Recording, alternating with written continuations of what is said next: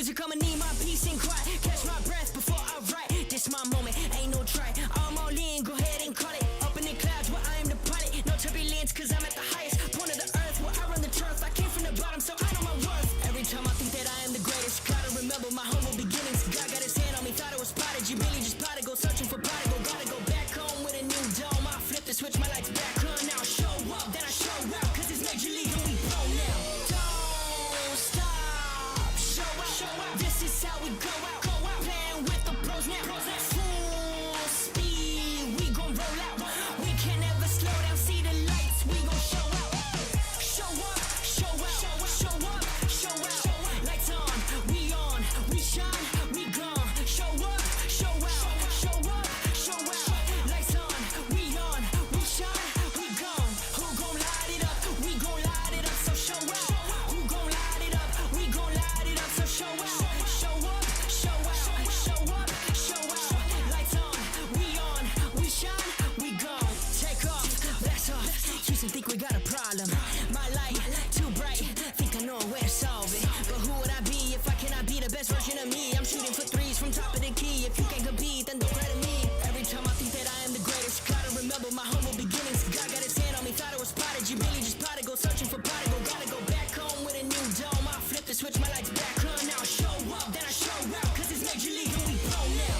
Don't stop, show out. This is how we go out. Playing with the pros now. Full speed, we gon' roll out. We can't ever slow down, see the lights, we gon' show out. Show up, show out. Lights on, we shine, we gone. Show up, show out. Lights on, we shine, we gone. Who gon' light it up? We gon' light it up, so show out. Who gon' light it up? We gon' light it up, so show out. Show up, show out. Lights on, we shine, we gone.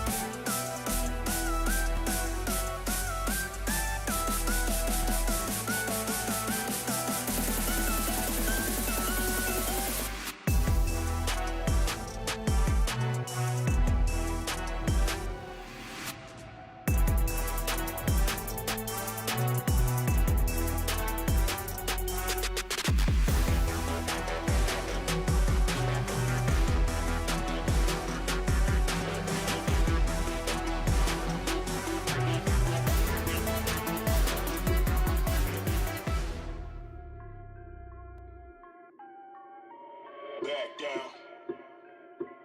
We don't back down. Back out, waiting for nothing, I get it right now. Seizing the moment, no time to lay around. Will we ever stop? Hell nah, that's not likely. Will I ever stop? Hell nah, that's not like me. Back out, waiting for nothing, I get it right now. Seizing the moment, no time to lay around. Will we ever stop? Hell nah, that's not likely. Will I ever stop? Hell nah, that's not like me. My plate need filling up, talk about it, I seen enough. Off-road in a monster truck, never cried or complained. Jealousy not in my veins when they laughed at all our pains. Bottom floor, sky's the limit, huh? Breaking every box, what you know, get at your feelings, bruh. I can see it in your eyes, they can sense it in your soul. I just take the good with the bad, then I made it go. We don't back down. Who they talking to? Right now, I'm the one to bust a move. We don't back down. Who they talking to? Right now, had to get it like this. Back out, waiting for nothing, I get it right now. Seizing the moment, no time to lay around. Will we ever stop? Hell nah, that's not likely. Will I ever stop? Hell nah, that's not like me. Back out, waiting for nothing, I get it right now. Seizing the moment, no time to lay around. Who they talking to? I'm the one to bust a move. Who they talking to? Had to get it like this. Get it like this, now passion like gifts. Thirsty, get a sip. All this hustle, never quit, I'm posted up. Making plays, never fake it like I'm late. Call the firefighters, but the building burning down quick. How the devil sabi when I'm walking through the lobby. Drip all on my drip, they get mad and still wanna copy. I can't even blame you though, I see all the things that you really don't. Walk up to the mic, blaze it up, they start flocking. Mind on $1 million in miles per hour. Used to play the small pond, now I'm swimming with the sharks in the ocean. Deep waters on my breath, keep it up. All my life I work for it, all my life. We don't back down. Who they talking to? Right now, I'm the one to bust a move. We don't back down. Who they talking to? Right now, had to get it like this. Who they talking to? I'm the one to bust a move.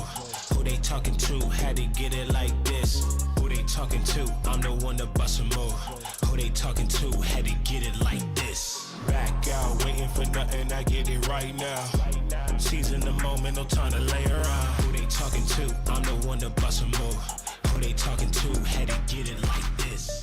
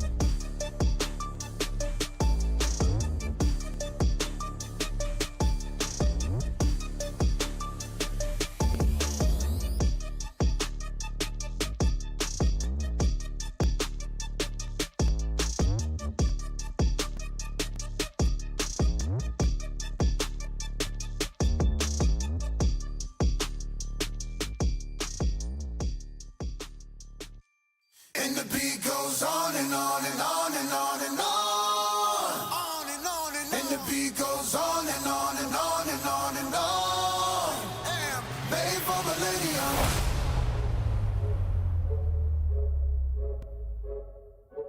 I am made for millennium. G-O-G-O-G-O-A keep. Time we don't need you. We the greatest of all, and time you'll believe.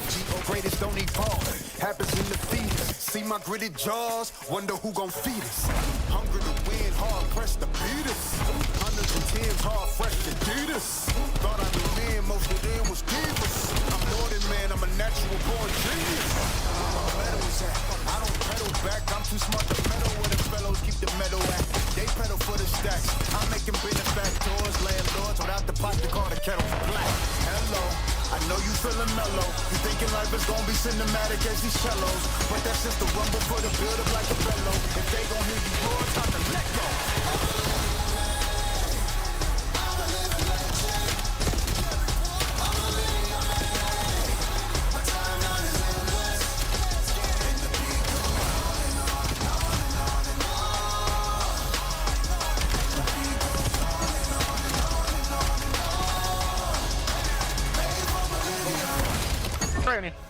Nice.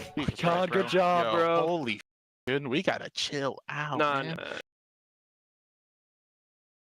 I got ours, jump. Nice, this too. I'm holding front window, mine. One shot, dead. Nah, you're missing one. Hold on. Hold on me.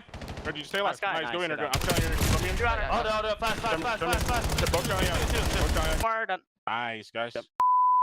Holy what a miserable day. Actually miserable, bro. What you did? You just flipped the camera off. Yeah, look at Wedgie. 39 What a miserable day. Oh my god.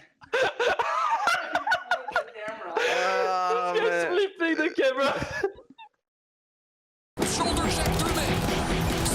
Flips it for another. Purge gets him off it. Fire on him. Wiggles away. Reach out and Purge clutches in round 11. Boston Breach making plays. Just see that the shots come through.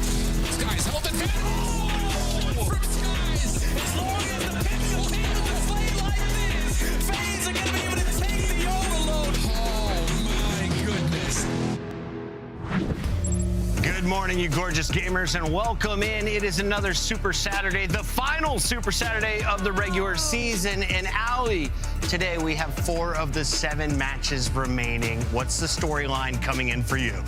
Ooh, the storyline coming in for me, I think, is where Optic Texas is going to land heading to Major because of their big fall off, but also just the story of upkeeping LA Thieves. I think they look so good right now. And it's been a wild ride here in Major 4. Some of our teams that bombed out going into Major 3 are now succeeding. That's a squad like Boston. Other teams that had success like Optic are now in a tough spot. Let's take a look at our standings overall. Who do you have eyes on going into the final 7 games? Yeah, I think the last phase Carolina game is massive. When you think about who's going to make it into winners, then also Koi, what's going to happen with this new roster, right? Like, these guys are 1 and 2 now. Is Abe going to be able to rise to the occasion for them?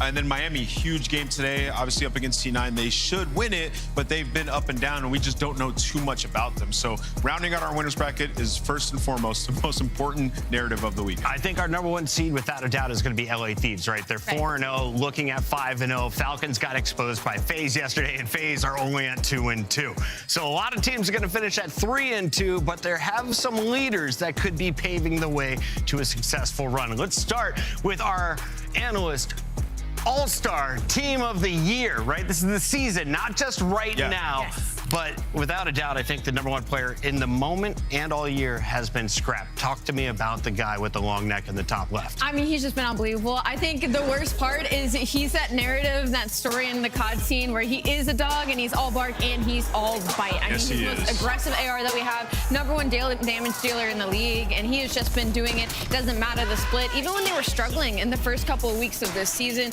Scrap was still putting up MVP numbers. He has just been unbelievable, Ant. Yeah, Scrap's ridiculous. And when you think about it, you just mentioned the meta. Like, yeah, it's harder to be a dominant AR. He's like the best damage dealer that we've had, not just this year, 4 years. And on top of that, he's been #1 in opening duel win percentage for the last half of the season. So for Scrap, he has a BZ and Hydra on his team. He's like, y'all aren't finding the first buds. You know what? I'm just going to take this over and do it myself. The kid can do it all, man. These are the best 4 players on this season. Scrap winning the most recent trophy and the only one on our all-star list to win an MVP award for that finals performance. When it comes to Sip, though, he's already been considered the GOAT, the greatest of all time. Talk to me about Black Ops 7 in particular. What has he shown you in 2026? I just think the story about Sim for Black Ops 7 is so interesting because he leaves his core 3, right? That where you're seeing him, and so then it's the question mark of, like, what are all of you capable of doing on your own teams now? And this is what Simp has been able to do. It doesn't matter what the supporting cast is doing. He's putting up the numbers. He's willing them through series sometimes. Easily one of his best games I think we've ever seen out of him. Yeah, he has a couple bad series and we're wondering what's wrong with this controller, what's wrong with this PC. That's how unbelievable it is. But yeah, Simp's ridiculous. The stats back it up as well. Top 5 at S&D and Respawn. Definitely deserves to be on the first team All-Star. Now, Simp and FaZe were able to win Major number 2, but the team that won, or should have won Major 1, is Optic Texas. They should have won Major 2 and arguably Major 3. Mercules has been a consistent factor, but seems to maybe have been nerfed by the NPC meta a little bit. Allie, talk to me about why he is still considered one of the best 4 on the year. Because overall in the year, he is a 1.37 in search and destroy. I mean, he's the least on Agai. We know what he's able to do. For Mercules, he had maybe like a couple 1.02s or a 0.98 in the past 60 days, and that is still considered better than average, better than the rest of like over half of the league, and that's what we are, you know, condoning him for. So shout out Merc. He's been unbelievable all season long for this team, and despite all these second placings, I mean, you look at it 2 ways. One, incredibly consistent, one of the best teams in the game, just looking for one to go through the second best AR on the season, according to my experts. Who is the second best SMG, though? This one seemed to be a little bit tougher to decide, but you still went with Joe Deceives, a man that you had in your top 5 just a month ago. Had him in top 3. Top 3. Joe Deceives, I mean, statistically on this list, Joe Deceives has been bonkers. I mean, the guy is the number 1 slayer that we have. I mean, he can really take over a game. The new game mode that we've added in Overload, he's the best on the season. And his slaying ability in terms of an SMG, second to none. Like, the guy in every lobby is just a demon. Broke our kill record in S&D the other day and looking to do more damage here at the Paris Major, where all the fans will be rooting for him. That is going to be a scary sight. Have we ever seen that for Joe Deceives? Ever? No, ever. Never. Now, think about what he's going to do on that stage. He has a huge opportunity to cement himself as the true superstar in the league. French fans, please start printing your custom Joey D jerseys right now. I want to see the man getting all kinds of love. Allie, final thoughts on your all-star lineup. This looks like a scary roster. And this is terrifying. Imagine. I would love to actually see that roster spawn in. And I just also really love the story of Joe. It's very wholesome. He's a very natural talent. I think we all want big success as Paris. Big success for Joe. He's going to have to wait till tomorrow to play, though. Who's in action today? The guys on the left side of the screen. It was Scrap and, of course, my man in the bottom left, Mercules for Optic Texas. He's taking on a struggling Toronto Koi at 6 o'clock. 7:30, though, could feature the match of the weekend with G2 taking on the Falcons. Falcons started 3-0, but got exposed by Vegas. Can G2 draw blood from another top squad? We'll find out later tonight.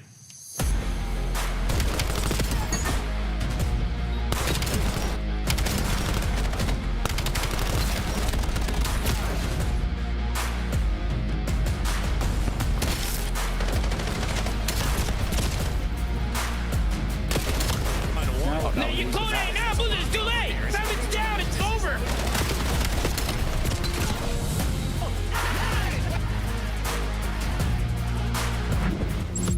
COD Champs tickets are on sale now.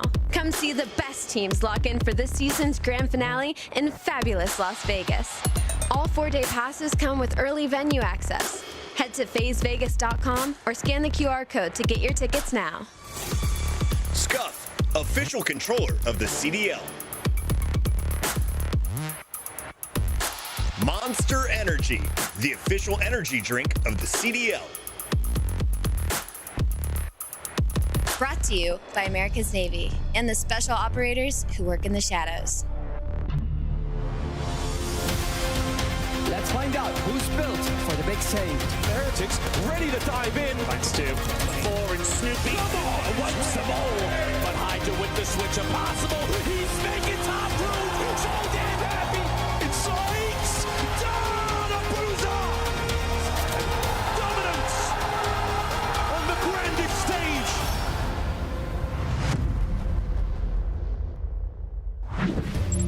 Ladies and gentlemen, welcome back into the Columbus studio. It is the final 2 days of the regular season, and we're kicking it off with a team that needs a win. They need some mojo going into another EU land. That is the Miami Heretics. Today, you should get it. You're playing Cloud9 that has 4 wins on the entire season, and one of those was against an amateur team. So, Allie, let's start with the Miami squad, who was at one point in our top 4 discussion. Where are they at right now? It feels like they've lost their flow. They've lost their mojo. They used to be, you know, one of the teams setting pace on the map, and now it just kind of feels like they've lost their way. What's crazy about the situation is, like, one, you're not getting the same participation out of Super. I mean, we were so high on his snipes for the longest time, and it feels like in the last 60 days, it's been quite quiet. I mean, 1 and 8 in S&D and Overload during Stage 4 in the Monster Energy pregame. Things are just not going right in that camp.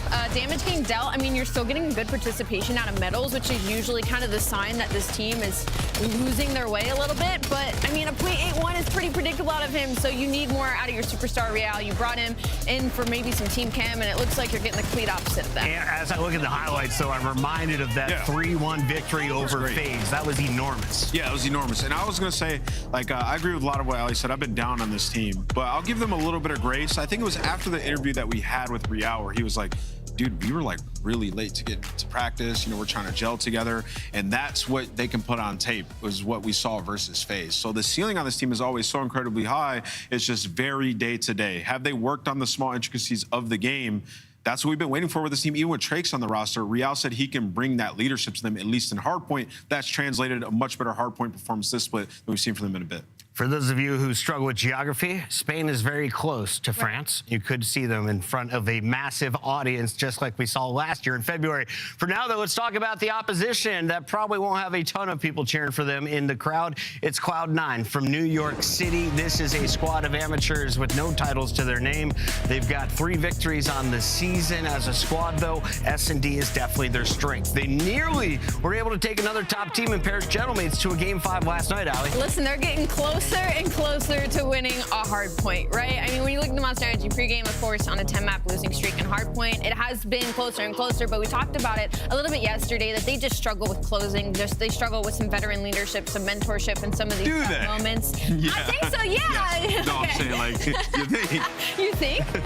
But in Search and Destroy yesterday, I will say, like, I really did enjoy that we went into the player cams. I believe it was Hyde that was just motor mouthing some comms. So some flow there, and then you also got some couple of damage numbers from the side of Levy and Encourage. So you just need everybody to be on the same page at one point for us to see your ceiling and maybe steal a win. And I think Cloud9 is looking at EWC. They're trying to figure out who from this roster is going to stay, who do we bring in. You got to rebuild eventually. This season is cooked.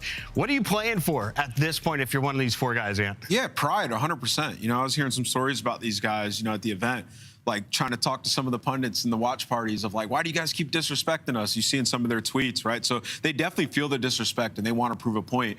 And I think, you know, since bringing in Wevy, we've seen them contending in these series way more in these maps at the end. Ali's point is 100% spot on. At the end of these games, they're just losing their mind. You look back at the LA Thieves series, you can say whatever you want. LA Thieves took their foot off the gas, whatever it is. It still required some heroic efforts at the end of these hard points for them to close it out. So they can shoot with some of our pros. Absolutely. Let's take a look at the maps and modes for Cloud9 tonight. LA Thieves matchup was tough yesterday. Today does it get easier with a triple dose of Den in the middle, Ali? Yeah, they get to go back on Den. I mean, that one's a pretty like easier map on the side of Cloud9. My biggest worry for Miami is that they're going to get that Colossus hardpoint map number 1. That leaves a lot of opportunity for Real and Metals to get comfortable, but I still think Cloud9, you got some opportunity in the middle here. Yeah, it's going to be fun to see Miami on this Colossus with Real in the lineup. Remember, they had set the trend of running the 4 NPCs at one point, which was really fun. But yeah, for Miami, I just am looking at their Search and Destroy, and particularly their First Bloods. They're dead last in the last in the First Bloods. Yeah, I don't know what the hell happened. You know, their strats obviously have changed, and you bring in Real, who hasn't, you know, lit the world on fire in S&D when he was on Toronto. So, yeah, I'm interested to see how their Search develops with Real on the team. Cloud9 looking like they will have the 12th seed going into the major at 0-3. You have Vancouver that could challenge them for that spot. When it comes to the Heretics, though, you're 1-2 with 2 matches to go. You could join that 3-2 party that could have up to 8 teams, Ali. I mean, you just don't want to start in losers. I mean, they're kind of in a spot right now where that's going to be difficult not to, but especially in the last major of the year and then heading into champs, it's just not a spot you want to be in, considering Miami Heretics were trying to make Sundays before this. And they were trying to pack a punch too, right? So if you come out and lose this series, you got to deal with all the smoke. Miami have to win this 3-0, 3-1. I've been consulting with our producer Colton, and we've decided if you choose Cloud9 today, it is not 20 points because you are playing against a team on the border for champs. Ali, instead, we will award 5 points for a correct Cloud9 pick. Right. Are you taking the gamble? Right. Absolutely not. My competitive integrity does not allow me to do that. I like that. It just doesn't let me. take the 5. He's taking the 5. He's going Cloud at 9, and with the lead is going to put it on New York tonight. Allie, it's not too late. It's not too late. For the record, I think Miami will win, but for the sheer odds and for the fun of the show, I'll take the 5. He's a good man. I am going with Real today. The man is going to prove he deserves his spot in Spain. The fans agree. 3 Miami and a kind of pick from Nameless, but 5 points is 5 points. Am I right, Shift and Study? I'm sorry, Wagering man here. Your downfall right now, Cloud9. I'm so sorry. We got Shift. You guys are so disrespectful.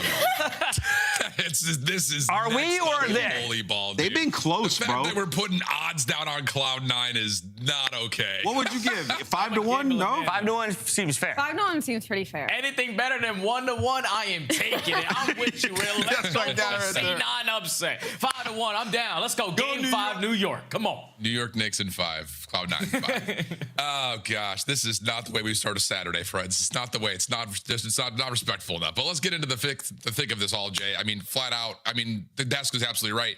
We get to those last couple of moments, those last 5 minutes of a game, and it just feels like everything just starts to go awry for Cloud9. They need to find a way to polish that up because on the other side, Miami's still trying to find themselves as well with the substitution from Trakes. Yeah, if you are C9, I don't know how many times we have to say it every time we cast these guys. It's the same exact mistakes that cause the same exact results. Eventually, you have to be able to attack those things because there's no way you are pushing some of the best hardpoint teams in the game all the way to the distance, and you're just not able to close out in so many different situations. It's like 0-10 in HP in this stage alone. And going up against a new Miami team, even though it's familiar faces of the old lineup, like this is a team that you could potentially catch lacking because even though Miami came out the gates last week and destroyed FaZe, they've always been the FaZe boogeyman. It's like they get an extra 25% added to their gun skill whenever they're shooting against the likes of Sip and Draza. But Cloud9 are just a team that can catch you off guard with the unexpected. So if you are Miami, Nameless hitting on the head, you can't afford to lose this match. You need to be able to win it 3-0 or 3-1 so you can continue to build your confidence going into the event. I like that.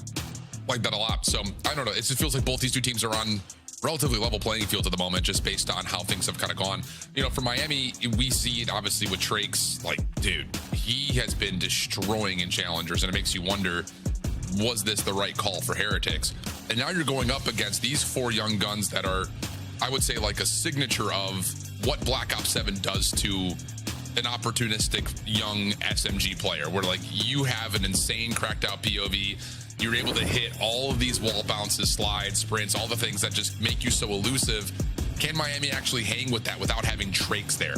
You know, you look at Cloud9's road, it's not been an easy one with matches versus things like Thieves. You know, you drop a unlosable series that looked like versus Toronto, and then Boston, who honestly, again, like what is going on with Boston? I mean, they are looking pretty solid. G2 kind of the same story there. So it's just like, it's not been an easy road for Cloud9, but at the same point, a team that's just outside the bubble at champs, you have to be able to beat.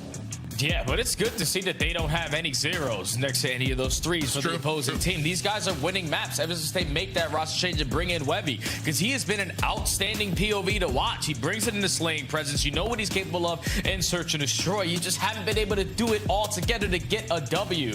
So now that this young man and the entire organization want to see one go through the hoop, and this might be your best chance at it because still Miami are fresh. Yeah. Okay, well, there's the setup for it. Let's take a look at the standings just to give you an idea of where these two teams currently fall.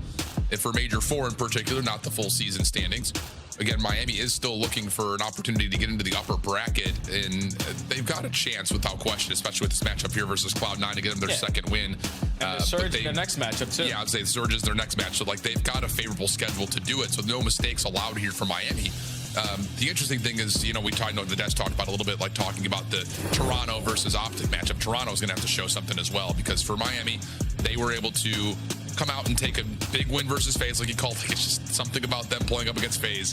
They're 4-0 on them this season. They've only lost 2 maps, but lose a map 5 versus Riyadh, you get kind of smoked by Optic. Yeah. So you have to show us that same dominance versus FaZe here and also tomorrow. Yeah, those first 2 matches were still with Trakes in the lineup, and you could just tell that Miami didn't really like the squad anymore. They were having issues internally that caused them to show it on the gameplay. And that's why you make the roster change to bring in Real after the minor. Because even during the minor, you get in there, you play Vancouver, you get 3-0, and everybody's saying, like, what the hell did Miami do? Why did they make that roster change if you're going to lose to teams like that? But then you shut everybody up by dominating FaZe the way that you did. You can potentially put yourself back into that form that you found yourself last season, always contesting in that top 3 with this core 4. We just, like Real said in his interview, are a little bit late to this practice stuff, so it's all catch-up from this point on. Yeah, and there's not a lot of time for that catch-up to really make sense of it all. Not at all. I mean, I know that there's a level of the you know, familiarity of what they were at the end of last year, but this game feels very different than what last year's did. I think especially because of how the timings and things work, in particular on Respawn. Search kind of is what Search is, but that's going to be the biggest issue for Miami. So we'll kind of see. We're waiting for a little bit of a tech situation to get figured out. So we're going to go to a quick break. We come back, map number 1 with Miami taking on Cloud9. Be right back. Black Ops 7 returns to the Esports World Cup this summer. Scan the QR code to get your tickets now. Scuff, official controller of the CDL. Monster Energy, the official energy drink of the CDL. Brought to you by America's Navy and the special operators who work in the shadows.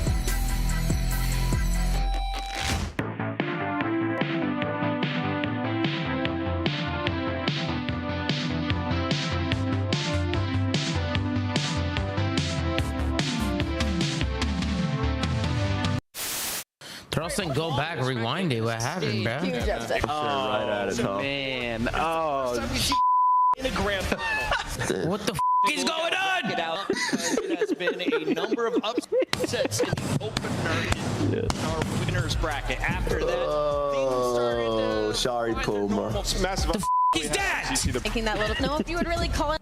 Find me this guy, bro. I'm pretty sure it was Cowboy. No. I need somebody to find me this guy.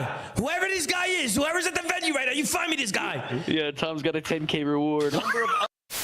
Well, Hex is claiming this is going to be the best champs ever. Well, for these two, it absolutely was. Just a moment ago in the venue, the green wall and the rest of the venue, of course, giving the congratulations to that lucky couple. Heck of a way to set a proposal up, I'll say.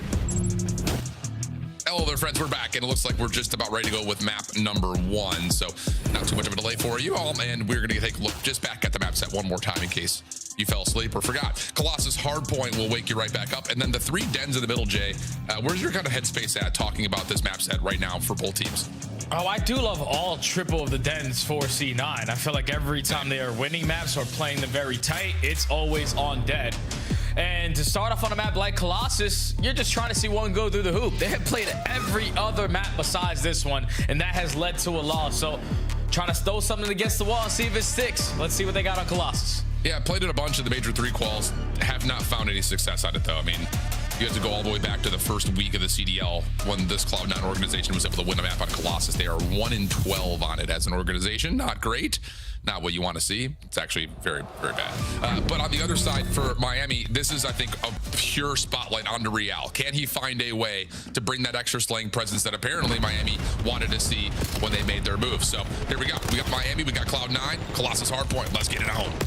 And the thing I love about Miami on Colossus compared to every other hardpoint game is the fact that they're able to fill gaps the way that they do. Because Super and Rankar aren't going to shy away from using the NPC. So they can be hand in hand with their teammates getting effective trades. But if they're able to figure out this system on this map compared to every other map, that's when they can get their hardpoint game back to that insane level. Yeah. Into the P1, they're making it mixy. Still 25 seconds to go. Nice. So far, Miami dominating in this lane. Yeah, but a good triple right there from Hyde. Actually has a natural setup here to surround this hard point for Cloud9 New York, but they get a little bit turned around. Real up and out, able to find one. Shots over the top, not going to land on Nedra, who stays alive very nicely. Semtex trying to get a little bit more space. Not fully going to happen. So not a lot of time for either team here. We look over towards P2. Cloud9 currently there, currently holding spawns, looking solid. Just need to find a way to hold this setup. Yeah, and that's going to be an easy way to start it by getting that first kill. Now it's going to force Miami to slow down, knowing that they don't have the advantage anymore. But Real still showing presence through top mid, causing a distraction, opens up this lane here for Super. Miami are in sync. That's such a clean break now for at least 40 seconds. Oh, big second for Metals over the top of the statue, looking for one more. We'll grab it. Huge triple. And Miami don't just get the spawn win with that route you call out. Now they've got a lot of space in front of the hard point. This back 30 is looking nasty. Metals is not missing. Oh my goodness. A 5 streak for him. 7-4 before eventually being taken down. The Hellstorm not earned, but so much damage dealt. Now Real looking for the pinch. Doesn't quite finish off the first kill though. Maybe a chance for Cloud9 to finesse for some of the scrap time, but no. Super bounces right on in, finds the double, and now we're on to 3. And we always consistently talk about the Heretics the same fashion with that X Factor conversation. It's always going to fall into the hands of Metals. In that series versus FaZe, he actually leads his entire team in damage, and that could be due to them releasing Trakes. Trakes was playing at a tremendous pace, but if you bring the core 3 back, you can now play at that pace that you want to. So Metals really setting the tone all over the map as he finds another double here. 10-5 start. Holy cow. Real looking to clean up the tunnel. Finds one through the wall. Steps away from the second, eventually dealt with by Nedra, but the trades are in on both sides. Open hard point. Super falls over towards that backside tunnel, so it leaves Metals by himself, but he's taking a ton of nade damage. So he'll sit, he'll wait. Cloud9 will get in for the time being. And finally starting to get some time to cut into this current lead. Yeah, they desperately need some time because we're on the 3rd hill and you're just past that 30-point mark. We're averaging 10 a hard point, and that's not going to lead to a victory. So we have to start to be able to set up properly and earn ourselves a good chunk of time, because so far this entire game, like, Miami are controlling the pacing. Cloud9 had the initial spawns for the P2, but they instantly got flipped out. You lose the rotation over towards P3, but this might be the opportunity for you to finally put yourself in the advantage here at the money at 4. Yeah, great timing on that. Essentially 4-man wipe, and the rotation over had Miami spawning out old as P3 was still active. And so as the 4th comes together, Cloud9 have a perfect setup. But can they hold? That was the biggest problem that we had from yesterday. The setups looked good, then a flood would come through and they wouldn't find the gunfight wins. And that's already happening again. I mean, what do you mean Encourage is the only one to try to deal with this pure hit from the front? It cannot be that simple. It just cannot be. No, I can't. Like, Encourage, he doesn't even have a trophy system invested to keep him safe from stuns and nades. So someone has to at least set up the crossfire through mid yellow to make his job a whole lot easier, because Miami flood their way through the front. And they're never going to look back at this. This final 50 second is looking to go their way. Final push here from C9. Encourage whips out the MPC and is able to clean up the rest. Locates kill number 4. And that's a good sequence, because now it allows your teammates to be pushed up through mid. Yeah, it neutralizes most of that back 15 seconds scrap time, but Miami are quick to return back over towards mid-map. They get the wins that they need to open up P1 in their time. It is another moment that Cloud9 should have an early advantage. Granted, it is a more neutral hardpoint, but we just have to be able to hold the space that we've gained much better than that, especially in the face of Super going 5-11 right now. That is not common, and you don't anticipate that that's going to stick. So you're down about 50. Metals is still playing over towards backside statue, and now we got a 3-for-2 exchange. Cloud9 can get in while Real plays his life. Yeah, that was patient as hell right there from C9 to set up that break opportunity. But if you're going to play it that slow, you have to make sure that it counts. So the break is good, potentially for this final 30 seconds. Even though you do lose the spawns, you know that you need this time, because Miami aren't going to be willing to give it up for free. They're going to take the risk. They got to try to go back for the chow. You lose the 2 first players, but Red Core responds with 3. Now it's a 1-on-1 for this side of the map. Yeah, and you guessed it, predicted correctly. Oh my gosh. He's on 4, has single-handedly won over the P2 side of the map, and the spawns for now against Cloud9. Next read over through this overextension. Looks like it's pretty well understood. And Right Core gets 1, bouncing off the walls, Metals for another, but last one to stay alive is Hyde from Cloud9. That should move the spawns around. Super in some trouble on the hill, and he still has not found a way to get things going. Another 3 lives where he's not able to find a single kill. Yeah, but that's a fantastic break opportunity for C9. I was expecting them, all right, we're spawning out, let's 4 back to the front, but no. doing the fundamental aspect correctly, sending 3 people on the long route, getting the trades, flipping the spawns out, and now soaking up all of this time. Still 25 seconds left to play with, but Real through double door creates the opening here for Miami to keep this one scrappy to the end. It's another break from the front that Cloud9 allowed to happen, and you just can't. You just cannot allow that to happen. You're right about to make this a tie game. They go back over, find the scrap time, and now we're on rotation as we listen in with Cloud9 New York. Oh, yeah, bow heady. They're all spawning old. They're spawning old. Need a tunnel. Need a tunnel. There's 2 tunnels, guys. There's 2 tunnels. Just go around, okay? Let's go around. Yeah, I'm not like that. I have top mid, okay? You guys can go around. You might be I'm gonna lead go top mid. I'm gonna lead go top mid for you guys. I'm leading our fucking crate. I'm leading our crate. You're wrapping deep on you. Deep bad, bro. Deep bad. Good shit. We got heady. We got it. There's 2 tunnels. Close start on the wall. Blue 1 shot. Real 90. Spawn P4. They're gonna spawn I got me super. We can tunnel. We got it. One center. I know. No. Got it. I'm absolutely. Nice. I have a tunnel. And then tunnel. Metal. Okay, one shot. Got it. One shot. All front. Main over. One shot. He's on the god already on the boat. On boat. Boat hitting. Close hitting, bro. Close hitting. One shot. I'm out. One shot in your super. He's not telling, bro. Outer bow. One shot bow. Super. Bad. One shot bow. Tunnel, guys. Every bow. One shot. Nice. One shot with metals. Yeah. Wow. One shot. Okay, so y'all slow play. Round the week. I'm absolute. I'm playing my back. Yeah. You won. One shot. Run side or Metals weak. Let's shoot 1 hill. Guys, both hill. Back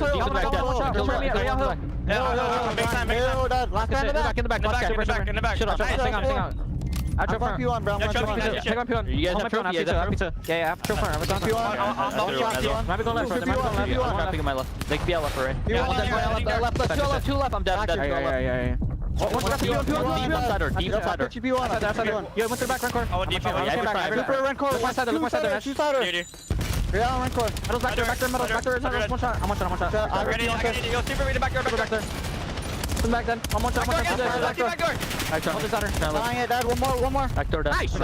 I'll be ladder. Yeah, he's shot down. We out. I'm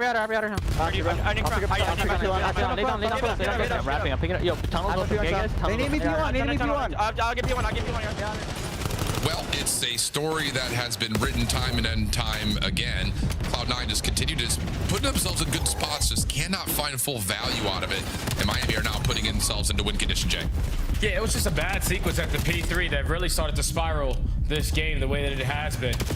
Because Cloud9, and literally when we jumped to the listening, you could hear it in the comms. All right, let's everybody work her out. Let's push her on the backside. The first attempt gets shut down, but then I'm expecting someone to do it on your second attempt, because after that, you're just going 1 by 1 through the front door, and they were just gunning you down. And it still allows Miami to keep that comfortable 40-point lead, but still 20 seconds remaining at this P1. It turns into the battle for the spawns, and Webby is starting to get hot. Yeah, absolutely is, but is it going to be hot enough here at the end of this map? Over towards P2, we start to focus. Rencore's able to shut down Webby, and that leaves just Encourage as the last one left, but he only finds one, and look at the spawn. Super just pops up right in front of the hard point, and he's in a perfect spot trying to cut off this rotation, but doesn't anticipate that 2 Cloud9 members are here. So now it's just down to what Real can do from the back. Rencore still kind of focusing from the front. Can't quite get here in time, and it looks like for Miami, they're going to play from the front of the hill here. Not much choice otherwise, and Rencore still gets you 2. If this third player in Webby falls, that's going to be spawns moving, but no, Webby's able to find one, get another wave of spawns here for Cloud9. Just the fact that Rencore is able to walk away with 2 when it was a 4v2 scenario, we have to quickly be able to get that trade. He's 25 and 18. So many masterful multi-kills after multi-kills in the feed, and he continues to dominate statue control, just not making it easy for Cloud9 to hit all these shortcut routes with those NPCs. No, not at all. And now we're down to the dying moments, 230 to 164. There's Hellstorms in the way. So Cloud9 would have to polish this up right now. And as they send 2 players to finesse the old time, they will drop. The third falls, and that's all 4 dead. Man, it's just another one of those maps for Cloud9 that, like, they're in it, they're close, they're getting the good rotations in the first set of hills. But then all of a sudden, it's another break from the front that kills them. It's another break from the front that kills them. They can't quite lock down the anchor to the spawns. And Miami just end up running away with this map, pending they can get these last 2 seconds here. Yeah, they're gonna go for the double chow. Rencore, of course, is finding one in the kill feed, and Miami take care of business on the Colossus. a majority of the game, Rencore is just locking down with that M15, keeping every long distance gunfight right in front of him, and allowing these SMGs to just set the tone, set the pace, and create those openings. But if you are Cloud9, like you said, we're fighting. It's just, there's so many different moments in this game where if you just have it go your way, then you're victorious. Like when we go from the P2 to the P3 on the first set, we're only down by 20 to 30 points. At the end of it, Miami breaking for the final 20, so that should give you the indication, let's just cut our losses and rotate over towards new.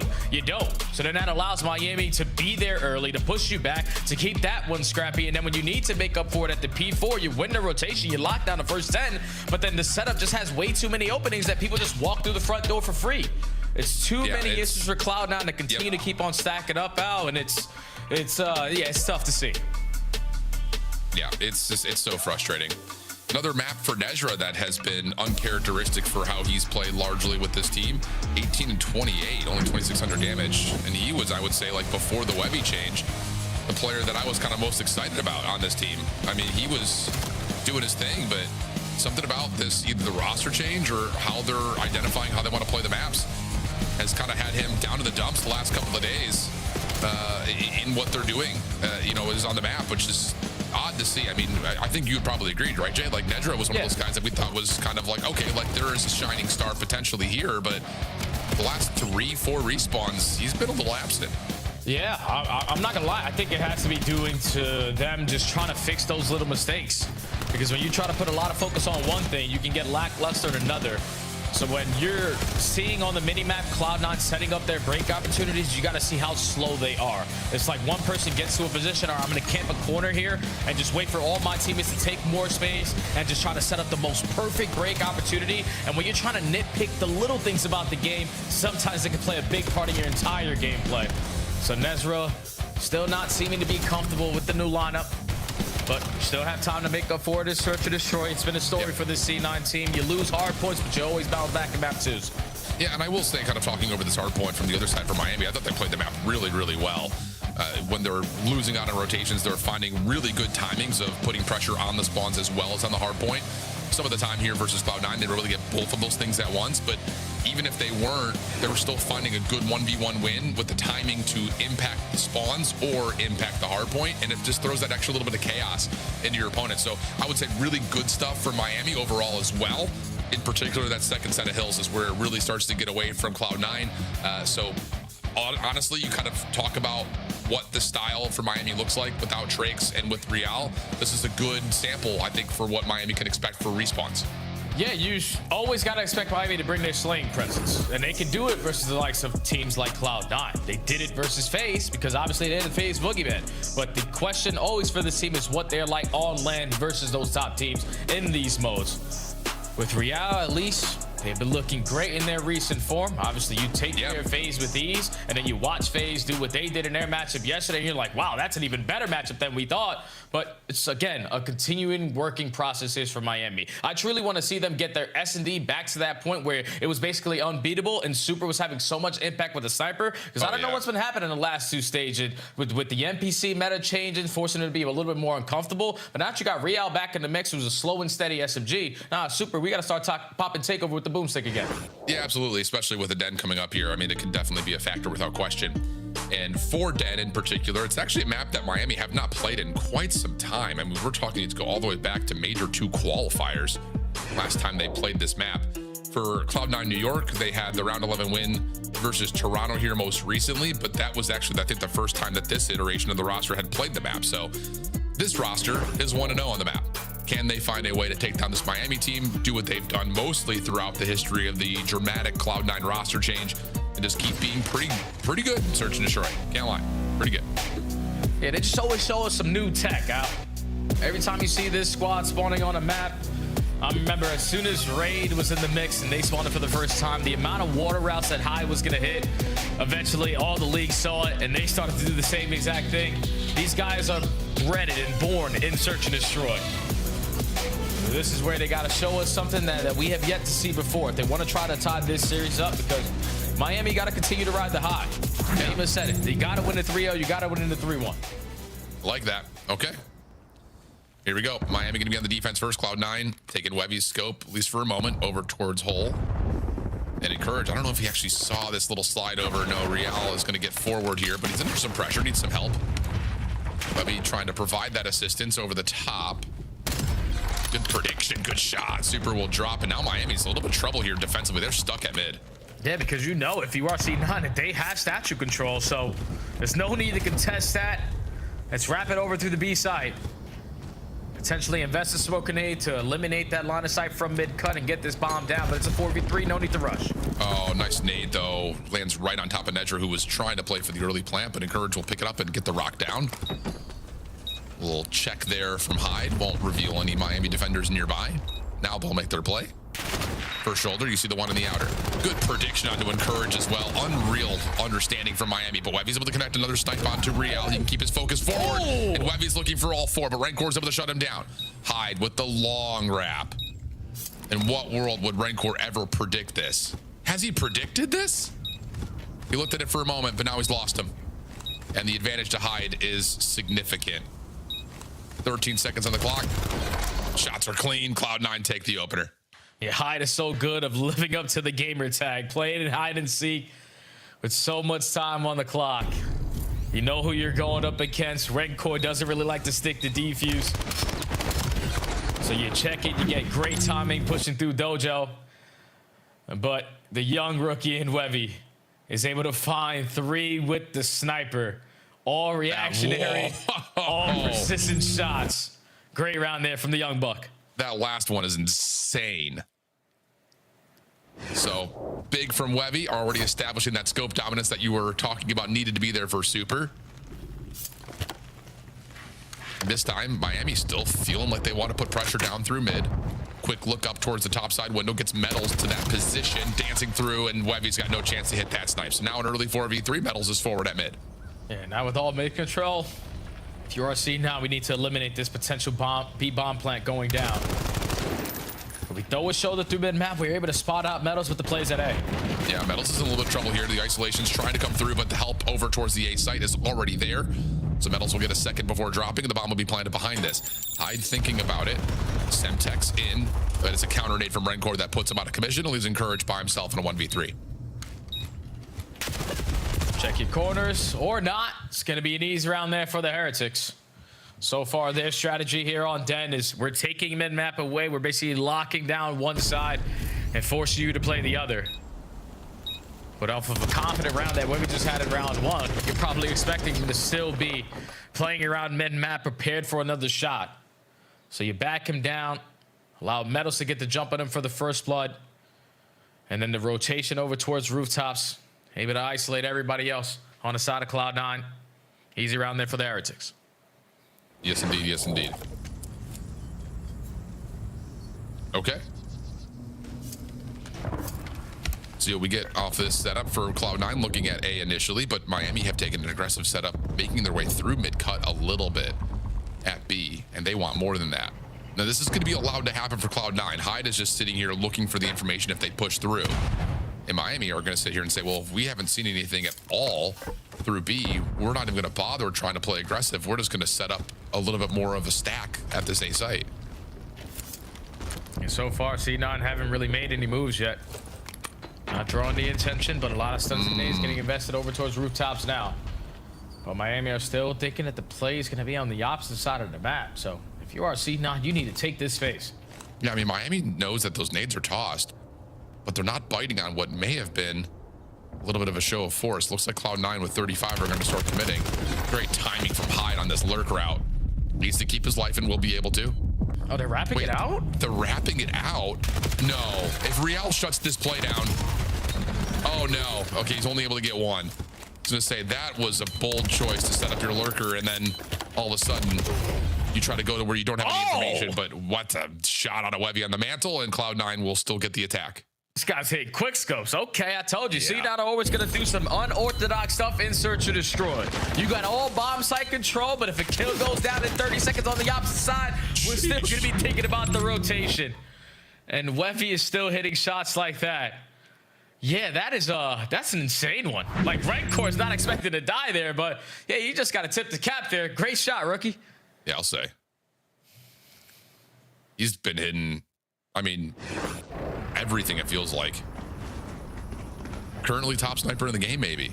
Like in this very moment. I mean, we haven't really seen Super do what he's been usually doing. Who's maybe the other one? I don't know. Hard to say. Sib, maybe. X-Nid? Webby's been good. Trophies are out here for this Miami approach through Dojo. Webby's going to go to the MPC this time, and Cloud9 looked like they want to try to play a quick contest of this spike. This bomb, pardon me. Encourage able to find the first. Trying to wall bang, and well, Hyde will drop, but Encourage finds a second pistol out, looking for a chase down onto Rencor, but he gets out of there. Now the bomb is down for Miami, so this is a tough spot to recover in a 2v3, but they have a chance keeping their lives like this, and Webby doesn't want to give them that chance, just trying to take it away, and more damage comes through. Nedra's able to find one, and it's left to Super for the remainder of what would be a total 1v3. Oh my god, these guys are so risky. Like 3v2, the guy got out of dodge. No need to force the next gunfight, but now to 1v2, it's more manageable here for Super. Both players from C9 are just going to back up the Dojo. Most likely have the information. The bomb's going to be down right in front of them, and time is getting away from Super. Yeah. Well, there's the vision, there's the scene, and there's, I believe, Encourage with another elimination. He has been putting it together here in this round. I think he got 3 in total. Good stuff. Cloud9, grow the gap.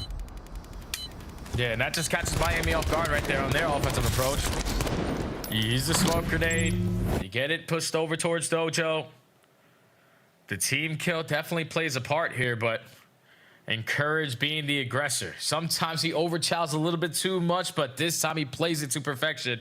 Knowing that these guys are going to be weak, let me just walk on in with the NPC and clean up the rest. Yeah. C9 up 2. Okay. Ooh, look at this from Miami. 4-man play over towards A. They're going to get Metals and Real, the SMGs through rooftops quick. Super was likely sniping behind that, and they're going to 4-man flood the back. And Webby's going to have maybe a chance here, depending on the time when he checks. He's able to find one.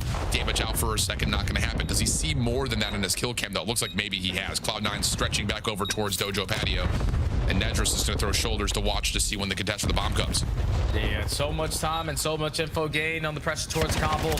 And now with only 25 seconds left, this is where I'm expecting Hyde to start to work this late round, because you're leaving your teammates out to dry. But thankfully, the frag connects. Encourage's bullets are still connecting. And Nezra and Encourage are able to hold it down and say, Hyde, you can continue to hide back there at Dragon.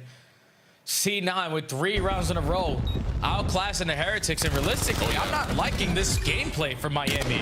When they have been great at search and destroy, that's when they spread the map and are able to gather the information, which allows Super to be set up to potentially get those first bloods. But they just keep on trying to be the aggressors, not allowing him to be impactful, and that's allowing C9 to capitalize.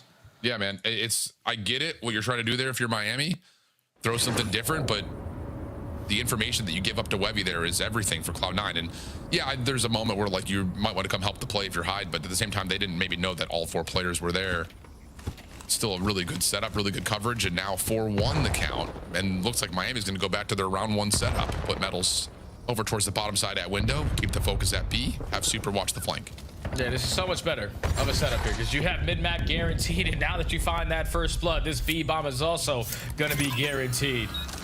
You have the numbers, you got 45 seconds, and anybody that crosses through mid-statues is going to be into the hands of Metals. But Metals gives up his position for I don't know what reason. Hyde's able to find him on the timing and get 3v3 going now. Super tags out, trying to be a nuisance top window. We'll back away, try to help out the post plan of Real over towards B, who is taking some nade damage. Webby has a snipe too. Yeah. Well, there's the first. Webby's able to hit the snipe over onto Real. Inside this back building, though. Nedra shuts down Real. Webby tagged by Super. Bomb being defused by Nedra. You got to get up. You got to find a kill. You have not even to find the first one. Maybe if you take the shots towards the bomb diffuser, you just win the round by the clock. But instead, it's Webby up close and personal that gets the win. Yeah, Webby finds another couple of kills on that round. One with the sniper, one with the NPC. Beautifully played, knowing that this is just the one gunfight I need to get to guarantee this round. But what a misplay out of the Heretics. Yeah. It couldn't have been any better there, Al. You get the first blood at the B site when there's only one player playing that side of the map. You have all of mid-map control to go with it as soon as that bomb goes down, and Metals just decides to turn the corner at the wrong time and give up all that mid space. Now put your teammates in a position where they had to try to contest that with Webby using a sniper on the other side. It's just not ideal. And now Cloud9 at game point. Yeah, that was a poor decision for Metals. If you're trying to get in to play the flank at Dojo, wait for the retake hit to come through. Real medals, now trying to play forward towards couches. Webby's gotten a read on both of this, though. Cooks up a nade. SMG out, finds Oh, man. And I think there's a Hellstorm coming through as well. Yep. So, Cloud9 looking good, 4-2. And they should take this map 6-1. Super up close and personal. Webby's going to be, whoa, trying to look for the ace, maybe, but Super finds one with a pistol. Team shots come through, just down to Redcore, and Cloud9 will just keep him at bay for a little while longer. Another really good search and destroy from Cloud9. Oh yeah, without a doubt. It just outclassed the Heretics in what used to be their best game mode, but somehow Encourage is going to give up his life for free, so Redcore still has an option here. Oh man, Redcore is going to go quickly. 1v1 versus Hyde. Still looking for the information. Hyde has done the little hide and seek play, but Hyde's low. Smoke in the corner. Trying to jump, gets away, plays the clock perfectly. Looking for the final blood. May not make a difference. Will not happen. Redcore finds the slice, but Cloud9 find the 6-1 surge. And that now puts them on a handful of really clean search and destroys. The 6-2 yesterday, the 6-1 now. Unreal. Yeah, they just outclassed Miami on a map that they haven't played in quite some time, but I was expecting better strategies. Just like you're not really playing around the guys who put you in that position to usually find a lot of success. It was just trying to take mid map, trying to 4-man push the rooftops, and it was always the blind counters on the side of C9 that were catching you off guard. Yeah. You have to be able to set up Super. And I know that this is, I guess, freshly a new team ever since their roster changed, but you guys understand what it's like to play with each other. You understand what your win condition was last year in Search and Destroy. Slow and steady wins the race. SMGs take calculated risks, but sometimes we're taking risks for no apparent reason and getting caught. Yeah. That allowed Cloud9 to quickly tie up this series. Well, Cloud9 still doing the thing in Search. 2 more instances of Den now confirmed with the Overload coming up next. Cloud9 played this quite a bit in their Major 3 quals and at the Major itself, but it has not treated them well. Overall, Respawns haven't. So we'll see if they can find a way to correct that and kind of come off of the loss yesterday versus Thieves, which, again, there were a number of moments that they should have scored on. So can they find that offensive efficiency moving into Overload? That's what I think the wonder is going to be. And we jump to break. We come back with map number 3, Den Overload, right for this.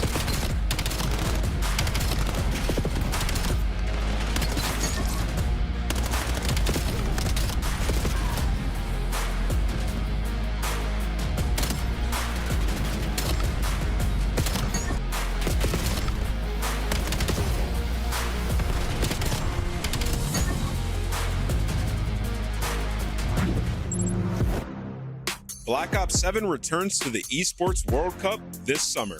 Scan the QR code to get your tickets now. Scuff, official controller of the CDL.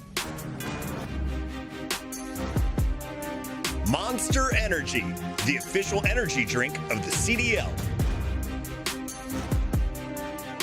Brought to you by America's Navy and the special operators who work in the shadows.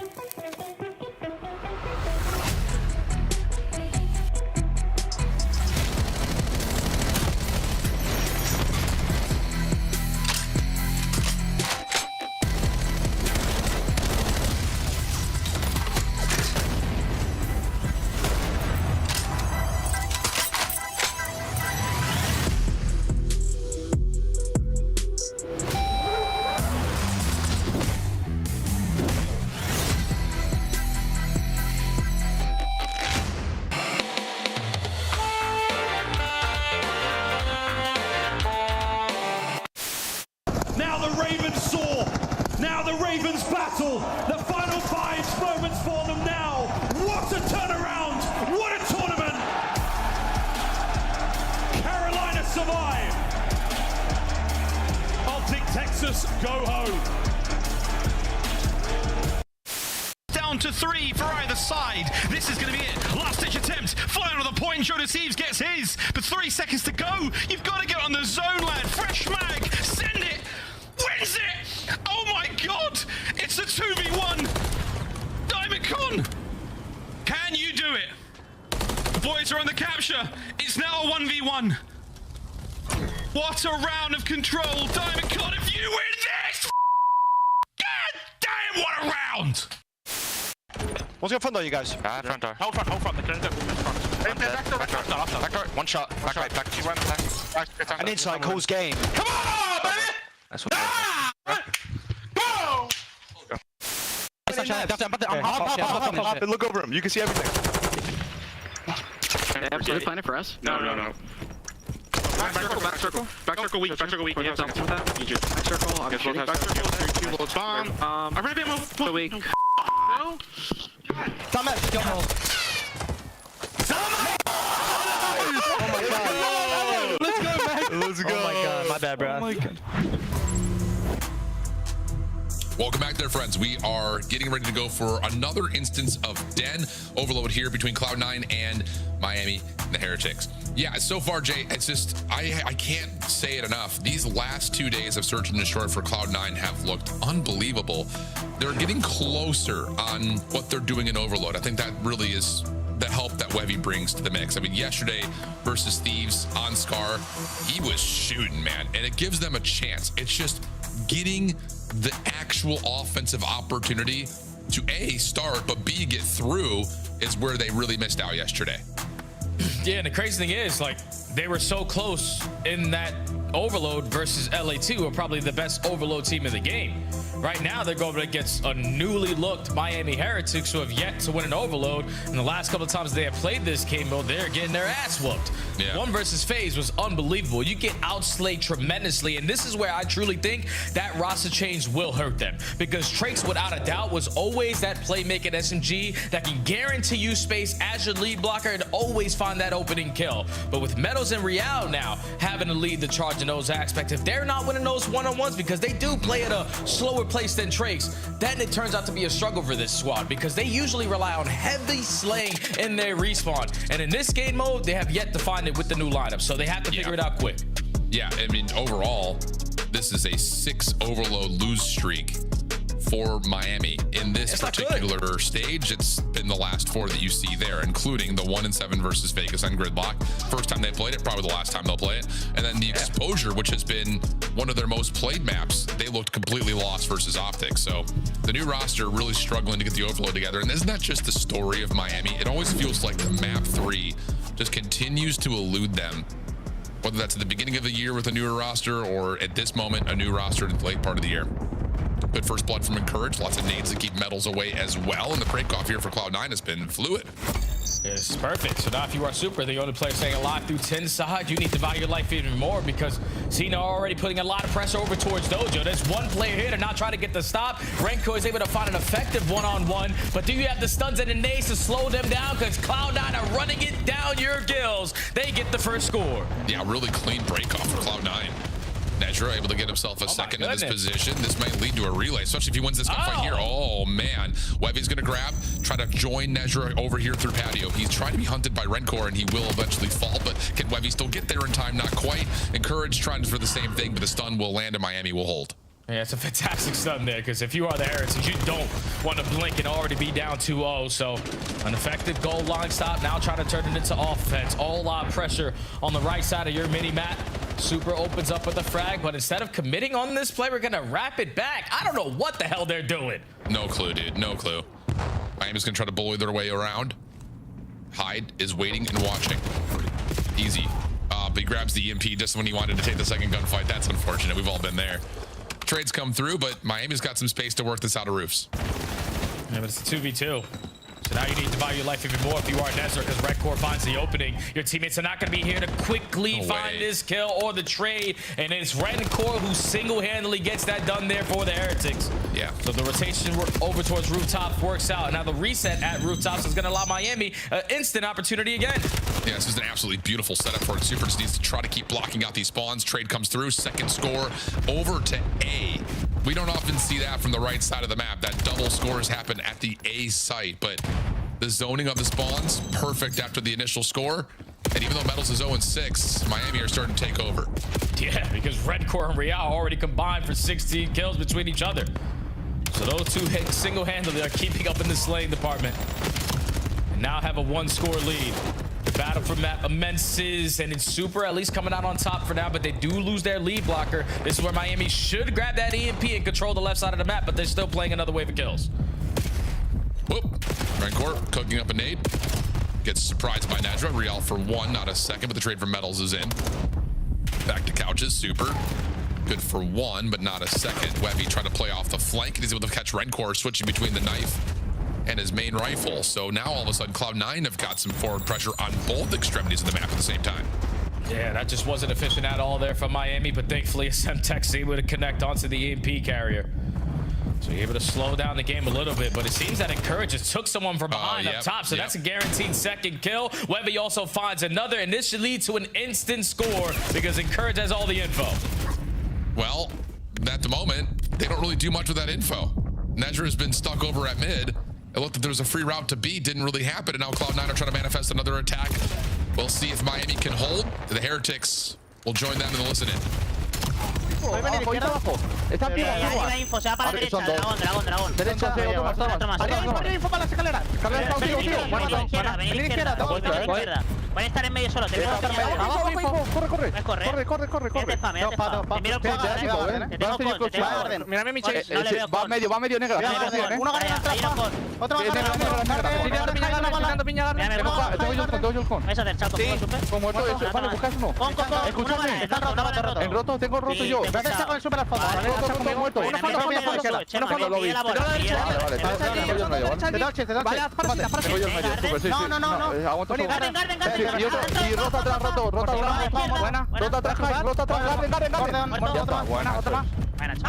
Wow.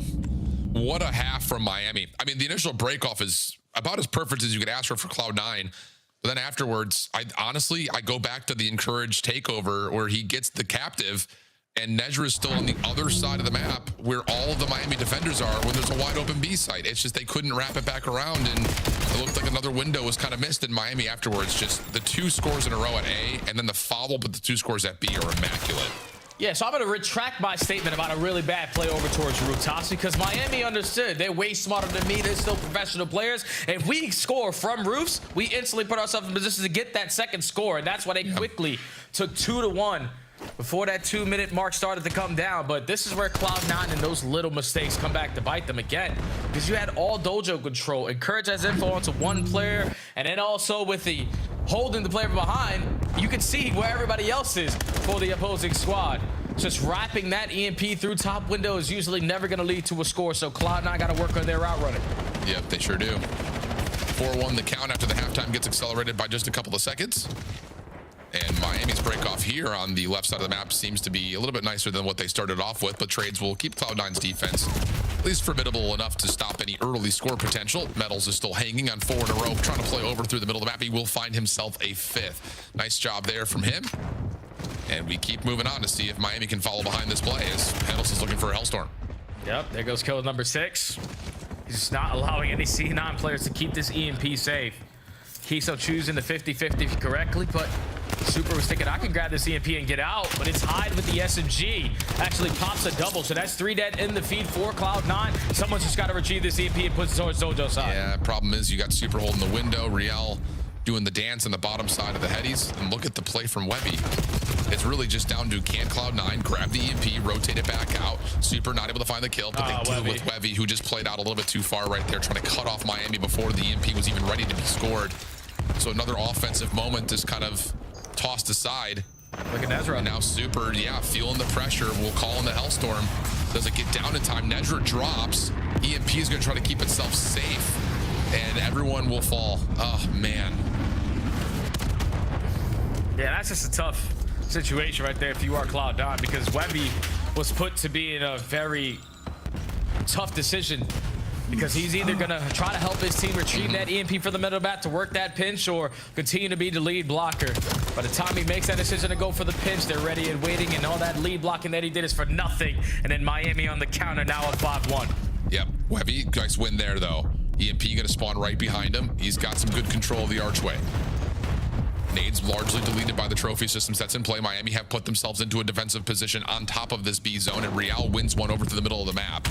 So Miami will be feeling relatively comfortable, especially with that follow-up from Real on this defense. And with 240 and you're up by 4, you can just hold this setup if you'd like to. If you're Miami, you get to force Cloud9 to make a move on you. Yeah, I'm not gonna lie. The way that Real has been playing so far in this series, I haven't seen it all season long. He has been unbelievable in these respawns, especially as the island guy, always being a nuisance, finding one gunfight that is changing the play drastically.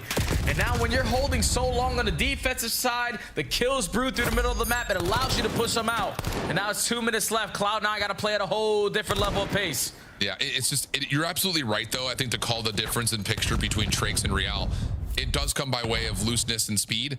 Real definitely playing way closer towards around the team and being more of an objective guy, where Trakes is usually just the one running around using cracked movement and aim to just completely obliterate teams. But it looks like Miami, at least versus Cloud9, which may not be saying as much as playing up against a top 8 team that you need to beat to get to champs, they're handling the map extremely well. I mean, you're absolutely right. 23 and 18, Supers 19 and 10, largely running what looks to be a rifle at sometimes. So it's just, it feels a little bit more calm for Miami compared to the chaos that was brooding success for them before.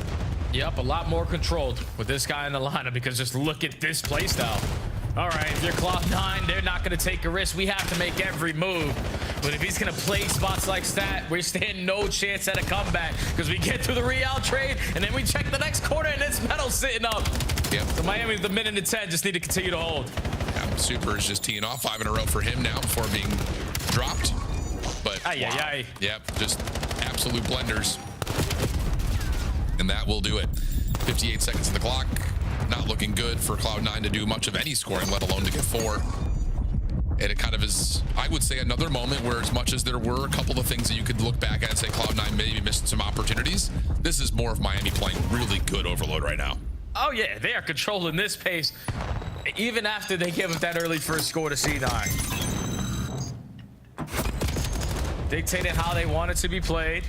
ARs are slaying them to bits. SMGs are winning all their consistent one-on-ones. And every time we need to have a defensive stance, we are filling out the gas correctly to not even give them a chance. The Miami Heretics, for the first time in about 7 times in their Overload gameplay, actually outslay their opponents and dominate in the game mode. Real just going to try to stop one more score from happening. Doesn't quite get the kill in time, but it's a mere footnote to potential just statistic differentials. Comfortable from start to finish. Well, maybe outside the first 30 seconds for Miami. 6-2 the count, and a 24-14 performance from Real. So, yeah, I think it's really important that you bring up that comparison between how Trakes plays and what this team was trying to do versus what Real's bringing to the table now for Miami. He's got to be feeling so good, man, if you're Real, because his name was getting dragged through the mud, especially in the beginning of the season. You were thinking, all right, on Koi, with those kind of players, he should have a tremendous amount of success, but that wasn't the case. Then you get knocked down to challenges. People forget about you a little bit. But then Miami understand, like, this is when we were at the top of our game, when you were here. So they signed him back to that substitute spot, eventually work it through to put him back in the starting lineup. And this is the guy that you wanted to see, man. I'm very happy to see that he's putting up numbers like this, because he was always one of those SMG players that had those pop-offs. But to see his start off this year compared to every other year definitely threw me in a swirl of unknown. Yeah, man, absolutely. But we'll take a look at the highlights back over to this Overload. And I misspoke. I thought the 24 and 14 was Real. That was Super. 30 total eliminations for Real in a blowout game. You know, it's just funny. Like, I think you're right in terms of how the year has gone for Real. It's just been one of those odd ones where it's just like, initially we were all sitting here like, wait, what do you mean Miami's making a change after their 3rd place finish last year? And now we're all sitting here like, what do you mean you're bringing back Real after Trakes has been a Rookie of the Year potential candidate? And we're starting to see that maybe Miami's got a little bit figured out. I mean, it's still hard to say. I mean, they're still floating and they still need points badly to put themselves in a position to guarantee themselves a champs position, especially considering how the last couple of majors has gone. But I just, you look at this Miami team, and if they can play at this level and get their, here's the long and short of it. If they can play from a leader's advantage position, they're going to look like this. My worry is when they're down, they get blown out, is what it feels like. That's what I think it is for me. And obviously also the level of competition that they're going up against really isn't the best. We talk about Cloud9, but just like what they're doing as a collective 4, that's what you can start to take versus the better teams in the game, because they're using teamwork. They aren't taking risks. They aren't playing ISO ball. You said it perfectly, my friend. Like, Trakes was the guy who was always going to take that risk in a space where none of his teammates could trade him. Real is more in the play alongside his teammates a majority of this game. So it's just better teamwork so far from Miami, even though it's versus Cloud9 and in the respawns. And now you have an opportunity to close it out another respawn on Den HP. Yeah, and I got to go back to that point because now I'm looking at the numbers, and you can even say that leaders advantage stat, talking about their series versus FaZe. Like big hard point wins when they get into the lead, they don't drop them all that often. It's just when Miami has to play from the back foot. That's when things get difficult. But as we look at Den, you see the numbers. I mean, it's anytime you pull up a hard point statistic for Cloud9, it's not going to look pretty. But you look at what you get specifically for Miami, this is really good. Hold percentage, 87% is really good. Rotation win percentage may be a little bit better, but they also prefer to play some of the hard points. Like we've seen them play P2 on Den from the front and actually kind of prefer that, which is odd to say, but they play this map very well. And now it's just down to making sure that, kind of like I just mentioned, you just don't fall behind early. Have to play comeback because their losses are bad. I mean, they're 118 to 250s, 140 to 250s. Like their losses aren't close. So you got to get control of the map early is what I'm thinking for Miami. Oh yeah, without a doubt, man. I think it's going to be easy with the ARs that you have because Rencor, he's been outstanding with his slaying presence. I remember at the beginning of the year, or at least all of the way until the meta change happens, he was one of the top ARs that we have in the game. But some turmoil inside the organization made his performance a little bit lackluster, but now in this series, he's still showing with that F15, he's a dangerous man. So you got to make sure if you are Cloud9, the little things have to be playing in the back of your mind. Because if you look at all of these Den hard points, they're all in winning positions. They have opportunities to close this out. They just need to be having better closing moments at the end of these games. Yes, sir. Yeah. It's, I mean, 1 in 12. What are we talking about? Not good. Okay, here we go. Let's see if Miami can find a way to close this thing out, or will Cloud9 be able to finally ice up on this map? You saw it in their last 5. Almost all of them were over 230 to 250s. It just goes to show that that last rotation, often happening from 3 to 4, gets lost. And that leads to Cloud9 often dropping the map. Opening breakoff gives them a slight advantage over the top of P1. Super just taking a route, painting outside the lines of the hard point. Finding the first pistol, not going to be the better of Nedra. Real looking for the trade, and will eventually find it as Miami put their focus on the hill. Yeah, this is a situation already for Cloud9. Kills are going your way. Don't allow them free space to contest on the backside of Statue. Don't push out through their couches so you can create that extra free space to give you all of this time at the P1, because this has basically been flawless, and they still have some kinks in their armor. Now off the rotation, it's a battle around the P2, and Metals now has to value his life. Gets caught though. Nedra able to find a good 1v1. Miami off their spawn, trying to make their way over through Couch's position, able to find one end transition. Now it's just down to dealing with Encourage, which the team shots are in. So spawns will start to move as soon as Miami gets through rooftops, but they don't win the gunfights that they need to. Over the top of the hard point they do, and this is the setup that I was talking about. Miami are fine playing from the front if they can just stay alive from all these incoming nades, and so far Super's in some trouble. Cloud9 with the proximal spawns able to get back for the trades. Real the last one left with Rancor, and wait a second, they're able to 2v3 that very nicely, and Miami will hold. That's beautifully played there from the Heretics, because I thought when they were blocking roofs, when they were blocking the pack, and the only opportunity that Cloud9 had to spawn was going to be at that B overload capture point. It would potentially catch them off guard, but Miami love to hold this hill from the front, even if they don't have trophy systems to assist them. They have been able to at least make this one very scrappy without having control of the spawn points, but still it's going to be Cloud9 walking in with the final 15. And they're going to have a couple players here on rotation trying to contest this play from Miami. Oh, that took a while for Webby, but win eventually comes through. Hyde following up gets us to, will be a 2v1 for now. Miami recognize their numbers advantage and push forward. Really good decision there from the Heretics. Following up, trade on to Encourage is solid. Nedra looking to still force the issue here and is able to find one. Damage out to the second, but it's just continual back and forth exchanges. Metal's in some trouble, trying to back away, trying to wait for help from Super, but now the numbers for Cloud9 are starting to come together. Metal's so elusive, but Cloud9 still holding the advantage after all of these respawns continue to come out. Yeah, to take the mid-map away. Encourage is able to get the perfect timing at mid-statue, lock down this side, and basically force the hand of Miami to commit through Dojo. The entire time you were looking for one player, Super is able to pop a double, and now it's Encourage, the last man standing for this final 20 seconds. You do spawn Miami Heretics out, but this is a sequence where, like yesterday, we need to value our life. Yeah, we absolutely do. 12 seconds remaining. You cannot drop right here, especially at Dojo. Nedra taking a lot of damage packs away. Hyde trying to throw some shots to say not so fast. And now here come Miami. Scrap time fully confirmed. And the route looks like it is going to be purely through this Dojo bookshelf position. One more help from Metals over the middle. Hyde able to win a good first follow-up as he's got Nedra waiting with him, but Nedra's tagged up, and Super's able to find one before dropping. So now you've all of a sudden got an opportunity here for Miami to try to work from the front, but Encourage able to find the opener. Nedra second and Cloud9 are setting themselves up. Yeah, that's good plays out of Encourage, man. A guy who lives and dies by the ego, child, but there, Call of Duty timing is his best friend. Not again.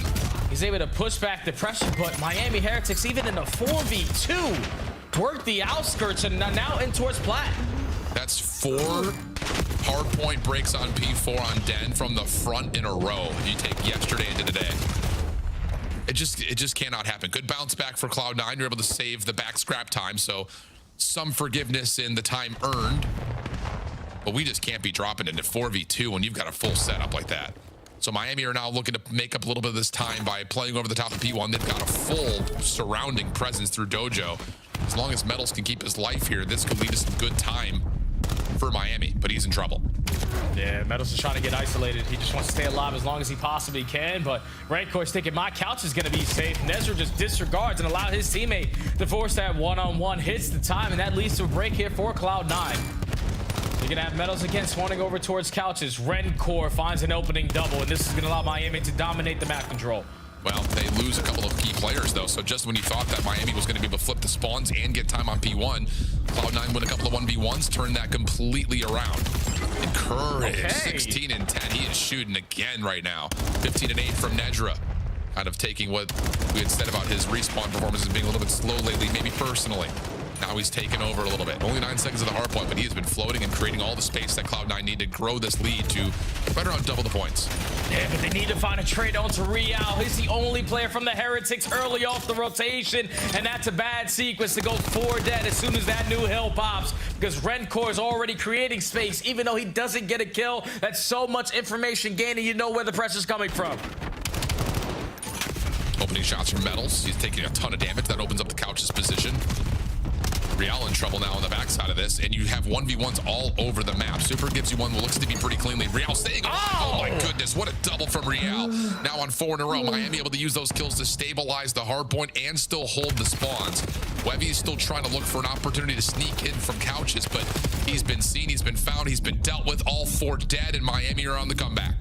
Yeah, Real has a Hellstorm too.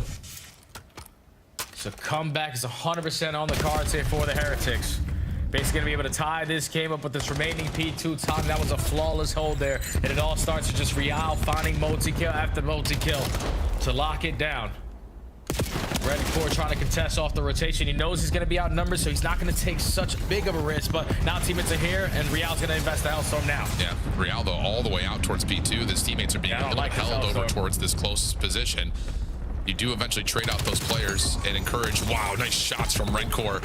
Will drop, so you do get back into the hard point, but this not as formidable of a setup for Miami as you would have hoped for. Rencore in some trouble, dealt with by Nedra. You need to get a couple of wins around the hard point here for Miami, and Super gives you the opener. Metals, backside 10, in some trouble. Semtex out, does not affect him. Able to still find elimination, and look at the pinch on the way from Rencore. A little bit of a weird spawn situation. He turns that into 1, damage over to another, looking for the player at mid-cut, and Nedra will eventually be found, but not before Super's nade actually takes Rencore out of the play, and it'll be Cloud9 still in the hill. Yeah, it's still such a big life out of Nezra. He was the guy who hits the mid, jump up, catches timing on to multiple players, and then is still winning gunfight after gunfight on 5 in a row before he gets shut down. And C9 might have rushed that play a little bit too quickly there, though, because you were thinking, all right, we got the jump, we got the first kill, one spotted up behind us, let's just send it into Dojo. But Miami are waiting for that play, and now they have the rotation anew. Oh, and they clear out mid, too. This keeps Rencore in a really sneaky spot. But you can't lose focus on what's happening at the front. Right now, it's only Real inside the hard point. He's going to be in the contest spot, has a trophy to keep him safe. Help now on the way. Nedra, good opening damage, sets up Webby for 2. Looking for more in the backside of the spawns. It's just down to Metals. He's being chased by the new young phenom of Webby. Should be easy to find, and Encourage will provide the kills that they need. Mid-map, not going to find anything there if you're Rencore. Last player left alive will be Super, and Miami are in some big trouble here. Oh yeah, Real naded himself on accident. I don't know how that gunfight or that death goes down, but you instantly throw your numbers away through the front side, and that allowed Cloud9 to continue to create those layers and continue to push you on back. Now in the final 10 seconds, you're just trying to not give up all of this time if you potentially could contest. But if you're going to die off the rotation, it's only going to get worse, because now C9 have been map as well. Yep. They do lose one, though. Hyde was trying to get forward over towards the couches window. Not going to happen. Long route on the way from Nedra. Miami trying to play forward in front of this timing of the flank. Nedra's able to get 1 second right there. Third over the top of the window. And Nedra's play works out beautifully. Keeps the map in control of Cloud9. And now they're starting to really grow on this lead late. Yeah, and they're layering correctly. And Curry said, I'm not backing up to hop the hill. No, I'm keeping bottom connector. Even though Nezra just popped 3, no, that is your cut. So Cloud9 flipped the spawns, and so far Miami are finding their kills to try to retrack back through the middle of the map. They're able to get the break with still a good chunk of time left, and if you are Cloud9, risks need to be on point. Encourage hitting such a long route, everyone else needs to value their life. Yeah, and here comes Encourage. Oh no. Able to get the first, doesn't get the second though. Oh no is right. Nedra holding on to couches, at least for a little while longer. 50-50 spawns. No one is spawning on the left side of the map at the moment until Super spawns down towards the overload point. Cloud9 are in the hard point first, but they are electing to give away the spawn control, playing for some garage focus. Nedra will give you the opener. Miami looking to wait for these spawns to come back up, but wait, they don't spawn in. Wait, pardon me? Real spawns behind Nedra and finds a freebie, and now all of a sudden Miami's gonna have numbers. Hyde's gonna have to do a world of wonders from this position. What a weird spawn that Miami are able to take advantage of. Yeah, see, now we're blocking all the power spots, especially with Hyde pushed that towards the backside of the garage. So Real gets blessed with a spawn, and now you're gonna make the most out of this opportunity. If you can just walk on in and have your sling hit a little bit different. Again, Real with the multi-kill. You desperately need this 20 to keep yourself into the game. And if you're if you're C9, realistically, you just cut your losses. Go to new. Jay, do you know what I'm about to say? I've got 2 words for you. Oh, they can't do it again, Al. Don't do it. Don't do it. Don't cast the curse them. Not again. 201 to 210. Metals with a double over the top of P3. Follow-up is there on to Encourage. Not again. It can't happen. It just can't. You're up 60 points late in the game. Nedra in some trouble, able to find 1, turning, not able to get the second. Cloud9 spawning over towards the dojo side, but Metals is here to watch it. Yeah, they gotta get in. Gotta find some kills. It's Encourage with the wall bang. Leads to the opening double. So now you have the advantage to push Miami back from that cobble side. There's still 40 seconds left. You have the win condition in front of you. Just continue to layer and do not scam. Well, Nedra will be traded. Nades landing still for Miami. No trophy system, which Encourage could place. Able to find 1 with the rifle. Now looking to get aggressive. Able to find a second shutdown. Huge double. Looking for more, though. You had help on the way, and that double amounts to nothing, because now Miami are off the respawn quicker. They're going to have a chance to regain the lead, and if Real wins 1 gunfight here, it's going to completely stop the setup of Cloud9, but a trophy system stays down. Rancor behind the play gets a huge double, and now they know that Webby's playing over towards Pillar side. Metals dancing, waiting for the regen. Huge 1v1 on the way. It's Webby who finds the kill. Super trying to follow, but Webby gets 3. 231, 222, Miami in, but only from the front. That's a big play. Now you have to go. You know that you have the advantage. Webby's on 3. Continue to fly and fry, because your your gun is shooting super hot fire. And now with the SMGs, you're going to create so much space at roofs, but Miami are effective on their trades. Spawn should still be in for Cloud9. Miami waiting for their numbers. Tie game at 235. Real gets the first blood. Encourage is low. Trophy system is now gone. And that's enough for Cloud9 to have to say, we got to back off and try to play a 4-man retake again. Oh, have they maybe gone a little bit too cautious once again? 239, 235. Real gets another double. Hyde caught in the corner. Oh no. Webby will drop. Spawns will move. And it's going to happen again. It just can't keep happening like this. Last second, no one's going to touch. Jay, what is happening on this map on P4 for Cloud9? Brother, it's the same exact stuff that happened to him yesterday. Like, we can no longer lose at the P3. Why are we continuing to fight Dojo and taking the risk? If we lose those gunfights, we're gonna spawn all the way in Africa. That is just not ideal. You try to cut your losses, but you give up so much space that the SMGs from the Heretics put themselves in good positions to contest you. Even with Webby making such a great heads-up play to finesse his life on the backside of Dragon, it still didn't lead to the numbers there for C9 to work over through Plat, because even when they get in towards the time, there's no space at the front, and Miami with the stuns and the nade continue to push them back. They always get so close here on Den, but it's just those final 50 seconds, and it might be a little bit of the caster curse, but these guys just break down every time on Dead Hardpoint, and at this point, there's no more excuses. Like, you gotta learn from this stuff. Actually though, And why does it feel like we're the ones who are always casting this dead hard point with Cloud9 where they drop it in 10 seconds? Oh no. I can't. I mean, I don't want to. The flat line at the very end. It's just another one of those moments you look at it. Like we're dealing with, at one point, I think it was actually closer to 190 to 140, but you just can't find the one rotation. And even in that moment, that was a different way that they lost it, where you've got all 4 players contesting the hard point, and then they decide to back off instead of trying to take the gunfights. And I get it, like nades are starting to come your direction, but you got to throw some of your own or something. I don't know. It's another one that just feels so frustrating. I mean, you look at the last results for Cloud9 on this map: 210, 250, 223, 250, 241, 250, 240, 250, 194, 197, 247. Like, it's how? Like, how? Oh man, they just got to get in the Stud Fam lab. Like, just come and hang out with me for a couple of hours. I'll bet you in the right position to succeed. No free shout-outs, but that one's not free, Cloud9. You have to come out, get that one for some price.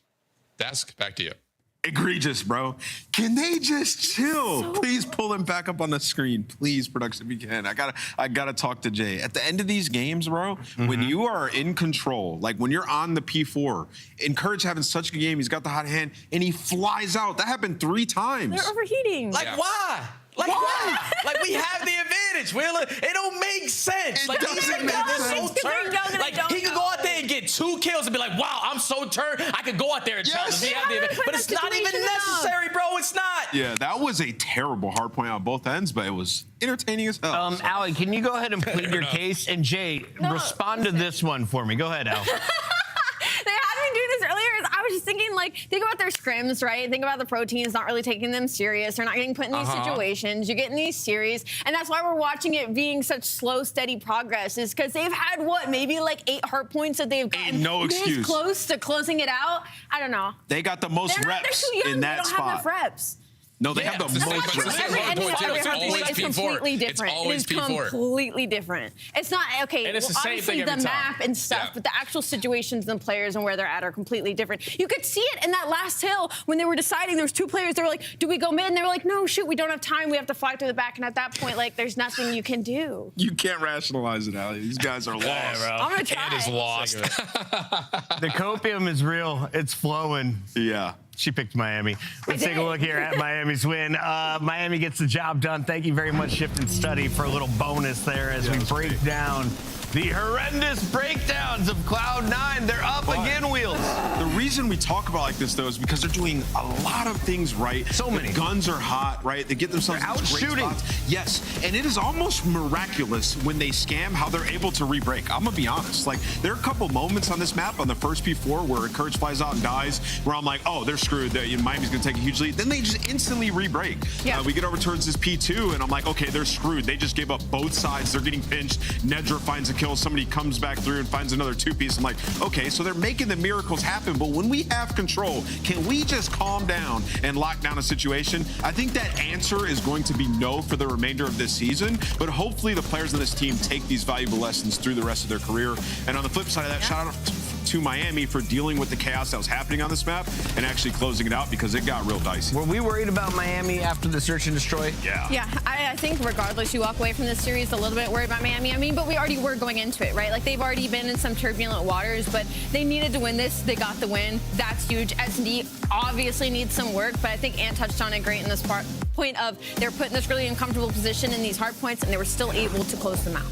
We welcome Metals into our Monster Winner Spotlight. Metals, congratulations on the win tonight over Cloud9, another 10 points, and you guys are in the running for a 3-2 record.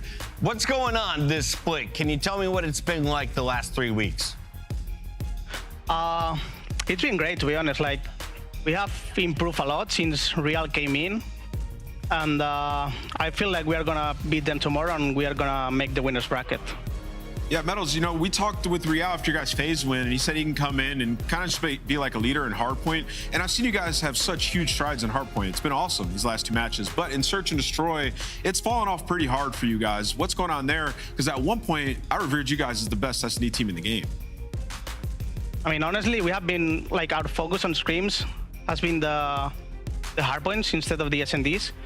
But I think we're gonna get better for the land on the SNDs though. I think that they were playing hide and seek, to be honest. I don't think it was like our fault. I think they play great, so. Fair enough, yeah. Sometimes it be like that. Yeah, some good guys. I want to kind of keep going on the respawns because something that I saw throughout the entirety of this series, your teammates love killing each other. You guys literally love nading each other. You love having a fifth man in your trophies. Is that something that happens on the back end during scrims? And how do you guys kind of like approach your mentality when it comes to that? Because how do you fix that? I can imagine throughout, you know, There's some freebies. maps, it's a little frustrating seeing it happen so often. I mean, it happens like a lot of times in practice, to be honest. I wasn't expecting it to be like that much on this match, but I don't know. Like, all right, it cost us many points, to be honest. We will talk about that for sure. We just got an official number from production, and how many? 13 team kills, brother.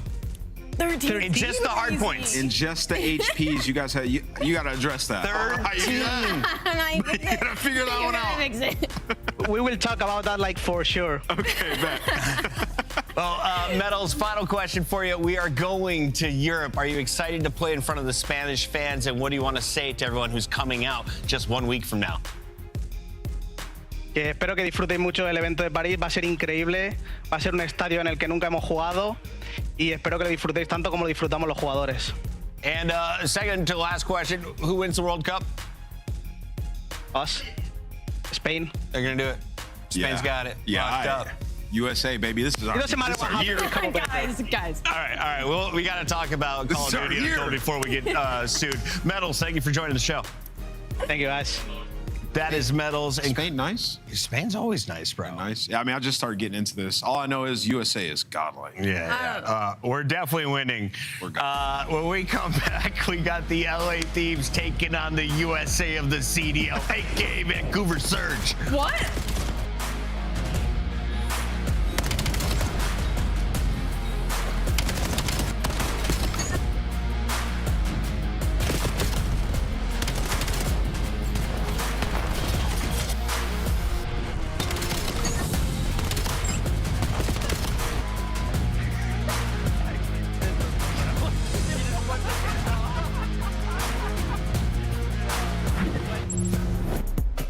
Dominate the competition on main stage with the CDL Major Hunter Tracer Pack. Collect your chip by scanning the QR code or heading to the in-game store now. Go pick up the 2026 Call of Duty League Championship Tracer Pack. You can support all 12 Call of Duty League teams. Monster Energy, the official energy drink of the CDL.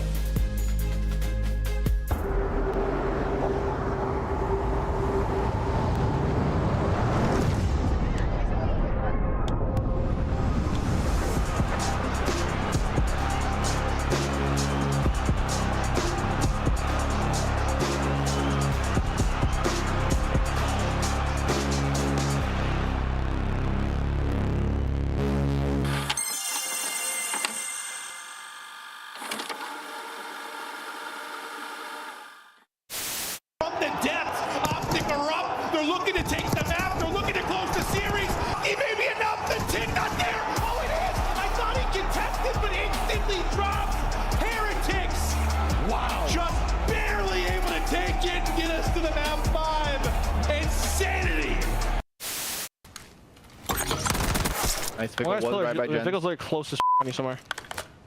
He's on the door. Pickle's gonna be close. Yep. Alright.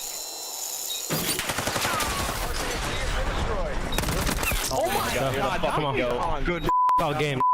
Like that. That Dante takeover. Backwards. Two in the mix. Nero's gonna get. Go! Go! Send it. Go! Holy I mean, those. Oh, hold on. They're actually making plays. Wait, there's only one guy. Wait, they got it. Bro. What the f? What the f is Carolina doing? Bro. I'm not gonna know till I turn off my stream. I'm not getting off for a minute, so let me know, baby. Hostiles have the hard point. Hard point locked down. Ugh.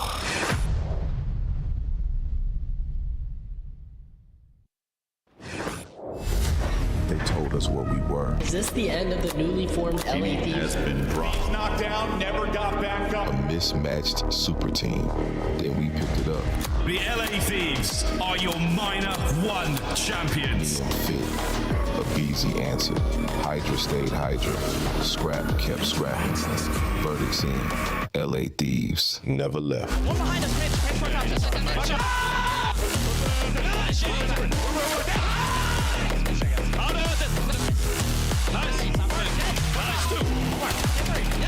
Where's the bedroom?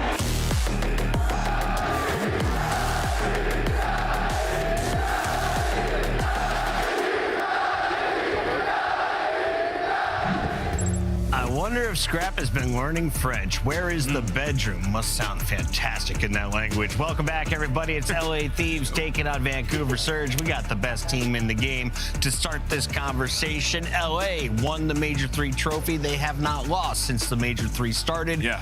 Kick me off with this team. What do you see when you look at the squad? Yeah, this team is literally dominant across the board. They're just trying to add more stones to their Infinity Gauntlet. When you look at the map pool, you know, they've been trying out Sake, testing the waters, going to throw it in here once again after losing to C9 on it. The Hasi trying to grow there as well. So for them, they're just refining their game for the 3 biggest tournaments that we have at the end of the year. And everybody's hitting their stride in this meta. They are the powerhouse and the scariest team to face up against. And when you look at the players on this roster, like in the way they're playing right now during stage 4, like all of them are putting up MVP numbers. And I mean, if you want to focus in on just one, Hydra is having an insane split right behind Scrap. I mean, he's their first blood leader about like 60% of the time. He's winning that opening duel. Scrap sitting at 64%. So you already got 2 powerhouses in your initial gunfights in S&D. And then also he's giving you a 1.18 in that mode as well. So Search and Destroy, unbelievable for them right now. Their respawn was already really good. Just all around, just our top team. I mean, there's just, I can't think of anybody coming close to them right now. Yeah, they're absurd. And the overload too, it's been good since, you know, they picked up Neum, but it's getting even better now for them, right? Like they're averaging 14 runs. Like, who does that for these guys? I was going to ask, where are they the cleanest? Is it Hardpoint, Search, or Overload right now? It's changed over time. At first it was Overload. Right now it's Search and Destroy for sure. This guy's been super clean. I mean, some people could say, oh, well, they lost a Search to C9. Well, they've been testing things. You really think they're showing all their strats in the C9 match? It's not going to happen. Yeah, their Search is crazy. There's a little giggling against Cloud9 even in the loss. Allie, let's take a look, though, at the opponent who's trying to cause an L today. It's Vancouver Surge, and Vancouver has brought in some pieces from other teams. You've got the man on the left, Mr. Nero, the X Factor, Craze and Mamba, of course, rejoining each other after playing for the championship in Challengers last year. Yeah. Where are they at right now in your power rankings? And my power rankings, C-tier, right? I put them pretty C-tier, pretty around like the 8, 9, 10 conversation. It sucks though because it is like the best. Technically, I feel like Vancouver Surge has looked all season long. I think this is the best roster that they have created. Yeah. It's a team. You take away the Gentlemates loss from last week. I go back and revisit the FaZe Vegas match instead. They're able to take an overload in that one and a hard point. So respawn is a lot better with this squad. And also, it just feels like we've seen them play a lot looser. Crazy and Mamba now being on the same team. We've gotten to see a lot better performances out of them. A lot more takeover games like we were hoping for when they were brought into this league. And then on the side of Lunars, he's also slowly, I feel like, stepped into his own role in the squad as that AR. What are they playing for? Of course, they are looking to prove that they deserve a spot in the CDL next season. They deserve a spot at EWC, and they can play with the best. LA Thieves are the top squad in the game, and they have a double dose of Hacienda before Scar and Sake. How far do we get in this series, Ant? Yeah, I mean, you look at it, and I mean, Thieves are trying to expand with the 2 searches they have here, right? Like the Sake, definitely not fully refined, and the Hasi. So I think it closes before 5, so I'll go game 4. I'll give them 3-1. Vancouver show a little bit of fight. Nero might have a pop-off map. I feel that. And Nero's got the fresh cut. And then I look at Hydra. Hydra was yawning. I would be too, I ain't gonna lie. Game's ready, so our casters. We got Miles and Chance for this one. I'm going LA Thieves. Are you guys? Yes. La la la la la la la la. That was fast. You guys came in on that one hot. La la la la la la la la la la. Chris one's out. Chris one's out of here. Get that man a beverage and get us into the game, Mr. Chance. How you doing? Doing fantastic. Ready? Well, honestly, not ready for the season to end. It's shocking to me that this is the final week of matches before the majors, but excited for the majors nonetheless. For Vancouver, they will have another series after they play LAT. For LAT, this is it. Final look before we go to LAN. And Miles, we get to kick it off on Hasi. We sure do double dose at Hasi. Have you got a haircut, by the way? No, it just looks like that. Oh, okay. Sorry. Well, I got a haircut yesterday, and I was getting trimmed, and everything was going fine. And then Zuma came around the corner. He was like, "Hey, you doing?" Really, he actually came around the corner while I was getting trimmed. He was like, "I heard your voice. I want to come on and say absolutely." And he did all the things that Zuma does. And I was like, "Wow, man, good to see you." And then he walked off into the distance, and I haven't seen him since. I hope he's doing fantastic, Tom. And if I check your stream out, I bet your hair is looking absolutely fine. Let's get it, map 1. Terrifying. Zuma jump scare. Never prepared. Out in the wild in a Such populous a nice guy. city. Insane. Such a nice guy. You know who ain't going to be nice, though? None of these teams to each other. This should be a fierce game. And indeed, the last time we see the LA Thieves play online Black Ops 7. So whether you're hate watching or thoroughly enjoying the progress your team has made throughout the season, this should be a fun one for you. Nice 3 in a row there for Abizi to start things off, as that hard point is looking very red indeed.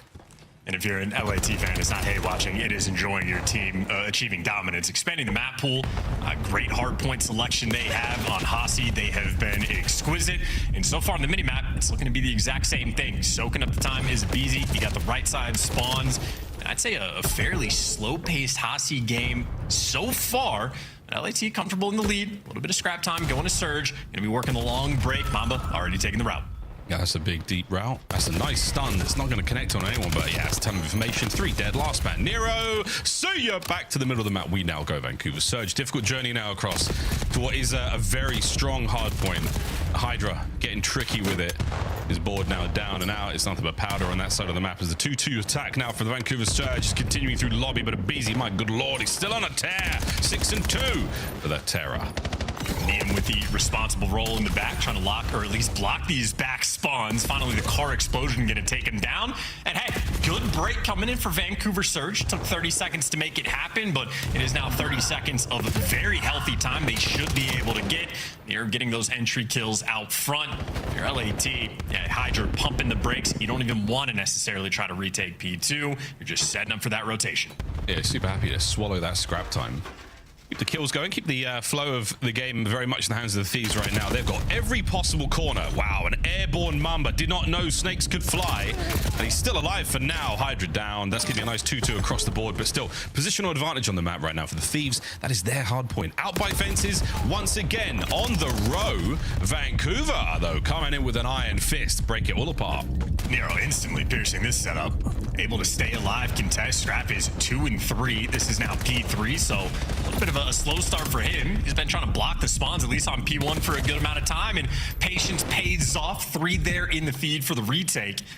And once again, just a very slowly, methodically paced game. Unexpected for me. Quite a nice turn of Vancouver Surge, getting things rolling here. Very much still within distance of that lead. That's clean 3 in the feed. That is all yours, boys. Now soak it away.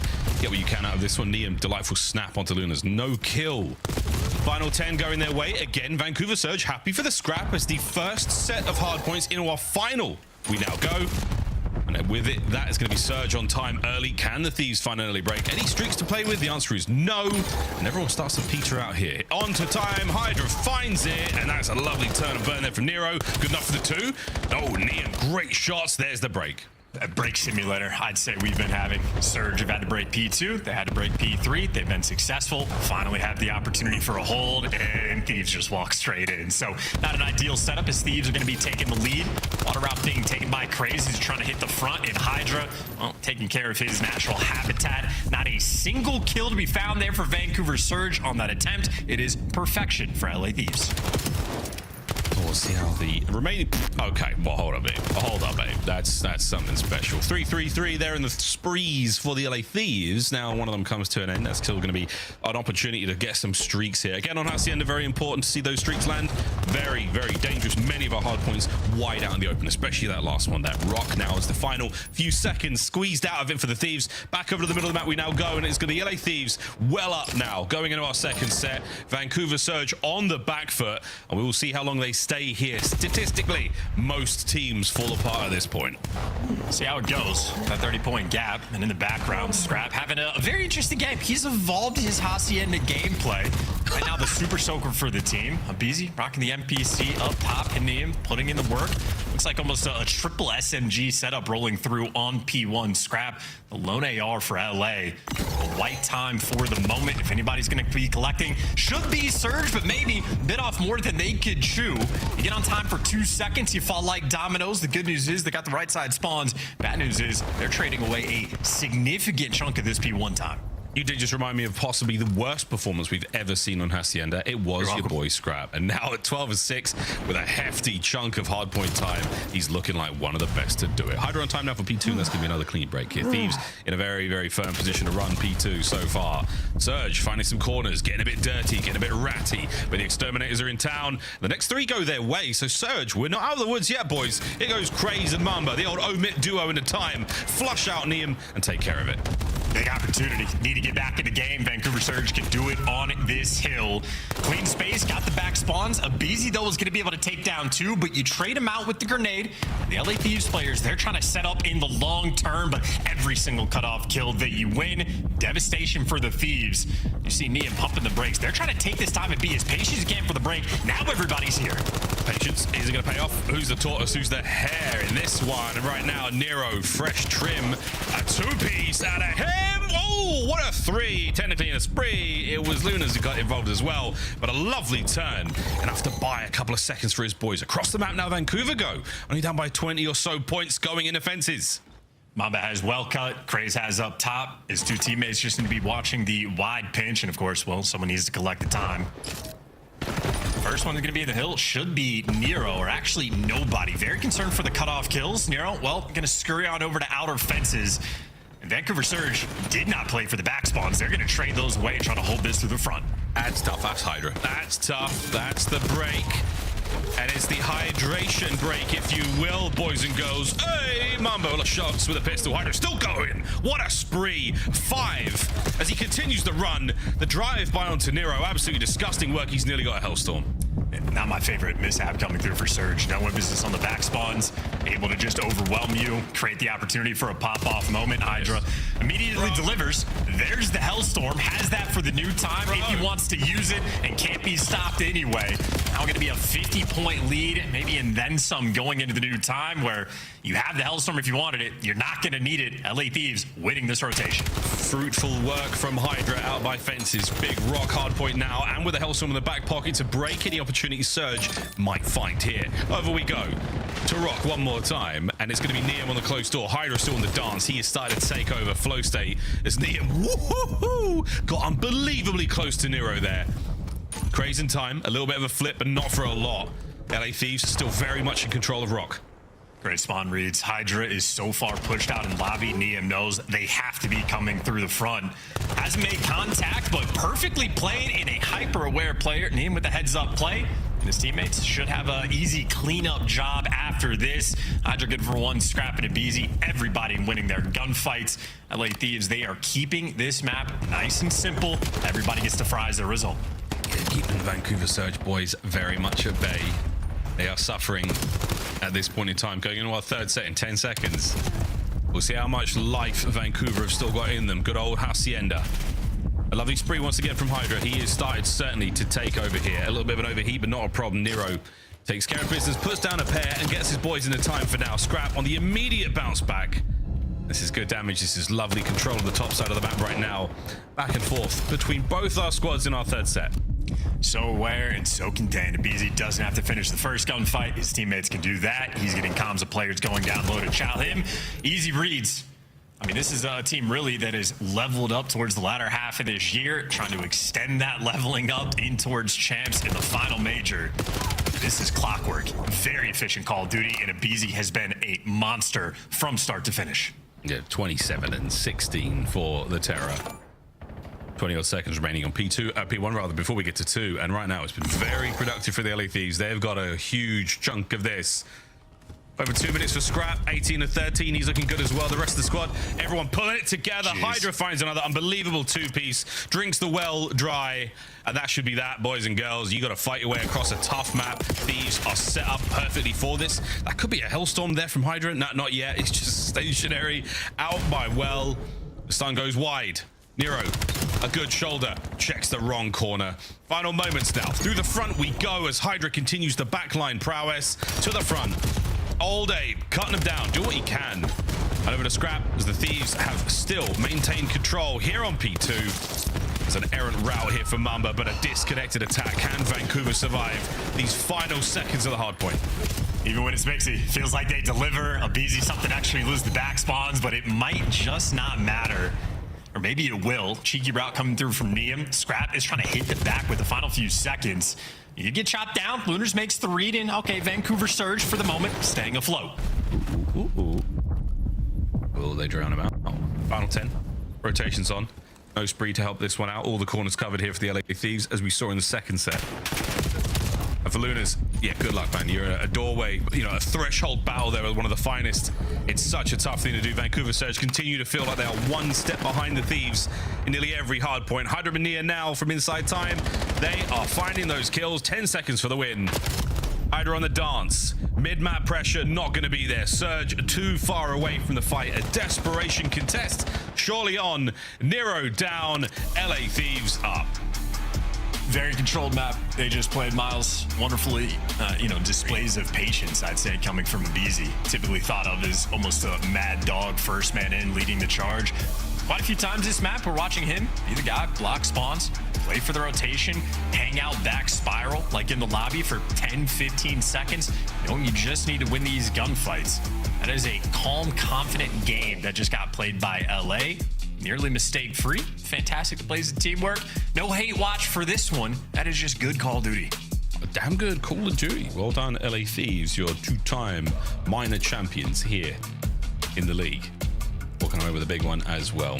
10:30 on the clock as you managed to keep nearly everyone there from Vancouver in the red. Actually, no, you did. The Nero also negative. Strong work from the LA Thieves. Strictly business. Their final online series, the Black Ops 7 season.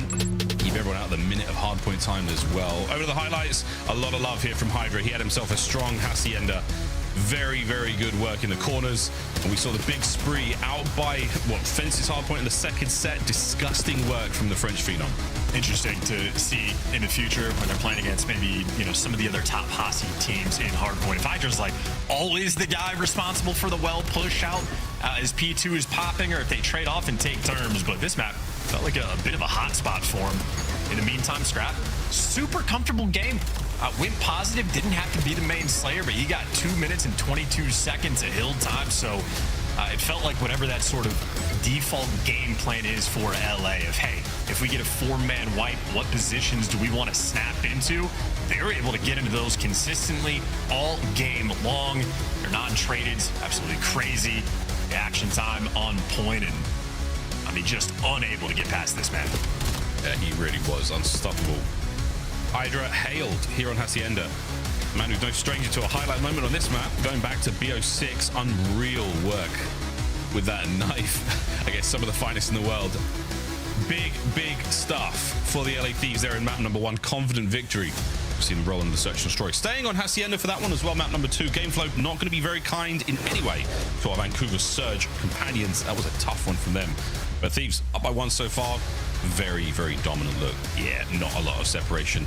A second set, things start to fall apart. It's just the way it goes, man. Charles, why do you think that is? In your wisdom, in your years here in the Call of Duty world.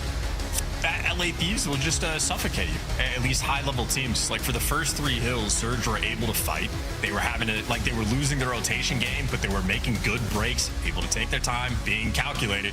You just run out of steam. Quite literally going into that P4, Surge had that rotation 1. They lose that one. LA Thieves then go and lock that hill down, build up enough momentum that they just simply never have to look back. And even playing like the exchange game, if you have a 60-point lead in hardpoint, you don't feel bad chalking up final 20 seconds of Scrap to win a rotation. You can just play that very controlled sort of style. LAT absolutely did that. Very controlled, no over-challing. Again, clean gameplay there for the hardpoint. So not too shabby at all. And Hasi, of course, you want to add it to the map pool. We get it from map 2 as well. Map 2, search and destroy. We're moments away from diving into that one as well, ladies and gentlemen. Yeah, exciting stuff. Very, very interested to see how this one goes down. Again, for Vancouver, a late change here in the season for them. Whether or not that season is truly over, of course, EWC sort of play for them, and for a lot of those individuals, a spot next season in the MW4 installment of the Call of Duty League. My God, it's a lot of these now, isn't it, mate? Going very well. Speaking of EWC, get your tickets down there. See you in Paris yet again. For those coming to the major next week, Heatwave. Please be careful. It's going to be hot. It's going to be damn hot in the venue as well, because we're going to be bringing the fire, etc., as the best players in the world will be going at it all weekend long, and I can't wait to watch. Can you, Charles? It's going to be a great time for S&D. We got some great kill leaders for you. BZ right back in his home. Well, not back in his home in terms of the first blood. Again, not the Mad Dog style. Doesn't have to be that guy anymore. He will from time to time, but if we've learned anything from watching a BZ over the years, he also has some of the best clutches in Call of Duty history. At the start of S&D rounds, he's a monster. At the end of S&D rounds, he's a monster. Obviously, with the 1.6, it is just start to finish. He is a menace in this game mode. Lovely to have seen him evolve throughout this year. And I said lovely. I don't have to play against him. Terrifying for everybody else. Yeah, it's great getting a watch. I want to load in every day on this guy. Who are we screaming today, Thieves? Oh, great. Oh, fantastic. 8-3 so far. Search and destroy. This is just stage 4. And it has been very good indeed, ladies and gentlemen. They are overall number 1. A very tough thing to hold on to here in the league. And they are getting it done. Over to Hacienda momentarily. Den for map number 3. If you're the Thieves, you want to close out your online spell of Black Ops 7 in the smoothest way possible. Vancouver, can you make it a tough pill to swallow? Let's find out. 3v2 by this A-bomb site. Maybe 3v0 players for LA defensively going up top. Stun check doesn't hit anything despite the fact that it lands in his face. And I don't know if that was just a swap of the POVs. Maybe he got the hit marker. Whatever happens, BZ does in fact get that first blood. Yeah, he did not care, did he? Great angle there from Graves. Bad news, there's too many Thieves to deal with. 4-2 in the life count. Lunas, or shoots a little early, happens to the best of us. Shooters do indeed shoot, and this one is going to cost him quite a bit. 3v2. BZ drops in the meanwhile. Oh, Mamba finds another one, and he's starting to get things rolling. Here comes Lunas on the pinch. What a turn. And Vancouver Surge find themselves up in a big advantage, but wait. It is not over yet. It is a 1v1. Mamba with bomb. To B he will go, and Hydra now on the prowl. Taking a distant route. Happy to play for the retake. Neither player has any degree of intel. Mamba the one forced to make this move. Hydra has the crack spot for the cross, and look at how perfectly played that is. Or maybe he's frozen. No, he knows. It's perfect. Absolutely perfect. Absolutely delightful.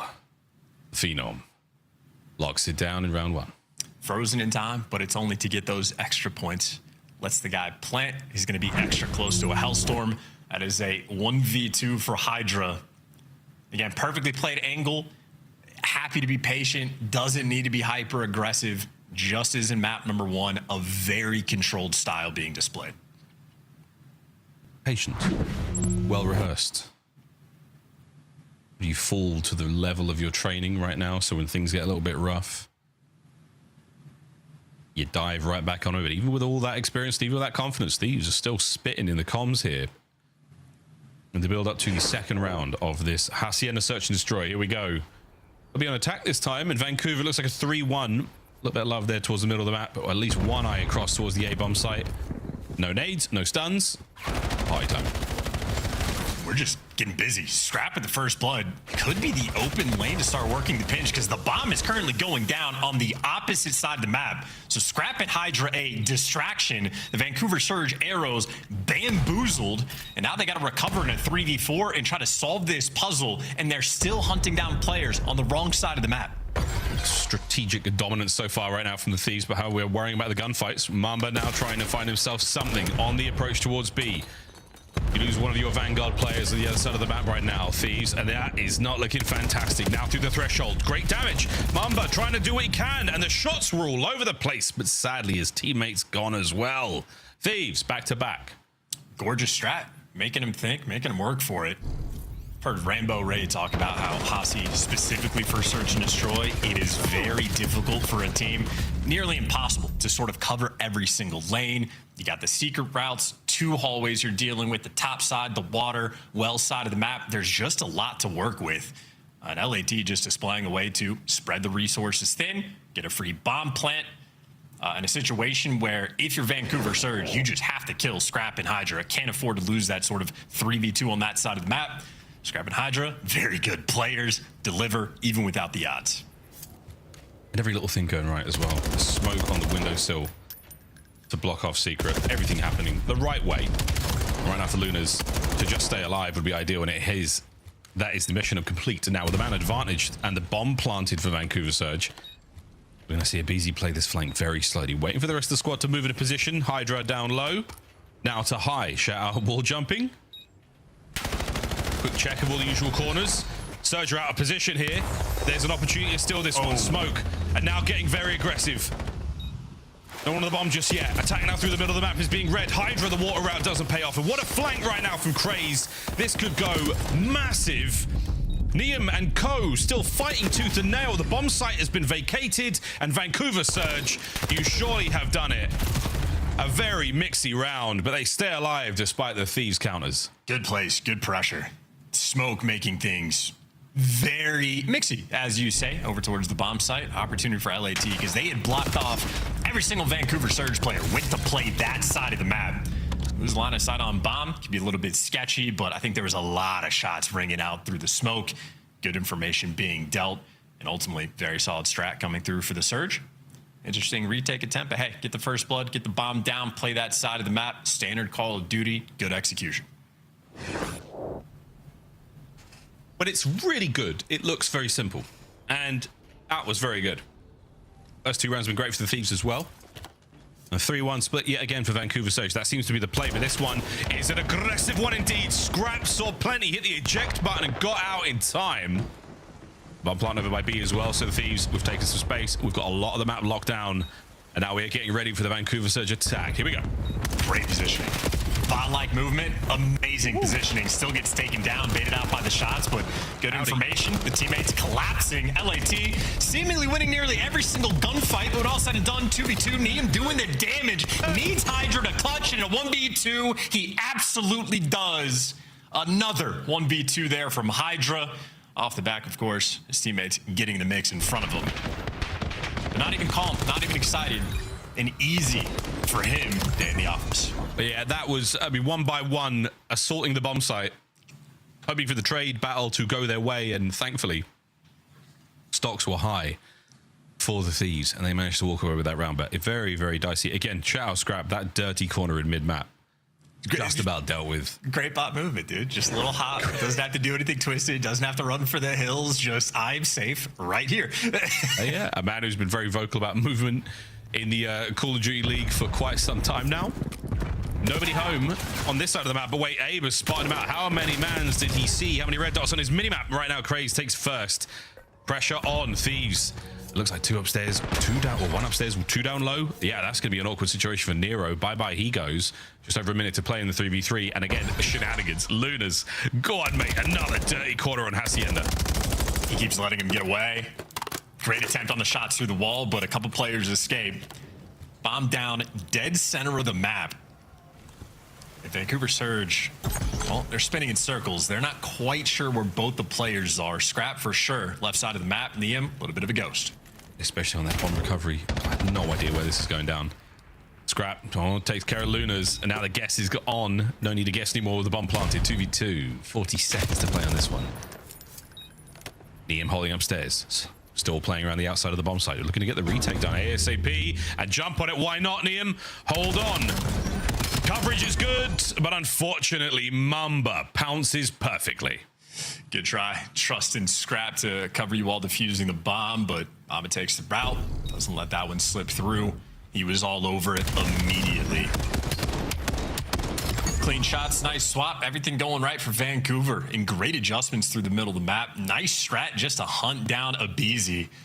Back-to-back rounds where a player for LA Thieves throws a shoulder and goes, oh my God, that's the entire team. I need to run.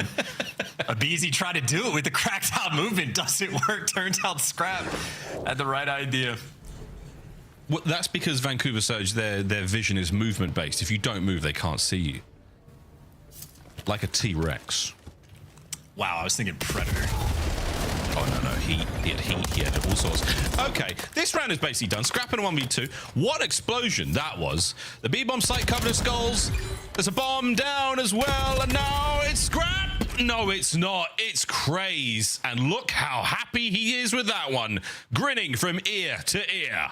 A pop-off like that, his teammates are going to be feeling these vibes. Craze.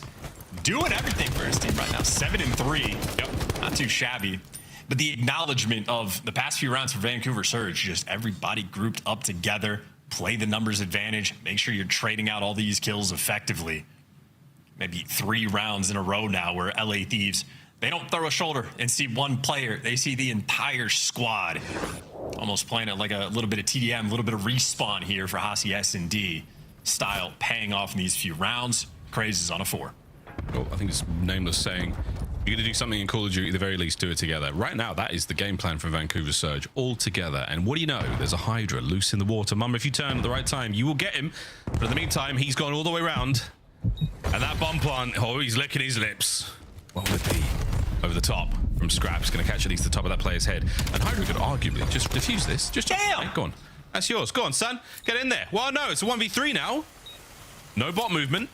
He's got away with his life now, undetected. A man behind enemy lines. 25 on the clock. Vancouver have covered the bomb site now. They're just running it down. I had so many NPCs on the map, got the plant and jumped over lobby. That's exactly, similar idea to what they did a previous offensive round. Just flipping the map on its head, getting the distant plant. I mean, that is extremely fast Call of Duty being played. I think LAT, not enough time to react to a situation where, Miles, you might be correct. You need to get grouped up together. If Vancouver Surge have this sort of style, they're just in control of the pace of the game. That is quite a few rounds they've won in a row. It is a scary thing at this level to see that many players. Very few of our boys miss. Very, very few. And in the situations that we have come across here, this is Vancouver. Just, lads, hold hands together. They can't kill us all. I applied the same logic when I, jaywalk across the street with multiple friends. They're not going to kill us all. But they might get 1 or 2 of us, and Hydra gets 1.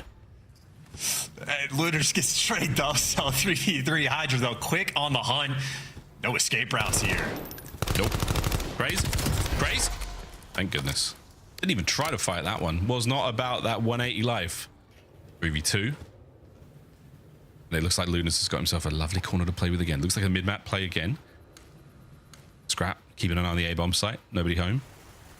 Mamba with a corner of his own. Nobody move! There's blood on the floor. Who is the more patient team? If Scrap moves, Lunars will spot him. In the meantime, bomb planted at B, though, so a 2v2. Lunars does even up the odds, but a neutral situation.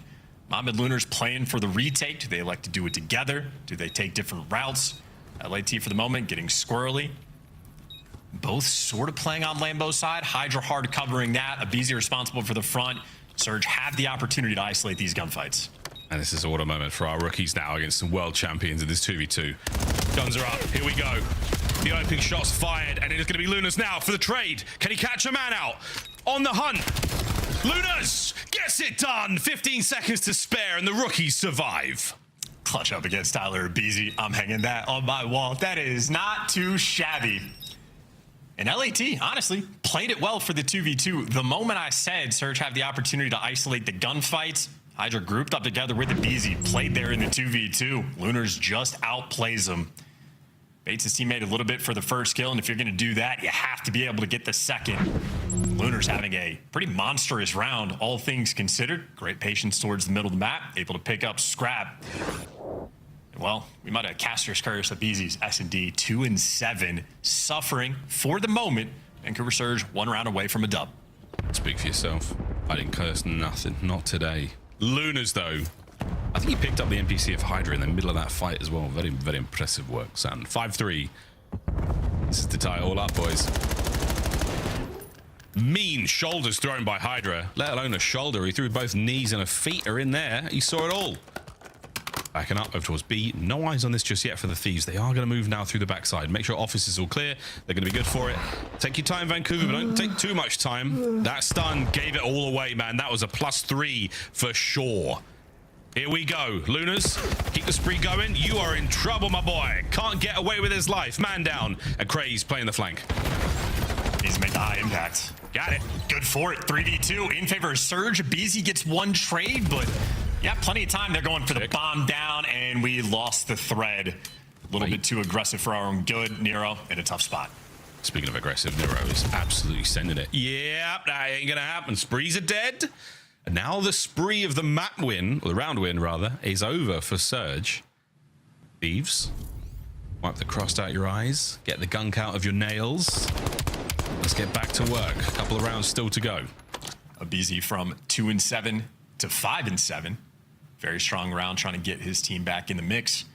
And you see the stylistic difference. All of Vancouver Surge's success on this map just about has been the aggression, has been the team play. They slow the pace down. That one stun, the chunkiest one we've seen this year, lands in their face, and Thieves swarm around you. Vancouver Surge maybe want to get control of the pace back in their favor. And a lot of players grouped up in the hallway. They're going to dominate that. Neem throws the shoulder, sees the whole team. Oh, the stun is great. The stun was great. Still, though, Neem escapes with his life. Beautiful work. And yet, you've played the opening round fantastically, Vancouver. The bad news is, though, you are going to get nothing out of this. Hydra looking for the third man. Not going to happen. The pinches on pinches on pinches. No cheeks are safe. Nero alone in the 1v3. How about that for the Thieves adjustment? Neem sees the strat the exact same way Scrap did a previous round. At this time, 2 players go flying through on the pinch. So LA Thieves playing off the information. Now just need to clutch up in the 2v1. Here they come. Nero. Oh, my boy, nearly did it. Pulling off a big one from their hip, but it is not enough. Now, we go to a final round on Hacienda. LA Thieves. Oh, boy, they've got the fight in them. And this, Neem, it had to be immaculate at that range, and it was exactly that. Here we go. Final round, map 2.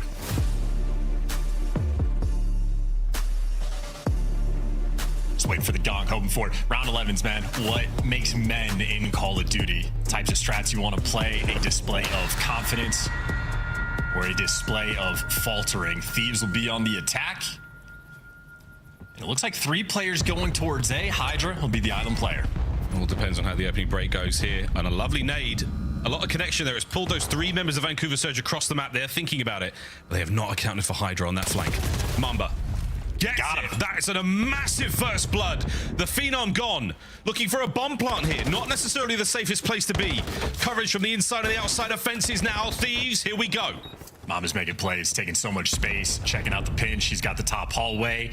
They should know exactly where these Thieves players are. Craze takes a lot of lead. He's still alive, though. Pressure now on. Vancouver circling around. Over to A, down low. Watch out, it's a 2-man hit. Scrap lines him up to the pistol. It's good. Last man, Lunas. And he's trying to play from the outside. He's got to get in close. The setup here is so good. Neem with his knife doesn't find a thing. Wait a minute. Lunas versus Scrap. And he plays it safe with the good old bot movement. I ain't jumping, I ain't diving, I'm lying down. A snake in the grass bites Vancouver in the ass. It's 2-0. Scrap sunned them through the middle of the map there. Bottom U. Great pre-fire on the second guy. He's down at 80 HP. Nero gets a couple tags in and then just turns and runs away from the gunfight.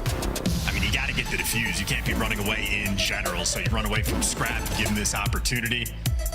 You think it's a little bit nervy, but 13 seconds. Scrap wins this 10 out of 10 times. Yeah, this is your scuff play of the game.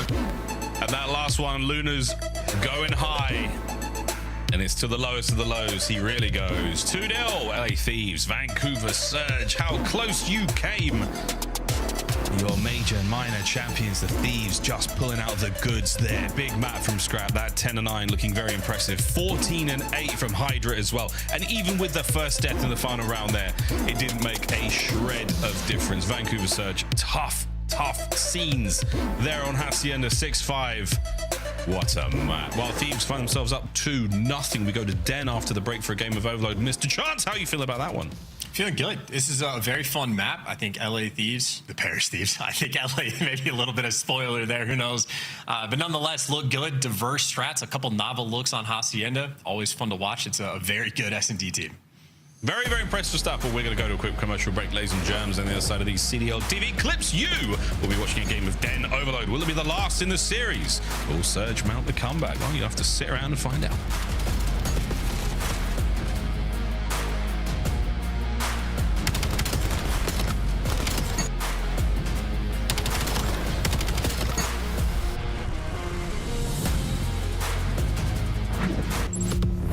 Champs tickets are on sale now. Come see the best teams lock in for this season's grand finale in fabulous Las Vegas. All 4-day passes come with early venue access. Head to FazeVegas.com or scan the QR code to get your tickets now. Go pick up the 2026 Call of Duty League Championship Tracer Pack. You can support all 12 Call of Duty League teams. Scuff, official controller of the CDL. At COD Champs, it's more than Call of Duty. It's you whipping an F1 go-kart at the Grand Prix Plaza, testing your aim and movement at Summerlin Paintball. It's you driving supercars at Speed Vegas, surviving the best escape rooms at Escapology, experiencing the immersive art in the Arte Museum. It's you taking a picture in front of the Bellagio Water Show and seeing Vegas from the largest observation wheel in the US. It's you and the squad making memories for life. A weekend in Vegas that you'll never forget.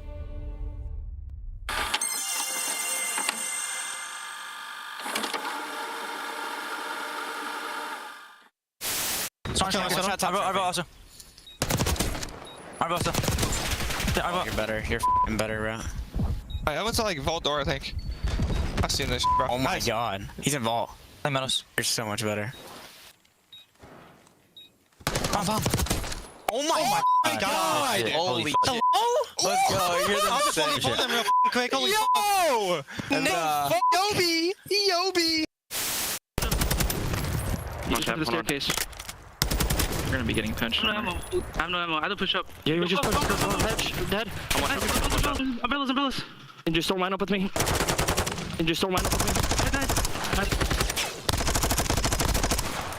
I had no ammo, bro. Dude, that's so tough, bro. I had no ammo, bro. We gotta find him. You guys get smokes if you're a little weak. He's running the outside. Hey, Teddy. To your right. Close, to your right. Let's go, baby! Come on! Let's go! Let's go! Whoa! Sometimes wins feel real good. Sometimes wins feel just fine. Sometimes you win a 3-0 in a series and you just fist bump the boys and you hit the can. That might be what happens right now for the LA Thieves. They're trying to get out of this online portion of the Black Ops 7 season as fast as humanly possible. Mr. Ashworth, welcome back. It is time to get to map number 3. And map number 3, we play Overload. We'll go to Den for this one. And stage 4, these boys have been very good. Brutal. Yep. One of those graphics. Hey, look at this team. Arguably best in the game. Hey, look at this other team. The opposite. Yep. Not ideal. Very tough work for Vancouver Surge here in this matchup. And these, of course, I mean, a very interesting, for this specific matchup dynamic that we have is the map pool coming in from LAT. 2 maps in the last 60 days they've not had a ton of success on. Gridlock has them best, the 1-2 record overall. It's their Scar and the map that we're going to be playing Den, where they have been electric. So they've been good. You'd imagine, hey, let's just veto the maps that they're good at. Vancouver Surge don't have that opportunity. They're actually having to veto maps that LA Thieves are bad at.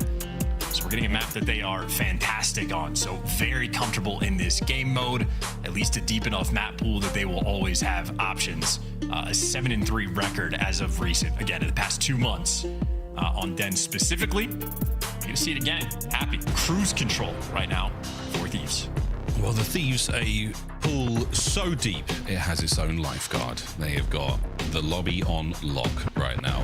The boys have certainly put a couple behind the the goalposts so far in Overload. Craze joining them there as well. So exciting to see if this is an opportunity for the comeback here for Vancouver Surge. Again, the odds are firmly stacked against them, and we will actually be going to... Yeah, something's happened there. Hydra's something going on. We'll find out.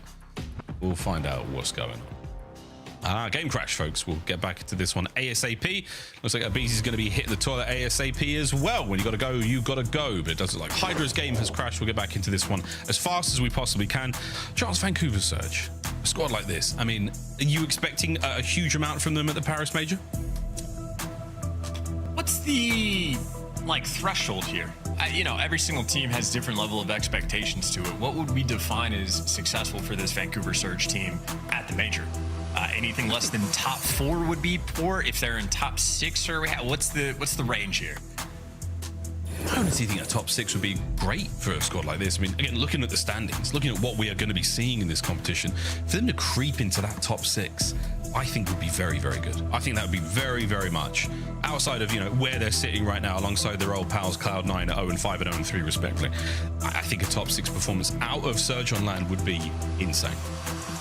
Okay, so top 6 is the standard, and the question is, do I think they'll have that level of success? Not really indicating that that is going to be the case. The series hasn't exactly proven too much. They have a couple keys. You know, Mama's had some great looks. They've all individually had their moments from time to time. Ultimately, 0-3, shaping up to be an 0-4 here against Thieves. And I believe their final series against Heretics might be the type of one that decides whether they'll be able to make an impact at the major. Maybe Heretics in a bit of a weak spot. Opportunity for this team to capitalize. Right now, just trying to get locked in. The Thieves players during the break, taking those quick routes, a little bit of pep in their step, the energy to get that hydration break rolling through. These guys a little bit more time on their phones. A bit more time just trying to have any sort of vibes or success for the next map. And looks like the lads have returned. Neum and Scrap there in our current break. If you have just joined us, there was a game crash. I think it was Hydra's. We'll hopefully get that one back online as soon as possible. The headsets are on and the butts are in seats, which is a wonderful thing to know. We should be loading this one any second now. Map number 3 of our series, Den Overload, with the Thieves looking very, very strong indeed. Wonderfully composed, very clean respawn game as well. They're getting it done, ladies and germs. It could be a 3-0. Here we go, Surge. We're going to be seeing something from you here. But again, the Thieves, just they've just been those guys online. Both the minor tournaments going their way. The lands have been strong as well. Surge, certainly an uphill climb ahead of them. Good luck, fellas, here on Den. We'll be watching. If I'm thinking about the coaching staff for LA Thieves, they're obviously looking for greatness. They want to end the year, win every single tournament, absolutely just sweep out, get all the trophies, get the cash prize, this and that. So you want to play the highest level of Call of Duty possible. I think what we saw for the Hasi at the Hardpoint, 10 out of 10, delivers, going to be happy with everything. Maybe the S&D a hiccup or two, not the cleanest, but for Respawn, if you're a Troy Sender right now, you want to watch your team come out and dominate this map.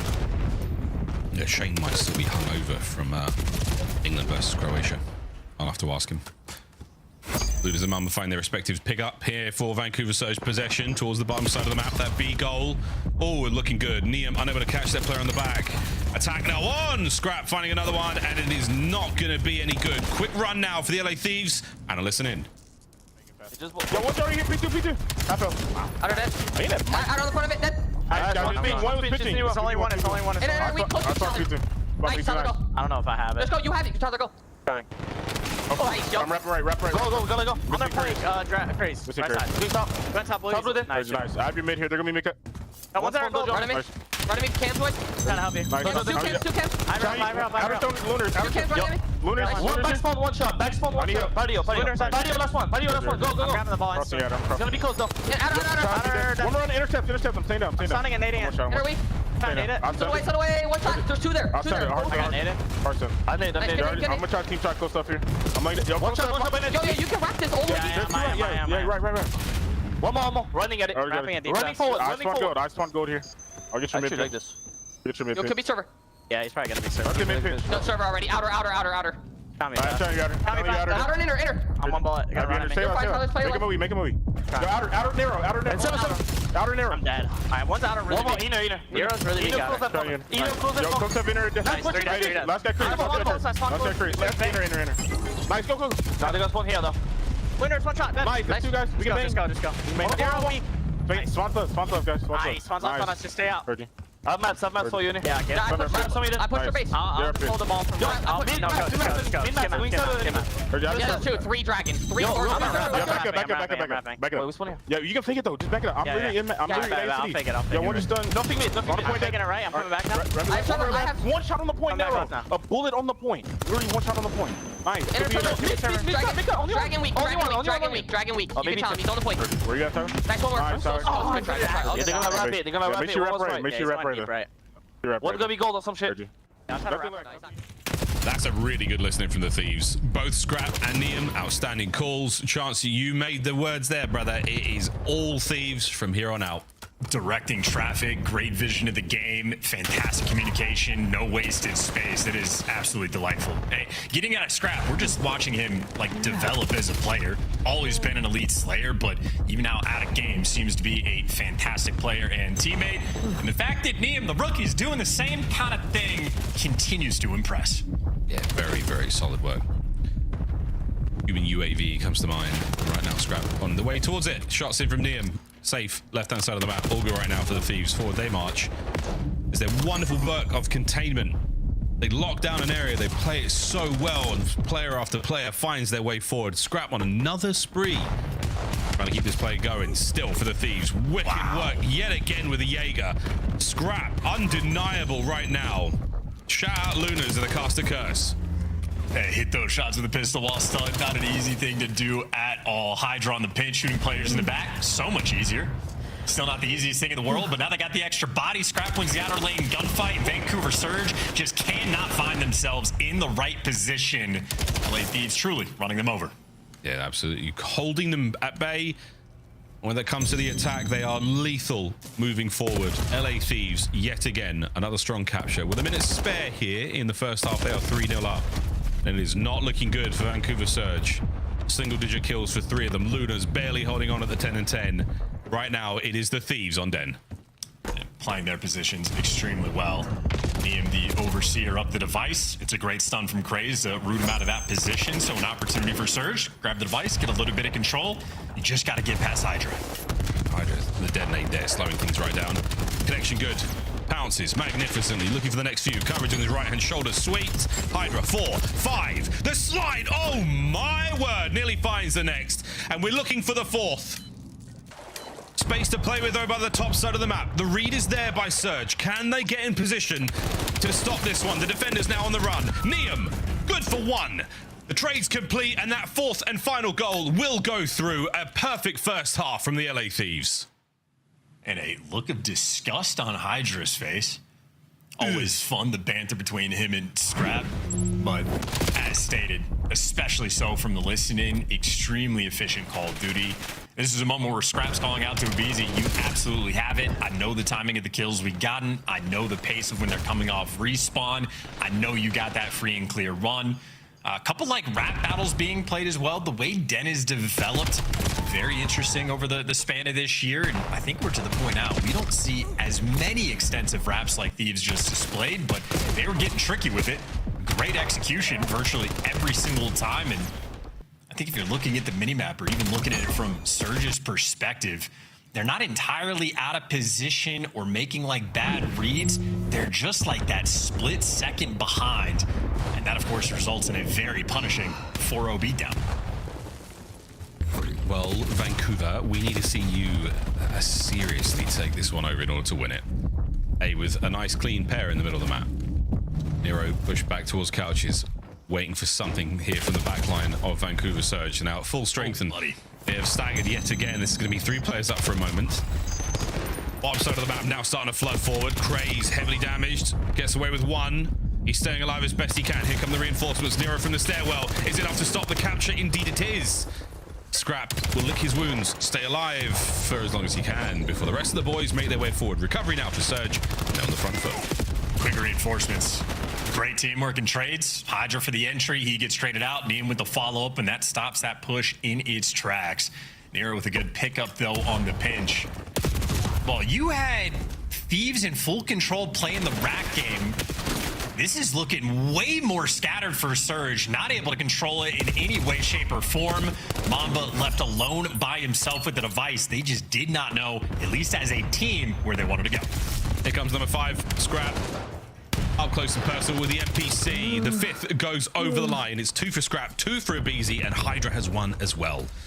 Mr. Overload, though, Neum, who we law-dumped quite heavily previous series, has yet to get involved on the scoreboard, but disgusting work either way.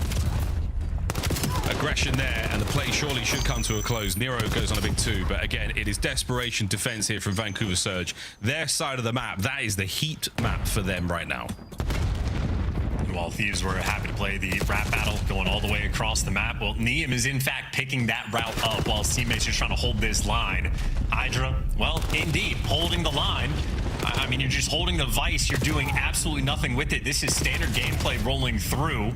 They're getting nearly every single kill, but it's not going to be enough. It's a pistol versus an NPC at close range. Neum shreds them. The reinforcements were there, and Vancouver Surge just do not have the goods. LAD is playing them like a fiddle. Great cross up. And immediately now to the other side of the map, and you've overwhelmed the lone defender. Now Luna's all on himself. Oh no! You're not locked in here with him. He managed to get those kills. You know where I was going with that one, chat, but the kills are sweet, and Vancouver Surge has survived. There's a little bit of trickery from the LA Thieves. Big man Scrap, 24 and 18, looking for a couple more here. Abe's got him covered. Another line of defense here, set and stone as Abizi lets nothing fly by. We're not letting go of this play just yet. 2:15. It is becoming fast. Possible for Vancouver Surge to get themselves back into this one. The series might be over in a few moments. An elite level teamwork and decision making rolling through. Scrap trying to find the timing because he lost the reinforcements on the back end, but he just pushes that device further and further away. This is exactly what you want if you're a Thieves fan. Extremely happy for how the team has played. Elite level teamwork coming through. Obviously high level skill players winning every single gunfight. This is, I mean, what you expect if you're trying to win tournaments towards the end of the year. This is the level you expect your team to have. Clinical. Scrap covering his own stairs. Oh, there's the stoppage. Is it enough to get over the line? Surely will be. Neum gets himself onto the board. Lovely stuff. Everyone there from the Thieves finding their kills. Everyone getting it done. And now the top side of the map. How big can Scrap go? The answer is massive 3-piece. That could be the goal. Number 7. We are licking our lips in anticipation of the run. And this will be Scrap for his hat trick if he can get it over the line. And it's in. Ladies and gentlemen, what a play. What a map and a series now from the Thieves. And potential rare 8-0 on the cards. Maybe you've only had 2 or 3 this entire year. Thieves want to have their last online overload being ended with a stamped, emphatic fashion. Easy. One gunfight to win. Can't quite get it done there with the pistol. 50 more seconds for Thieves to do the damage. But they've done more than enough damage here. Pinches on. Scrap surely won't survive this. And an attempt for Vancouver Surge now simply to survive the embarrassment of that O. No donuts here. Oh dear. Last man down, and with pace and with tremendous wind in their sails, we go home. Hydra's second and a perfect AO. And I lip read that one. He said, bang. Well done. Well done, LA Thieves. What a clinical game of overload that was. Start to finish. Just sensational stuff. Truly a tune-up game for this squad. Don't have to play with too much pressure. Get to be comfortable. Means your teamwork needs to be on point. They absolutely deliver. Start to finish, good adjustments in the S&D. Again, maybe a hiccup or 2 in the mix, but they were sort of solving the puzzle as that game developed. And by the round 11, Scrap able to break them in the respawns. Absolute class. Scrap might be hard stuck in the sub 10% accuracy range, but every other stat for that team, absolutely a spectacle. Well, let's face it, that boy with a pistol, he's hitting more than 8% of his shots. He really is. He's definitely also letting them fly. Yeah, while stunned. He's also letting them fly with the pre-fire as well. But LA Thieves, the cleanest 3-0. At Hacienda was the only sign of life we had for Vancouver Surge, and that was snuffed immediately. Wonderful signs for them going into the Paris Major. They'll be packing their bags and getting on that plane with a big old smile on their face and their hearts full of confidence. Absolutely rightfully so. That is that, ladies and gentlemen. Desk ass whooping. Time respected. Thank you very much, Thieves. We're halfway through the day, and we are down to 6 matches here in the regular season. Crazy. And This one went as expected, but an 8-0 beatdown is kind of an exclamation point right before the major. It is, yeah. And I think if you go back and watch that listening, that was excellent. Like, our best team in the game, a lot of our squads can learn from that, particularly the teams that are at the bottom. Like, this team is calming like that while they are blitzing you, beating you 3-0 at the time. Like, Scrap is directing the troops. You know, people are asking questions, getting them answered immediately, and they're forming team pushes, like doing multiple things at the same time. It is awesome to watch a team get to this level in the season, especially with such a tumultuous start that they've had. But yeah, since bringing in Neum, they have been absolutely electric. I mean, he's getting stunned and still hitting shots like that. Is there anything he can do to slow this team down going into the major, alley? I really don't think so. I think the way they're shooting right now, I mean, you can just feel the confidence in literally all these gunfights. Like, we already knew the kind of ego and confidence that Scrap has, and it feels like it's kind of like infected the rest of this team slowly but surely. And going on to that listen-in, I mean, also, like, you can't ask for a better situation than your rookie to also be, like, basically leading the comms as well in that listen-in. He was extremely vocal. He was leading and telling them, like, hey, guys, like, we need to try and hit this route. Like, we need to give this up. And so for a rookie to feel comfortable enough to do that in a situation like this, I think, like, there's just no other team in the league right now that could really put up a wall in their face. There's going to be a lot of French fans cheering on that young man. Hydra returning to his home country, gets to play in front of the largest audience in CDL history, potentially, and they are doing it with the #1 seed. At 5-0, the only team capable of a perfect record gets the job done. Yeah, they just reached that point where, you know, the game just slows down for everybody because they're in all these repeatable spots that they've talked about. They know exactly how they want to approach every situation and push. So it's easy. It's like, hey, we talked about this. We've done it perfectly so many times. When it gets here, I can just do it just like that. I don't really have to think about it. Thieves on another level. Allie, when it comes to the map pool, I know that the Thieves are starting to test some more things and starting to expand. Where are we at there? Can they play everything, or can you ban them out in a best of 7? I think it's so funny that you say that because you can't. They can play everything right now. In Hardpoint alone, they have 3 just in Stage 4 that are undefeated, just lock-up maps for them. Then when you move to Search and Destroy, they are comfortable on literally every single S&D map. They have a winning record in Stage 4 on almost all of them except for one. They are terrifying when it comes to veto approach right now. And final thoughts here before we bring Hydra in for the Monster Winner Spotlight. Yeah, I mean, it's their tournament, right? Like, just got to show up and keep playing like this. I believe that they can, and it would be crazy going back to back. It's going to take a moment to get Hydra on the line, so go get yourself a glass of water, a new Monster. We'll be right back with Hydra in match number 3 on the day. It's a Super Saturday here at the CDL.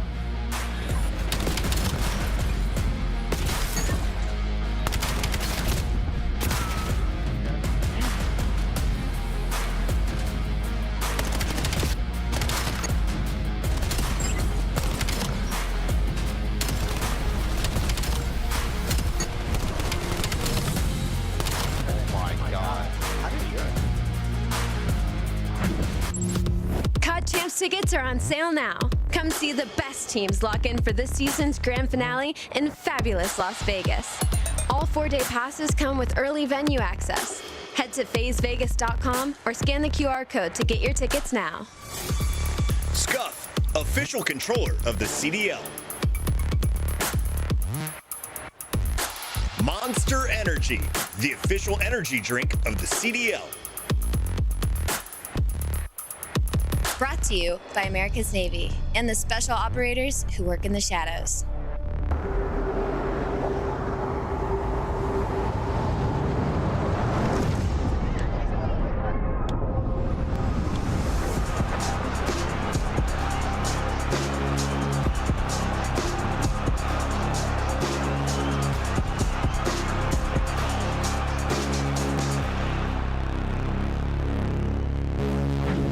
Welcome back to the final weekend of the regular season. We are joined now by Hydra in the Monster Winner Spotlight. And Hydra, we are about to head to your home country. The first time for me in 20 years going to Paris for Call of Duty.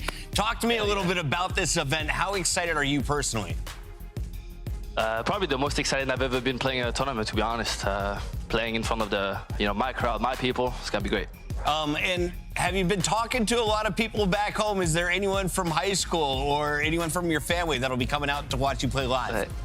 Maybe my best friend, but most importantly, my girlfriend and my mom. most important one, my mom. So there you go. Mama Hydra in your life. There we go. Hydra, I want to ask you, you've entered the final parts of the season the last couple of years with a very good squad. All those teams have had chances to win the big one. Obviously, you've done it before. Where does this team stack up compared to those squads at this point in the season? Wait, can you repeat that, Dean? Where does this team stack up to some of your former squads in the form that they've been in entering the final tournaments of the year? Right now, I think we're a pretty good spot. I mean, I can't compare any of my old teams, I guess. I think this squad is just, we're just on point at the moment. I think we're trying to work on maps, different things. Those matches that you're seeing is just literally straight up testing maps and see how it goes for us. So I can answer that probably at the end of Major 4. Fair enough. I'll ask you again. I mean, there's only so much I can talk to you about COD right now. Congratulations. You guys look incredible. I'm so excited to see what you guys are able to do at Paris. So instead, I want to ask for your recommendations, what to do when we go to France. I've never been. It'll be my first time. I'm sure it'll be a bunch of other people's first time as well. What should we do? What should we eat? And what should we see? I mean, I don't know. You can go see the Eiffel Tower. Champs-Élysées is a good spot too. Pretty good walking spot, I guess. Like with the... Yeah. I guess, I don't know, the tourists, I guess, are going. I think it's a... What are you excited to eat, Papa? Is there something to eat in Paris or in France in general? You're gonna eat the bread, come on. Just the bread? You're gonna eat the bread. The bread. The water's better too. You guys let me know how the water is over there, because I think the water's way better back in France than it is in the US. Bro, definitely better than Texas. You just recommended us bread and water, bro? Dude, that's the basics. Hydra, final question. Nothing over there. We know that your teammate Scrap is known for his ability to go into different languages with his trash talk. Oh my God. Have you been teaching him any French before the Paris land? He's giving us. He was already knowing French before I did, I guess. So he was saying oui oui to Rambo 2 years ago. I was not even on the team yet. And then final question is, how do you say where is the bedroom in French? Where is the bedroom? Mm-hmm. Où est ma chambre? There you go. There you go. Scrap, you heard it here from your teammate's voice. Everyone in chat, take that home with you. For now, we got to say goodbye to Hydra in our Monster Winner Spotlight. Congratulations again. For now, thank you, guys. Break time. When we come back, it's Optic about to take the stage. They're 2-2. Are they headed to the losers bracket? Koi's looking to send them there.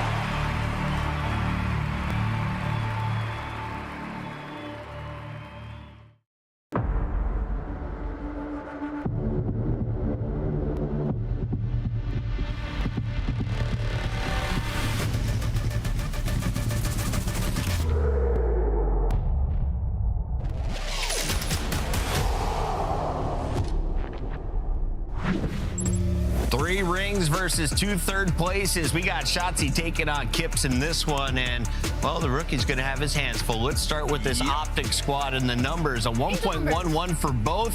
KD rank overall, that's 3rd and 4th, and very impressive stuff for a youngster. Keeping pace with Anthony. Yeah, Shotzi's having a good season, and, you saw some of his tweets. I think he's about to be locked. Tweeted out all his rings, including the Halo one that he has. And then on the other side, when we talk about Kips, he's having a great rookie year. In Search and Destroy, he's been popping off as well. So looking to finally beat Optic. It's been the team that has smoked Toronto at every corner, every turn. He needs to get this win.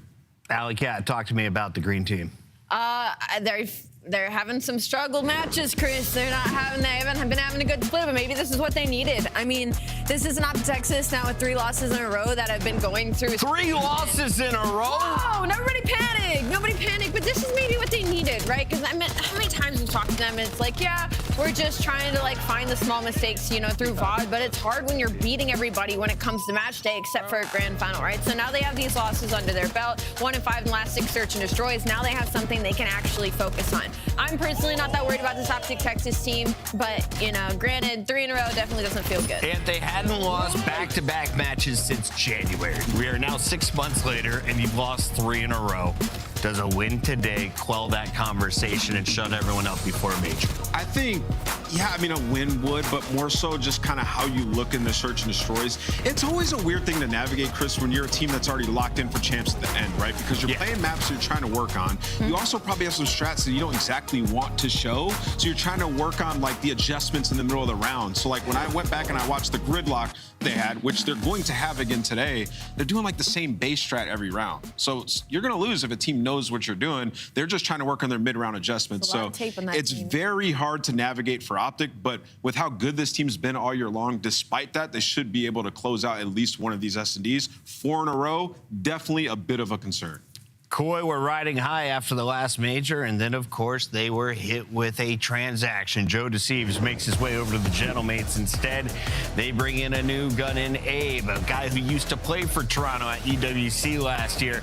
Abe hasn't been playing bad, but the team has not found success as a whole. Alley Cat, they had to struggle, narrowly edging out Cloud9 in a victory this last week. This is going to be a really tough one for Koi. I think, if anything, it'll kind of limit test them a little bit. They're 0-5 this season versus Optic Texas. When you think about the 5 and 15 map count, Optic Texas dominates this matchup. So yeah, and specifically, though, the interesting angle is they dominate the search and destroys. 6-1 in that battle versus Toronto Koi. So maybe with that slip in S&D on a 4-loss spree on side of Optic Texas, Koi could have some opportunity there. They've been going to a lot of round 11s lately. Last 4 of their search and destroys have gone to round 11s, and they've only won 1 of them. So for Koi, need to learn to ice it up, and for Abe, it's tough because this is one of the only series that he's going to have some big shoes to fill in the damage category going up against Optic Texas. Allie, I know you need some time to think about it, so I'm going to say it right now. What are you I will about? give you 3 points. No! 3 points for a Koi upset. Honestly, I don't think it's that insane of a pick. I would still probably pick Optic Texas in the series. They're going to get Den to open that up, 14-6, and Den Hardpoint. They're trying to set themselves up for success here. They want that winner's bracket. Yeah, I looked at the tweet and I know what was going to happen today. And I'm with you. Shotzi is locked in. He's already thinking about a world championship, and this is just a stepping stone along the way. Let's put it in officially. It's your Scuff Pick'ems. I'm going Optic in 3 today. I was going to say the same thing. Give me Optic in 3. I think they get it done here fast. Rosalie? Sorry, I'm not going to give you any fun. Optic Texas for sure. I'll give them 4. No Koi? No Koi. You sure? I'm positive. All right, good If answer. Koi win a map, I'll actually be shocked. They could take Den. I'll actually be shocked. We can't get there, though. We got Shift and Study on the mic. Hi, guys. Actually, shocked seems a little crazy. I mean, I know that they're pretty far below the standard what they had with Joe Deceives, but like Allie mentioned, 3 match losses in a row for Optic, 1 of them against Carolina. Seems like they're a little bit vulnerable, maybe to a couple maps. Yeah, but I would be shocked. I'm completely agreeing with Wheeler because you're talking about the guy that they lost is currently the #1 Slayer in Stage 4. And the guy that they replaced him with is sitting bottom 10 in Slayer rating in Stage 4.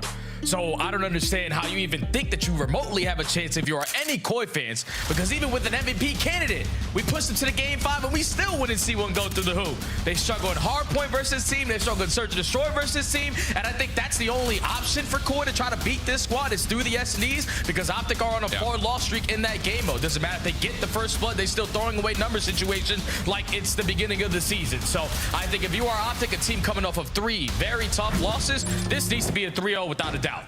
I hear that.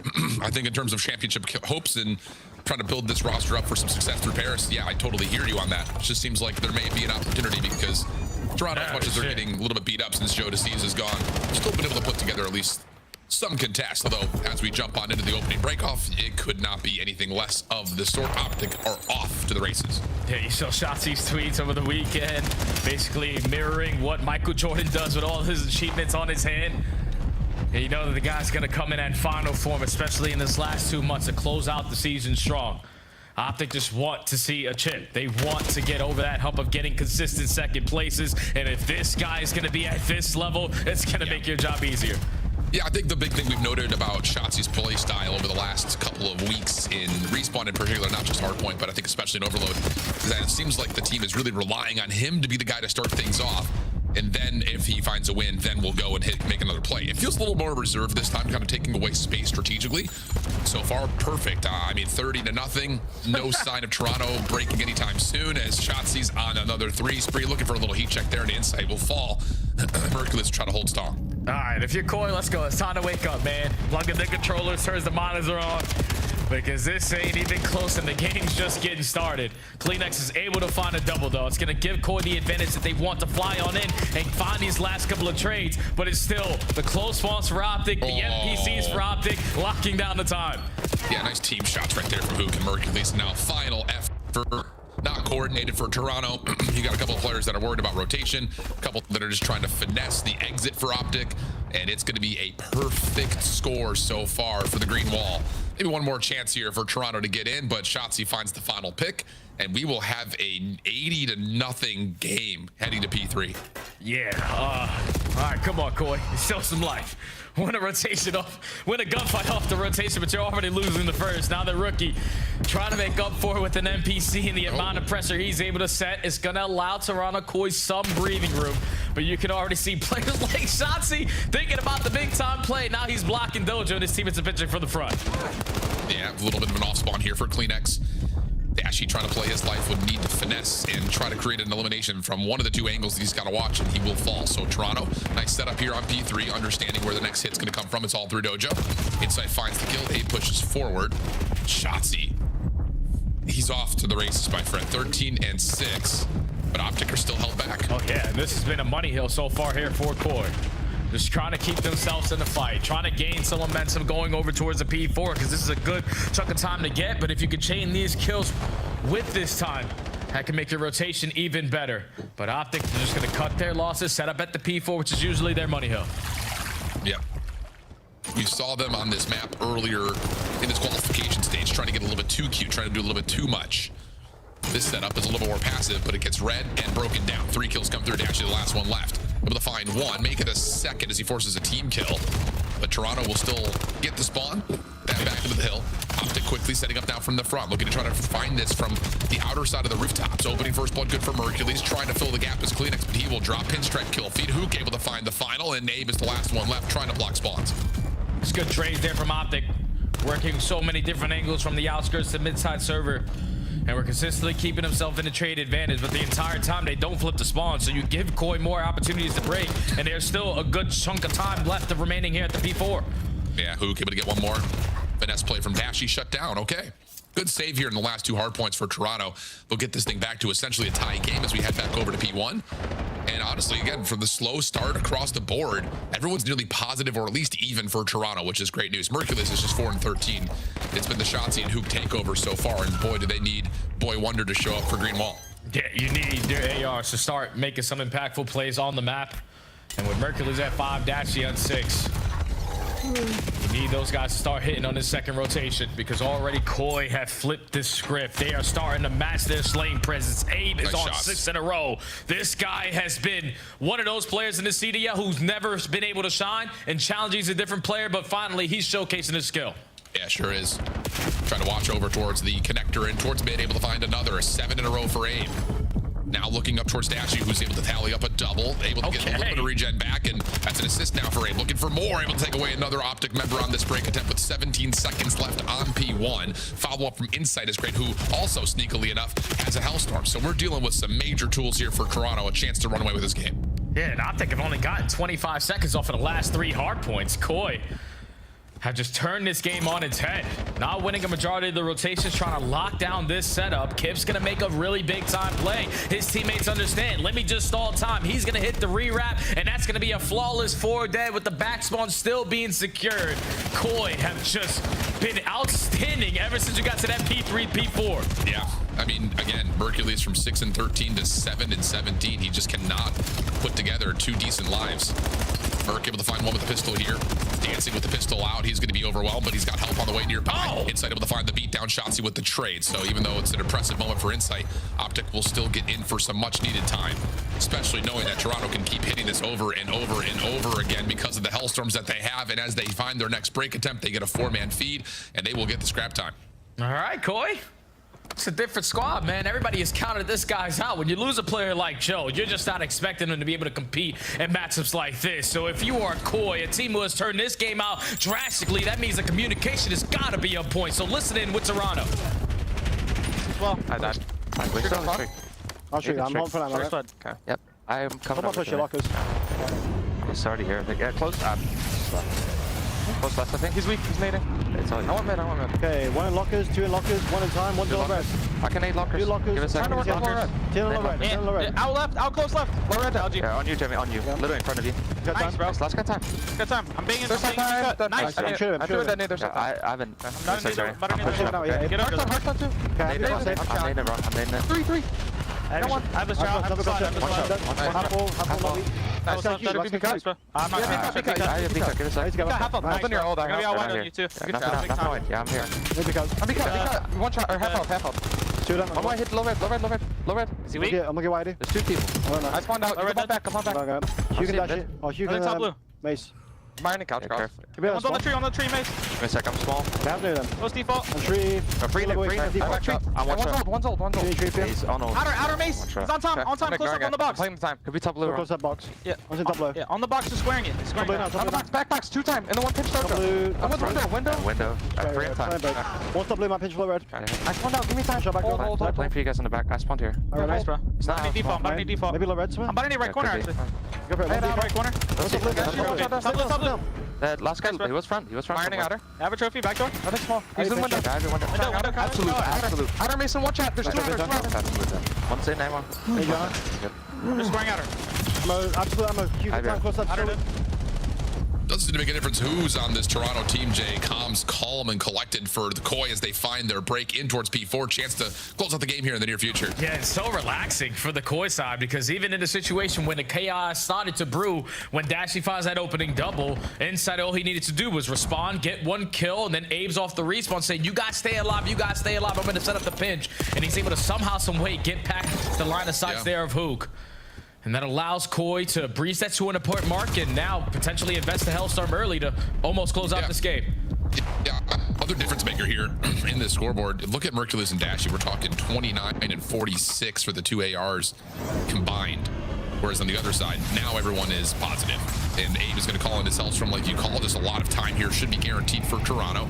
Crossing angle for Kleenex stops Optic from trying to find some sort of a punish onto Kips. But there is a spawn that starts to come through. Abe is actually able to clean up on Shotzzy and Mercules with that Hellstorm. So now Toronto can win the game. Yeah, Shotzzy just tried to rush that. Like the Hellstorm is still in the air. If you are Optic, the first 2 hard points were flawless. Everything else has been extremely sloppy. And Koi are taking full advantage of it. Only need 15 more seconds and are still controlling counter side the window rotation anew. Well, this has been about as perfect as it gets for Toronto. Nice shots from inside. 23 and 18. Pistol almost works out onto Shotzzy. But with 236 to 157 on the scoreboard, Abe just has to sit here and play his life, not get caught, and he's going to have a natural pinch. Better than that, he finds first blood. Now here comes the hit from the front. Merc and Dash able to find the first couple eliminations. Now they try to zone out the rest of the hard point, but Kleenex is dancing. He's shooting, and well, he will not finish off the final kill, so Optic will stay in the time. Yeah, but Optic now going to be tight in their setup. And you know stuns and nades are going to be invested, so hopefully the trophy systems are down because Insight is able to find a kill through outer. Now the movement out of the rookie gets the better of Shotzzy. That's a 3v1. Dashy the last man standing. He's going to fall. And even though Optic had the spawn, Jay got to run. Yeah, they just lost track of couches right there. Everyone was so worried about zoning out the rooftops that Kleenex gets a free pitch that turns him into 3 in a row and likely the game-winning play. Dashy will drop, so will Mercules. Last to contest it from the front will not get there. And Toronto come out state on one of Optic's best maps, a map that they have not lost in a while. And they do it pretty convincingly. Well, damn, I wasn't expecting that, man. This is a squad who started off the map down 70-0. Optic could do no wrong. But then as soon as that P3 starts, that's where Koi start their comeback. It's flawless at the P3. You chain it over to the P4. You earn yourself Hellstorms. And then every single hard point after that, you were dominating. We're talking about 7 different HPs after Optic are so successful after the first 2. And 7 different hard points, they only get 100 more points. That is insane, because I think regardless of what Optic have been looking like recently in their form, struggling in Surge, Overload about 50-50, you can always bank on these guys to win hard points.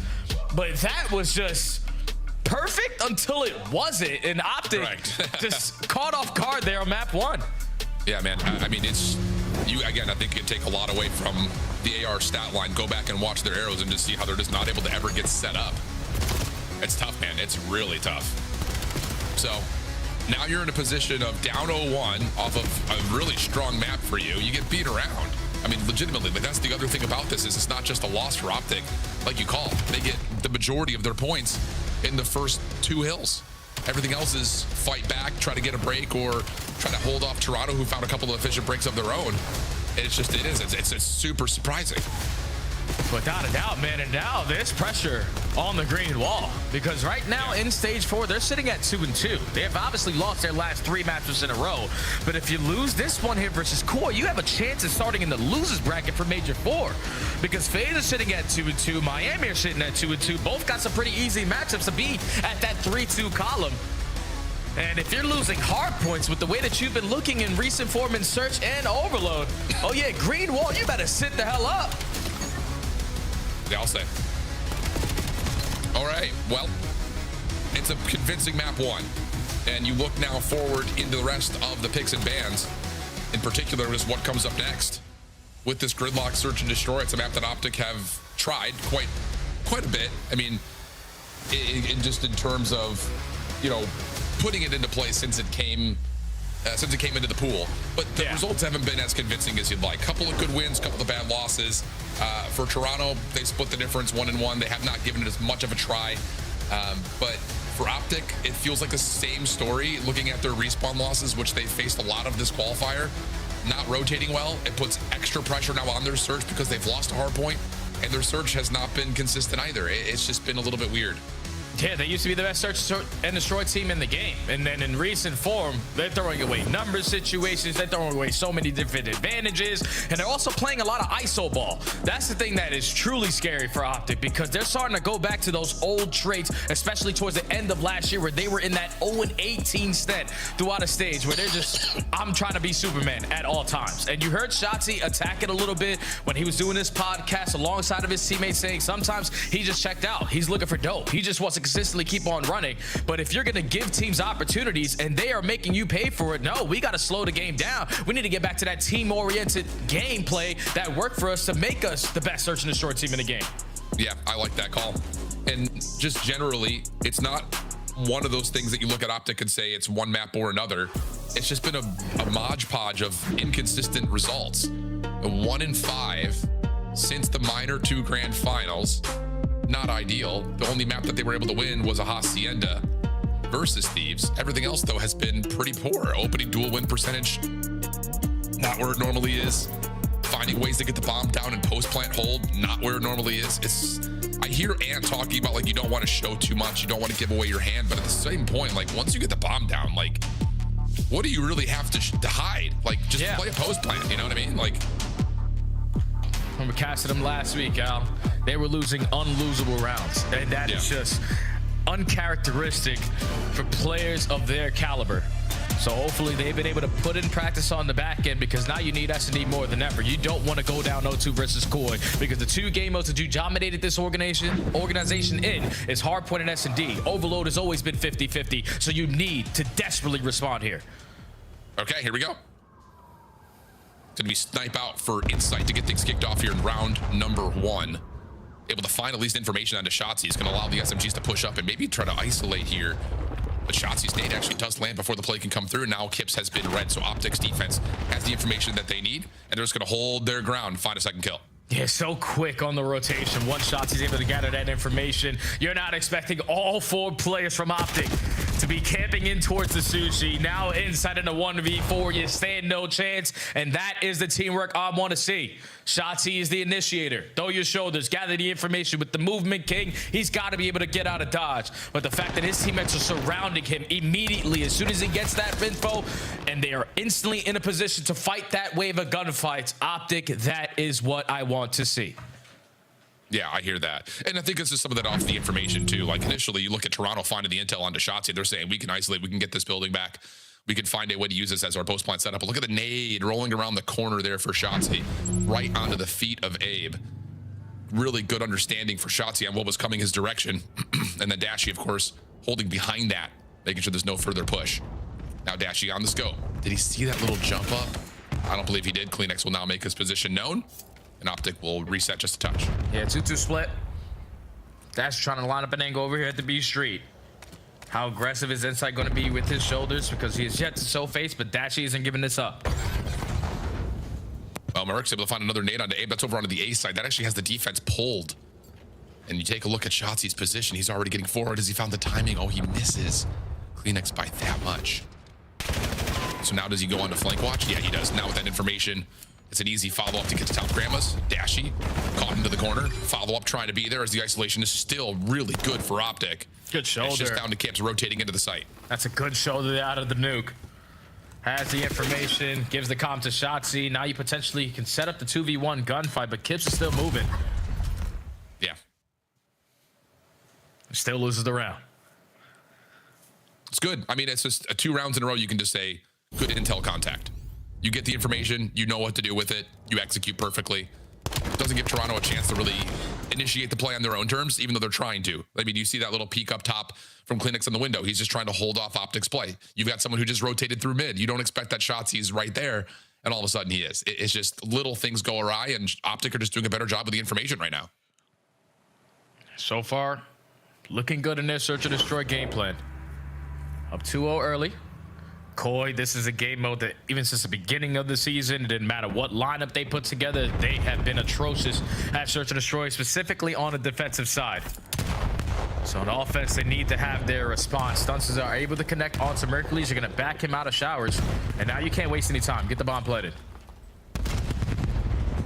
Looks like they will. Bomb down. Post plant set up over towards the offensive side of this dojo. Dashy, snipe over through small. Kips will not peek that again, I promise you. So now Optic has to try to regain their way back in. They've already gotten through the small door. Smoke allowing them to get a little bit of an entryway on towards this site, but Kips has eluded these players, jumped right behind him, find himself too. Abe the third, and then in and out of the smoke. Nowhere to go. Nice shots from Kips. Hey, you just get the post plant down, and then once Dashy takes that sniper shot, you know we clearly have the advantage. Unless he's able to pull out some miraculous stuff through the smoke grenade with that Jaeger. Everyone on the side of Koi had NPCs for all of these up close and personal gunfights. And it's a rookie again. He always has himself a moment in every single series, or he just pops a multi-kill and he's a difference maker on the round. He's lucky that Niam won a chip because he could be the rookie of the year in my mind. I hear that, my man. I really do. He's got it all. I'll tell you that. He's got it all. He's helped this team in a lot of ways. Now it's down to, can you shed off that identity of being a rookie and be more of a veteran here with Abe in the mix? Not that he's new, but you just need a little bit of something to get you going. It's at least get able to get one before dropping. So that works out for at least a 3v3. And Toronto looking to quickly contest the back. And Shotzzy with an SMG may not be able to read this from the first play, but he's in a good spot to follow up. Yeah, and Abe is taking an extreme long route. Dashy thankfully does not have a sniper, and he's also able to gather that information. So Abe is potentially going to get isolated, and he rushes the play, doesn't really allow his teammates to cause a distraction. Now it's 20 seconds left. Just value your life. Well, Shotzzy pulls up the scope, hits Kips.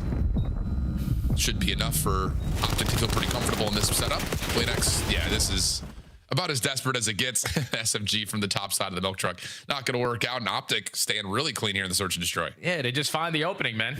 Insight usually loves to snipe over through that B street, but that time he's not showing face very early into the round. So Optic just take the space away. And the fact that Insight is still able to, you know, come through Ice Cream and find the kill is insane to me. But you drop that snipe in Ice Cream and Shotzzy picks it up and makes it look even better. He's got the star on his face. He's unbelievable. What if we did stars as like how like the Buckeyes do their helmet stickers for players? Okay, but what would the stars indicate? I don't know. Good place. Right. You can ask Ann. I'm not an Ohio State fan. Kips finding a little bit of pressure here already, trying to establish some presence on the top of A. He's not able to find what he wants, and all of a sudden Shotzi is, and now he gets to pick and choose his timing, and he's just gone right by. It's supposed to watch that, and he gets absolutely destroyed. Wow. What a search and destroy from Optic, and I don't know what film you pull on this or not. This is just them running through Toronto. And then Shotzi just doing Shotzi things, man. I feel like every time I cast Optic, I'm basically recycling all of the words that I talk about when I'm talking about this young man, because there's just no way in hell he should get away with this. We're talking about Optic just trying to push them back, showing some facing towards showers to not give up the free bomb plan. But these are plays that you know Shotzi loves to do. His teammates cause a distraction, and he banks on COD timing. And if you are inside, you can't play COD timing there, because then you get destroyed, and now Optic are up 3. Feeling like a little bit of runaway. Need a response for Toronto in this round. Dashy looking for info. Looks like he swapped off the rifle. And ooh, fake smoke from Shotzi. Look at that stun to Toronto. I think they've been conditioned to the quick hits from Optic because they are already rotating away from A. Showers will be taken for free. Abe has been seen. Stuns and nades for Optic really won't do much because Toronto have fully vacated the site. Now they're going to have to play a full retake with the bomb down. Yeah, they're trying to take the space away as soon as that bomb plant goes down so they can potentially find the opening kill, and it's Kleenex locating Hook. But here comes Shotzi. Yep. I mean, can you script it any better? I don't think you can, but Toronto find the kills that they need. Hold on a second. Dashy's in some trouble here, and the retake is successful. I mean, legitimately, if that is about as clean as it gets for Toronto, it didn't even look like it was going to manifest into too much. Maybe a little bit of luck that they had backed so far out, and Optic's choice on timing their contest nades after the post plant were so early that they just avoid all of that status effect. Yeah, it's a big play there. Just withstand everything that Optic threw at you, even the late pinch coming out of Shotzi. But it's easy when you're finding that opening kill as soon as the engagements start to get thrown down. It allows your team to take the space. It allows your team to continuously push Optic back. And then even though Shotzi is still able to create an opening on the pinch, Kips is instantly there with a headshot and an MPC, ready and waiting for the trade. So finally a defensive round there for Koi goes their way. Let's go back to the Yo. Yep. Okay, can you put it 2 in a row though if you're Toronto? Don't want to get this too far out of hand. Opening nades don't really affect too much. Toronto trying to search out some info at A, nothing there. And Shotzi's floating around B. Kip's kind of doing the same thing. It looks like they may want to try to nade out Shotzi, see if they can isolate him, but Shotzi's repositioned. Yeah, he's playing the angle still to keep them at bay, but still showing face and contesting this side of the map. Now forcing the hand of Koi to start thinking about that rotation, because Shotzi the entire time is giving the info that the play is going to be here, but now you're bamboozled and it's all on Hook. Oh. Well, ooh, Kips, huge first blood. Looking for more, shut down by Merc. Flank from Shotzi also meets its maker. So now you've got opportunity for Toronto to set up a 3v2 post plant. Really, the threat of the flank is pretty minimal, but Mercules is going to give it a try. Gives away his position, though, now has to backtrack and see if they can double hit this from the front. Now you have info onto both players. Mercules just shot from broken hole. Dashy just takes shots from his side of showers. So let's regroup. It's already been 10 seconds gone. We have an extra gun. Yeah, and the shots are just peppering all the way through. Okay, that is not just a good response for Toronto. That is one that changes the narrative. You get 2 convincing wins, one on offense, one on defense, and you do it in a way that completely shuts down Optic's ability to play out of their playbook. You've foiled what their setups have looked like. You've moved them around the map pretty nicely. You've pushed and pulled really well to make sure Shotzi doesn't feel comfortable in the timings of his flanks. And on top of that, you get good initiation from Kips like that. Yeah, Hukas can be mind blown that he wasn't able to lock that shot down. Yeah, because the cam ring is a little bit better for the guy that's actually moving on the map. Kips finds the first blood, but that was also insight, making the adjustment very quickly in the game, watching the pinch and not allowing COD timing to go the opposite way. Gives them an extra round. Now only down by 1. Since triple stack at this B site, Dashy doesn't spot anything with the boom, so he whips back out to the M15, and Optic is still here. Yeah, I mean, Inside had showed himself, and ooh, Kleenex. He tried to get some control of the back hallway. Shotzzy wins the battle, though, and now all of a sudden, Toronto have to try to contest this somehow, some way. And wait a second, Shotzzy just dives in. It doesn't even look like Mercules was helping him over the top. So now a 3v3, Toronto trying to back away. Following up to chase the red dot is Hook, and that will lead to a wide open rotation to A. This is a beautiful audible here from Optic. Man advantage, you know, the last two players are sitting at back alley. We already have players in a position to watch the cross through the middle of the map. Just Dashy has to choose the 50-50 correctly. Abe doesn't spot him, 1v3.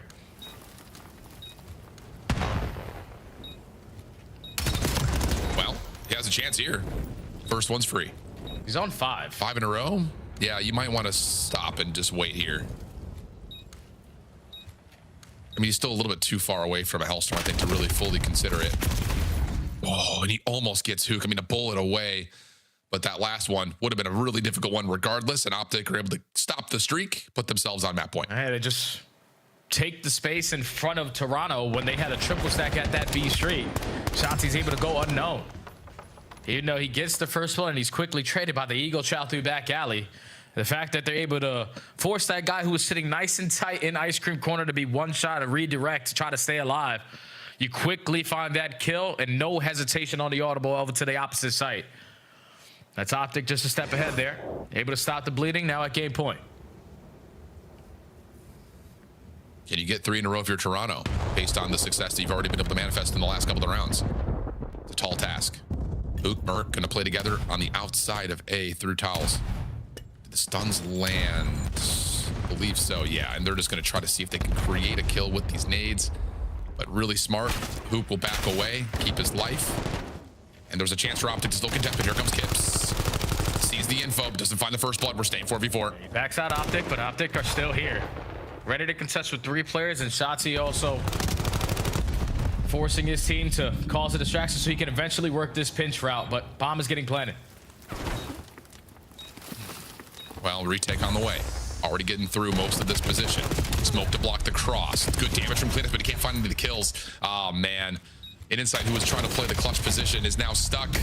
And even though Optic had a lot of low health pools, they were able to survive through every single one of the gunfights and take a 6-3 surge after really just controlling it from the get-go, Jay. Really good surge for the first time.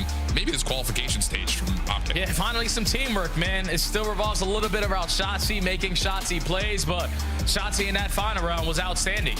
The entire game, if you are Insight, the player watching that pinch, you know Shotzzy has worked it from so many different angles. So when you get down to the final round, you're expecting that again. So it basically takes Insight out of the play in towards showers because he's thinking, all right, I've camped in our side, I've changed up my spots, I've gotten a better dash, we have gone 1-on-1 in that split. So he tries to set up the re-pinch, but his teammates don't stall out enough time because it's more reinforcements from Optic, ready for that retake on that side of the map. Insight was left in a 1v4, you stand no chance. They were fighting, at least in the middle of the game, but this is the teamwork I wanted to see from Optic to have the response to search and destroy now at 1-1. Yeah. Okay. 1-1 the count. Shotzzy has a takeover, 12-4 map with 1,500 damage, 2 first bloods. And for Toronto, just a lot of damage on their side. Just wasn't able to finish off a couple of kills in a couple of key rounds. Exposure overload, though, coming up next, definitely brings an interesting point of conversation because for Optic, it's a map that really haven't necessarily relied on lately. It's been a lot of Den, it's been a lot of Scar, but they're still very, very good at it. Toronto, on the other hand, really have been hard focusing Den because, well, if they get it, they love it. So what do you think about this map before we go to break, Jay? I think the biggest thing that you got to focus on if you are Koi is just your slaying presence. You were able to outslay Optic on their best hard point to start off the series. And if you can go into an exposure, which realistically for an organization, this used to be one of your bread and butter maps, you need that slaying presence to be there. I like the call. We'll see if it'll come through. We got break, and then we've got map 3. Don't go far. More Optic in Toronto after this.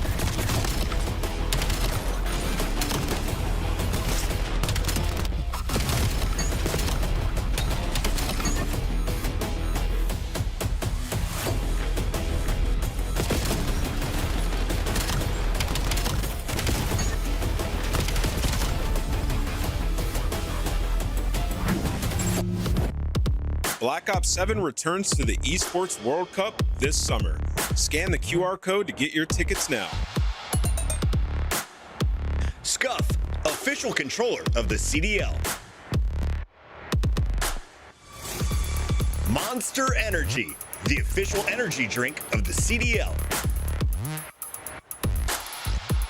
Brought to you by America's Navy and the special operators who work in the shadows.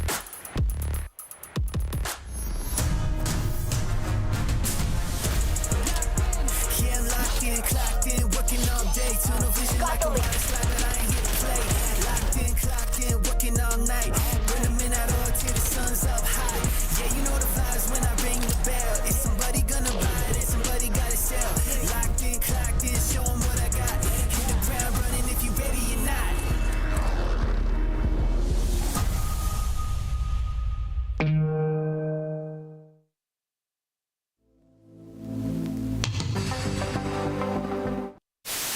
I'm gotta go with the New York Subliners in this one. FaZe warmed up the Subliners. Vibe check, bro. Dang, man. Paco has carried me in a rank. I'm going to go with the New York Subliners. That's crazy.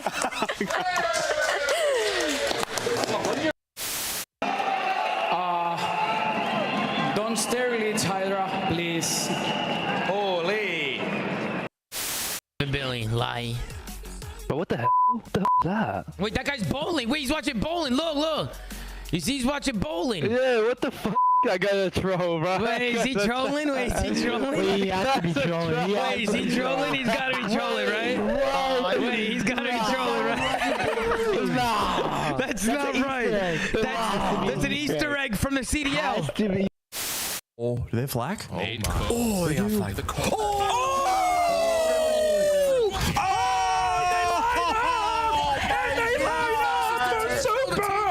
Oh no, I would have did the same thing. And he's giving them some extra love in them. No. A few moments later. Able to connect Investigate this man right now. Investigate him. No. And Vancouver are going to try to take mid away. Make sure they try to collect the EMP. Do not Oh my God. As he closes out, and that's what he wants to do. Okay. As he did it again. Welcome back there, friends. We are jumping back into the mix, but taking a look back over what has happened in Challengers Elite. We had ourselves, well, another beatdown, another Project 7 team, whether it's P7 Notorious or just Project 7 in general, not being able to get through. Some of the younger guns in the mix for Omit in the EMEA stage. And I'll tell you, I mean, I wasn't so sure after watching them in stage 3 if they were really going to do too much in terms of like actually holding their own, but I'm eating my words. Yeah, like just looking at the two names at the top of the list, these are guys who are walking in the building for the very first time.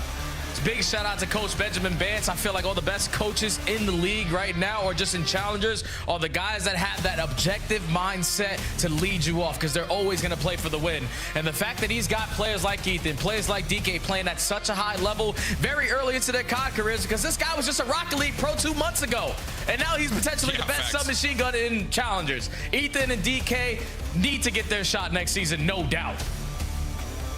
Unreal. I mean, those numbers are so silly. Like, I'm just thinking, it's just like, how do you go from being a pro in a game that has nothing to do with this one to then putting up numbers like that and winning championships? I don't know if we've really ever seen anything quite like that. We've had like the Halo transitions and stuff of the nature. And we had a Fortnite guy, thing, you know? Like, yeah, Fortnite and Splitgate, right? Are like the only two that like kind of put themselves in the mix. But Rocket League, yeah, insane stuff. Yeah, because both those other games are shooter games. Rocket League is just get the ball in the goal. And this guy just strictly with his movement and his slaying presence, Ethan, is unbelievable. Literally unbelievable. So I know there's been a lot of talks about that guy potentially getting added, especially to end out the year for potentially one of these lower echelon teams. But if I'm Ethan, I'm waiting to get my shot next season. I hear that. Can you get a visa? Can you do it? You should do it soon. With his talent, he should be. EWC. Yeah, as a EWC will be a big opportunity for him, pending, of course, that they make it. That's still not a guarantee. Let's get into the overload, though. Exposure on the way. And already a good map presence here for Toronto. Abe does get shut down. That'll help Optic get their feet underneath them, but a hell of a break off for the Koi. But the good thing for Optic is at least they get the 3 players to spawn over at this PE point. So exactly where Koi wanted to rotate, Optic are ready and waiting.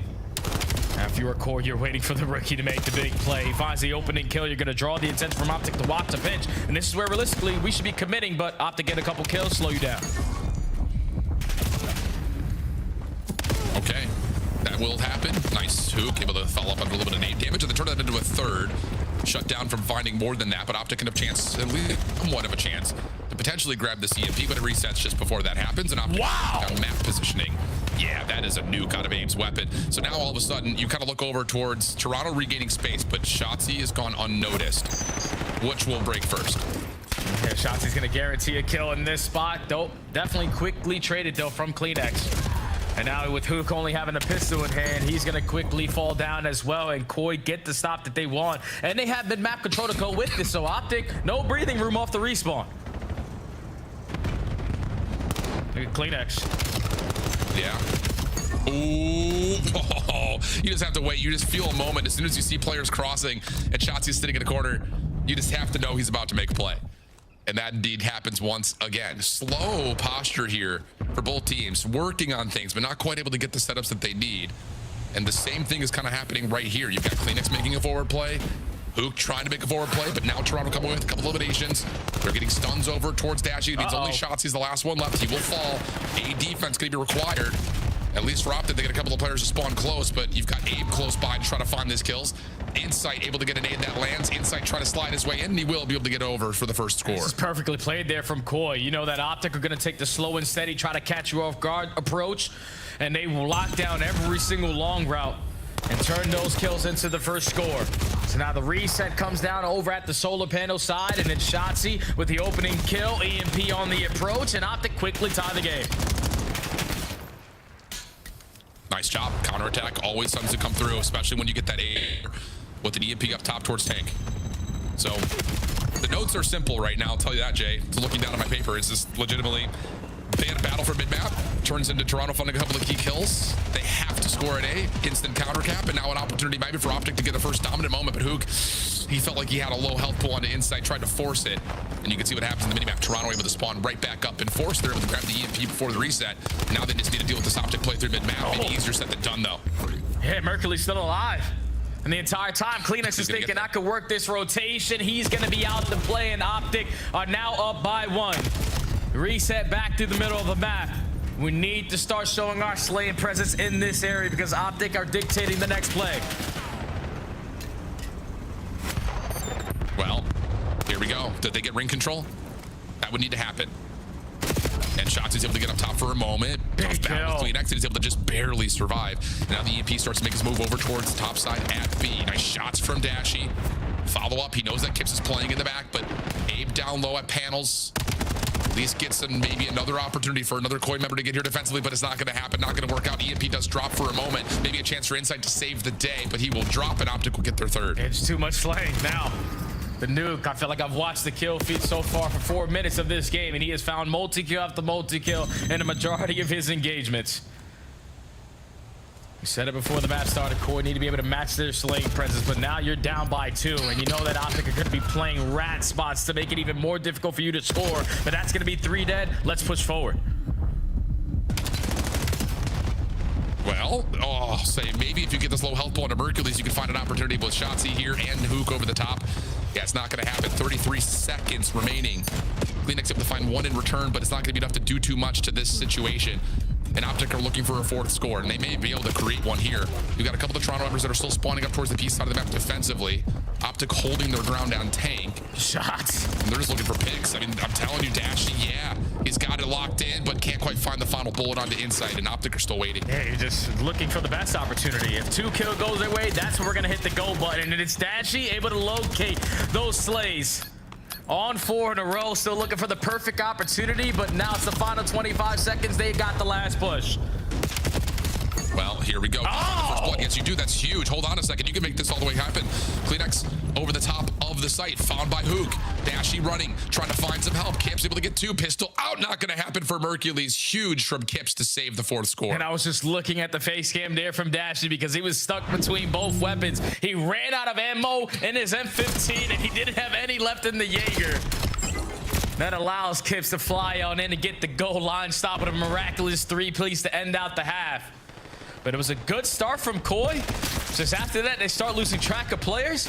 And Optic, every time they needed to have a response, a counterattack, they made it look too easy. Yeah, I mean, it starts with the counter. We often see that. I think especially due to the nature of how that opening TDM goes over the middle of the map. Like, if you're Toronto, yes, you would love to score. on the top side of the map in your first, but you'll take what you can get. Isn't that it's a 2.5-minute battle for the first attack. But then afterwards, that's where things that we see a lot of the top teams. I'm thinking like the Thieves and FaZe and Optic for that matter. Like if they get the desperate score on the wrong side of the map, they're often able to just say, okay, let them just have that new score if we're not in a position to fight, so we don't get beat up to get scored on again on the other side of the map. So maybe some learning stuff for Toronto, but Shotzzy turns, snaps, finds himself too, looking for more than that, almost able to get CleanX, but the health pool's too low. And with Shotzzy pushing him back, and now his teammates can just fill the caps and find their kills. No way in hell you're gonna think Kyler is gonna be playing up here, but CleanX, great shots with that MPC. Still not gonna allow you to have the mid-map control that you want though, because Mercules finds two. Shotzzy finds another one in response, and he almost locates the last guy, but that's another push shut down from Koi. Yeah, and now Merc, if he gets a second, I'll say maybe that creates a lane here for Hook to run forward on top of that, but he's gonna do so regardless. Kips stands tall. Big win from Kips, and now Toronto all of a sudden have the forward blocker and Abe ready to go. Yeah, and I think if you are Koi, the way that you want to quickly tie this game is by getting this capture on B, because that reset is going to spawn over towards Solar, and you can put yourself in a position to chain 2 scores immediately. But we need to find our kills. The only one that's able to find one is your EMP carrier, so Kips knows he's going to die. Might as well send it, put that EMP in a bad position, and now Optic on the attack. Yeah. Shotzzy trying to get forward, shut down by Insight from behind. EMP stuck over towards the P2 tank. Forward push from Abe. Wins his opening battle. Hook now kind of head on a swivel, is able to get the initial the CleanX, but he just jumps and uses the MPC the way it's intended to. Toronto gonna score here for their second unless a nade can land. No. And now we've got a 1-point game. And here now Toronto could make the play that they wanted to in the first half. Can you just relay this, run it up towards B? You got a long route from Merc trying to stop it. Needs to get here though. Yeah, gotta continue to stay alive in their spawn. CleanX is able to hit the shots onto Dashy. A team kill is not gonna help the green wall. And now it all falls into the hands of the nuke. Kips just popping a 3-piece. You have to do the same exact thing, but he's only able to get one, and Koi tie the game. Yeah, that's a big rebuttal right there from Toronto. That's exactly how that's supposed to go. Optic tried to get forward on the bottom side of the map, almost reiterating the things that we were talking about before of like, okay, we lost out this point, let's just try to get the next one in a quick counter, but losing your forward blocker, Optic are looking for kills, and Toronto are saying, we'll let you, we know that you have the dirt control, we'll let you make the first move. 2-2 exchange. Hook still floating mid-map. Kips trying to battle towards bottom dirt, but doesn't get the regen dash. He gets the shutdown, and Hook is able to find Insight mid-map. Now numbers for Optic. Oh, but they quickly lose Hook. So you're able to reinforce right back through the middle of the map if you are Abe. Just got to choose your timings correctly. Shotzzy's able to get lost, and that up and close to the personal one-on-one. But still 2 minutes left in the battle for low dirt. Ashley able to find Kips, trying to make the play. Insight response. 3v3. The shots. Initially, I thought it was going to be good for CleanX, but Hook has the M15, not the MPC. And at that range, there is a small advantage for the AR. Abe, almost able to turn that into 2, not quite. So Mercules will keep mid-map largely to control the green wall. Kips has maybe snuck by. It looks like Mercules is trying to search for him, but lost the timing, lost the beat. Finally, he's able to tally him up, and now Optic can start to make a play. They can really choose which do you want to go. Do you want to go A or do you want to go B? Yeah, finally Optic got mid-map, so you can retrieve this EMP and start to work it on the opposite side, because the entire time Shotzzy is sitting comfy. He's poured himself a drink. He's on the backside of Solar, gonna guarantee his one, but he gets ripped. So now Optic, you need to quickly just scramble to try to get this score on in, and it's not gonna work. Koi gets a stop. That doesn't happen often, but your playmaker doesn't win their guaranteed one. But the follow-up off the next life says, never mind, I'll make that up. That's like missing a 3-pointer to clutch things up before the half and then coming out and scoring 20 in the first 20 minutes of the third. Here we go. Chance to possibly get himself in towards a score, but the EMP will drop. Possible last 1v1. Mercules able to find the win. He will grab. He will score. No one there defensively. EMP back to middle. It's 50 seconds left. Koi have already put himself in a position to play the reset. It's just effective trades there from Optic, able to stabilize around the mid-map. Now Mercules back into the mix. He's on forward row. You give him a Hellstorm, Miss GG, so you need to trade this guy. Well, Abe is going to back away. He's the only defender for Toronto at B as the spawns are down towards the A zone thanks to the EMP showing itself there. But it doesn't make a difference. You don't have to score here if you're Optic. You just need to not allow Toronto to. How passive do you choose to play? Well, Kips, that's a big first shot. Dashy delaying, good nades, good utility, trophy to keep him safe. Maybe a bit of an over challenge there with 13 seconds remaining. Optic are going to be in defensive statures here. as Toronto will get the EMP and have a chance in the overtime. Oh, he doesn't earn himself that Hellstorm, so Koi are going to have this final push brewing. But you can already see on the minimap, there's a player that has gotten lost. You need to go because Shotzi's behind you. Yep.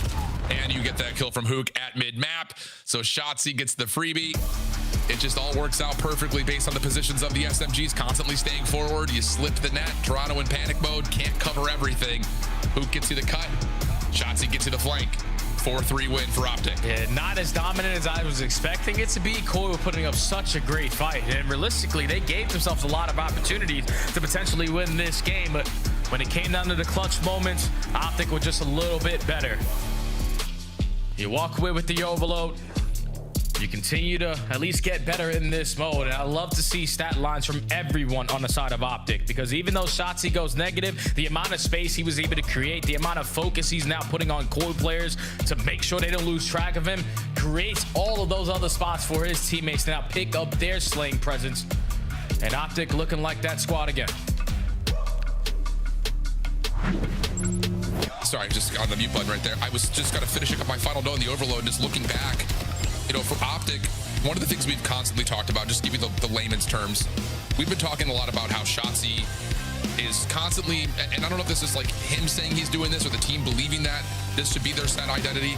Shotzi is the one to get around the back and create a play. If he doesn't do that, we have to set up defensively or just set up more reactive. It has to be Shotzi to find the first available positioning for us to build an attack. I wouldn't say we felt that today. I mean, yes, there were a couple of moments, obviously the one that we highlight where he's in a great position, doesn't win his gunfight, but this felt more like the ARs getting into a position to lock down lanes, stopping from Toronto from getting too far forward. Yeah, there were a couple of times that Kleenex were able to, but I just felt like I had more presence out of Dashy and Mercules this game than maybe you would have felt normally watching an Optic overload. Yeah, we didn't have it in map number 1 out of the ARs. That's why the game started to get away from them, but in this game most specifically, that has usually been the struggle for Optic. When the ARs aren't allowed to be as comfortable as they find themselves most of the time, then the overload starts to rely heavily on what the SMGs can get away with. But if the AR is able to provide a little bit, that's where Mercules, his slaying presence is going to be felt, because that's the only mode that's truly holding him back from potentially being in the MVP. Because before the meta change, he was outstanding. But ever since the NPCs came into the mix, he still hasn't been as comfortable as he used to be. But if he's still able to bring his slaying presence, it should lead to wins for Optic, especially in that game mode. Agreed. Well, let's take a look at how Optic has done so far against Toronto. I mean, there have been a couple of mismatches in the league. The first notable one is, I think, the Miami versus FaZe one, but Optic have a tremendous advantage versus this Toronto team. They've only lost 5 maps, and most of it has been, well, kind of evenly dispersed. 2 in Hardpoint, 1 in Search, 2 in Overload before this series has started. Does this feel like just a team paper to paper that the mismatch is happening, or do you just feel like it's just the skill difference of how these two teams kind of, you know, set themselves up to play the game? Oh, it's definitely a little bit of both. Like, when you look at both squads on paper, obviously, you know, Optic have a majority of the better superstars, the better players on their squad.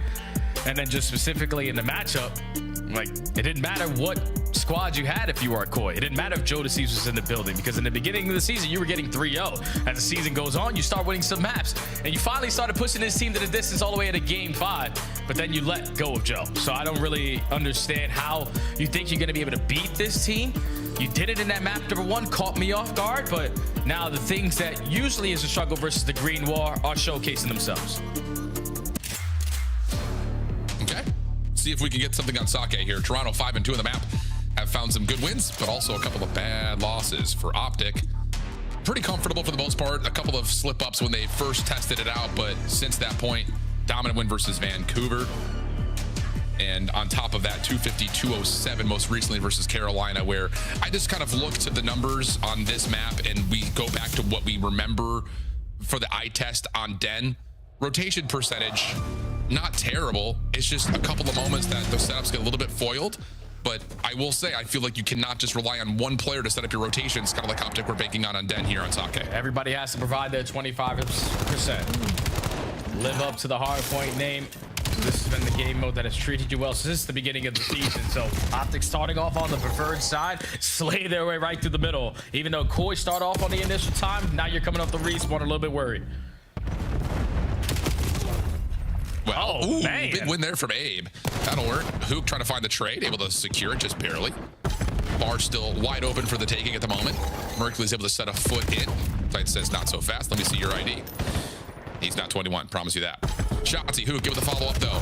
Now an opportunity to work in towards Abe, but he shuts that down, and all of a sudden you look to the minimap. Toronto already putting pressure on rotation with multiple numbers. First battle here for Kips. You have to stay alive, and whoa, better than that, he wins the gunfight. Inside helping on the cross. Gives now Kips one more chance at a low health pool of Dashy, and Toronto will win the rotation to 2. He just keeps on making big plays. He spawned over at the warehouse side with about 30 seconds left and had so much trust in his new team that he just stayed alive on that side to guarantee the spawns over towards new, and then he gives you 2 off the rotation as well. So Koi off of the back of the rookie making big time plays, win the rotation, and currently have it on lock. Yeah, this opening zoning. Ooh, I say Merkley's, if you find 2 there, it may move this Toronto setup around just a touch. But look at the round coming out of Kleenex. Damn. Making his way back over towards Bar. Good win from Kips again. He's on 3, but it feels like he's on way more than that considering the impact of shutting down the play from Optic. And Toronto are going to get full 60 here. Pretty comfortably on top of that. Pressure now on rotation. Optic have to respond. That's why B2 is always going to buddy Money Hill. Even if you don't have any trophy systems, all you have to do is just be the team there early. Because now with so much space and so much remaining time, you can start to work on these routes very early into this process. Kip's already in a power spot. He needs 1 kill for the Hellstorm, and Merkley's rips some. Optic are in. Yeah, this nice moment here. You also shut down the last contest from Abe, so great rotation win from Toronto. Are we going to get a handshake of 60s here? As Optic have a really solid setup, but that's a good pick from inside. Oh, hold on. If he loses this to Shotzi. Uh-oh. Now you're going to move spawns around. Inside is turning up. Kips inside the hard point, still staying hot. That's a massive break for Toronto. Huge edge early. Man, that's all off the back of Inside finding a double on the spot that is going to guarantee the spawns to go your way. Oh, my gosh. So Toronto just finding some kills that are out of the ordinary, but Optic on the response right back in. Merkley's finds 2. This final 25 is going to be theirs. And if you're Koi, cut your losses, start kidding about new. Yeah, that's really important right there. I mean, not that the map would have been over, but you lose another full 60, we're looking at 120 to 15. You just don't want that if you're Optic Texas. Obviously, that's easy commentary. So now all of a sudden it is down like you call. The rotation play from Toronto. And look at the setup. If you were to take a screenshot right now, look at this. It's forcing Optic to spawn all the way at the top. What this means, though, is that Toronto have to win every single one of their 1v1s. Otherwise, this could fall apart quickly. Yeah, but hey, he gets caught by the nuke. So it's a massive first kill going in favor of Optic. And they're still keeping their pressure towards the backlines. Try to flip Koi over through the front. But Hook's able to get through. He falls. Merkley's also falls. Dashy trying to lock down the back spawn, but he's the only one alive. That's so good from Kips, dude. I mean, you want to talk about just instant impact of listening into the comms of Toronto and how calm and quiet they are, how it's like you only calm things you absolutely have to. Kips says, help, I'm in trouble, Dashy's on me. Abe says, I got you. That's all that needs to be said. He plays his life, you find the win, but on the next break attempt, even though Toronto were able to hold the spawns for a little while longer, the quick presence of Optic and Hook in particular break in from the front, and it's another small lifeline for Optic to not let this game get out of hand. Optic keep breaking in the final 15 to 20 seconds, and this might be the best opportunity for them to set up a good chain op spot. They're down by 40. Optic's communication's got to be on point. Listening now with the green wall. I've Inside could get a weird spawn. No, no, we're good. Watch that guy. Not showing. I'd be right, Brandon. He's still hurt. Top 3. Hut still. Top 3 weak as well. I'm getting aped. There's 2 on the right, guys. 2 on the right. 2 on the right. I'm challenging that tips. He's pushed that P2. From P2. Absolutely. Cannot be the One shot on the milk. Milk check on one shot. I got hard stun here. Close, Kleenex. Wait, there's inside. On time. On time, weak. He's absolute. I can't tell. He's on time. Another one. Close up, 1 HP. On the right, Kip, Charlie. On the right, weak, absolute. Nice job, man. Yo, flip. I'm lucky getting hot. Get him. Here. Watch it. On me, new. Trying to help you now. He's deep right on me. He's Kitch. Watch Kitch. I have Kitch. I think he's benching. I got it. He's Kitch. I'm dead. Kitch. Dead. Another Kitch. In Kitch. Nice, good shot. Lobby. Lobby. Try. Go ahead. He went L. He went sushi. He's dead. Nice, good job. I'm blocked. They're bar. Run up picking. Pitches. Lobby. I'll kill him. He's on me. Oh, you got me. That's all you. That's all you're in. Yo, basement. Sushi. Chest. I'm looking at a place Sushi. Really weak sushi. One guy's like L-Steps, I think. Yep, if he's L-Steps, Abe. Abe L-Steps. Okay, they got split with me, gas. They got split with me, gas. Okay, they got split with me, gas. Sushi, one shot. Sushi inside, dead. Another one, sushi. He got me. He's weak, he's still there. He's dead. Basement. First guy I've seen, basement, Clinic. I'm completely right. One right up, Phoenix. That's the guy, that was the guy we're looking for, like sushi. He's like laying down or something. Oh, yeah, I didn't see him. There's two. On target. They push lobby, guys. Make sure we hold. I'm gonna spawn out. I'm gonna spawn out. No, I didn't spawn out fully. Push out I'll kill P5. I'll kill P5. I someone got steps. P5 dead. I'm looking at my side door. Front. Only one. Nice, stay alive in the back. Stay alive in the back. Yeah. In the back of me then. One guy's gonna be got steps, so inside. Got steps. Side door. What's your side door? Just two there. There's two. Another one side door. Front probably. Got steps. He's center. They spun back, I think. No. I'll block. You can go. I'm looking pushing out the left here. I'm hiding top right. Give me info front. I'm hiding top right. Give me info. What do you have? They're gonna go con. Dojo inside. He's weak. I don't see anything front. No, you gotta help him. I'm looking at my side door. I spawned out. Side door. One's in the back of me. On time. In the back. Front in time, boys. Back door. Got it. Yo, Dark alley, Kleenex. One guy's on Okay, top. I'm containing him. Make sure you back up. I spawn out. Wait, what the fuck? Wait, one might have spawned in. Yeah, one. No, I spawned P5. No, one dead. One's Okay, I'm backing up. Well, Jay, we were kind of talking back and forth through that, listening about kind of the differences between Optic and maybe the 10% that they lose on some rotation setups. What that does, I mean, you're seeing great breaks, but there were a lot of missed opportunities here for Optic, including Shotzzy in that last play. Yeah, and this is going to be another opportunity that you're going to throw away because Koi were able to at least get 20 seconds off of the P2, but now bully their way right through Bidge with the gunfights for a very early break. Optic are already trying to contest it though. Inside with an SMG, he has to choose wisely when he's gonna go for these rounds. He's putting down shots, but Optic are here. And Abe, big first, but good follow-up from Hercules. Spawn is still out for shots. He should be able to set this up as a natural pinch through mid. Clear out some of the space at the bridge. Force number one from Toronto to hit on the outside, but Kleenex is able to find the first down to the hard point. Not going to be able to get another, and Optic will hold. 20 seconds remaining. Abe is the only one even in the ballpark, and he will just take his one and then just get to work zoning out the exits. Yeah, Optic are going to be able to take the lead this remaining time at P3, but the last time we saw Koi early rotate over towards the P4, they were in the best setup possible. Just now you don't really have that guaranteed space to create so many different layers, but you still have an Abe slaying around the mid-map, finds a double, is going to relinquish or at least release some of that pressure coming from the front. Yeah, that gives you, well, it should give you like 15 seconds guaranteed time before a break even comes through, but Shotzzy gets a big win through the middle, and then he's gonna find another onto Kips. It's just like the tale of two Shotzys. Sometimes unbelievable, other times big mistake. Now he's able to find 3, 4. He's gonna clean everything up. Shotzzy looking for the final onto Kleenex. Not gonna happen. Toronto are in from the front, and keep your eye on Kips. What does the rookie have for us? Able to find one over the top, looking back over towards the bar window for a little bit of assistance. Now the last one will drop in Toronto, able to get in. And they instantly flip the spawn. So now if you are Optic, hit your stuns, hit your nades, we gotta go through the front door.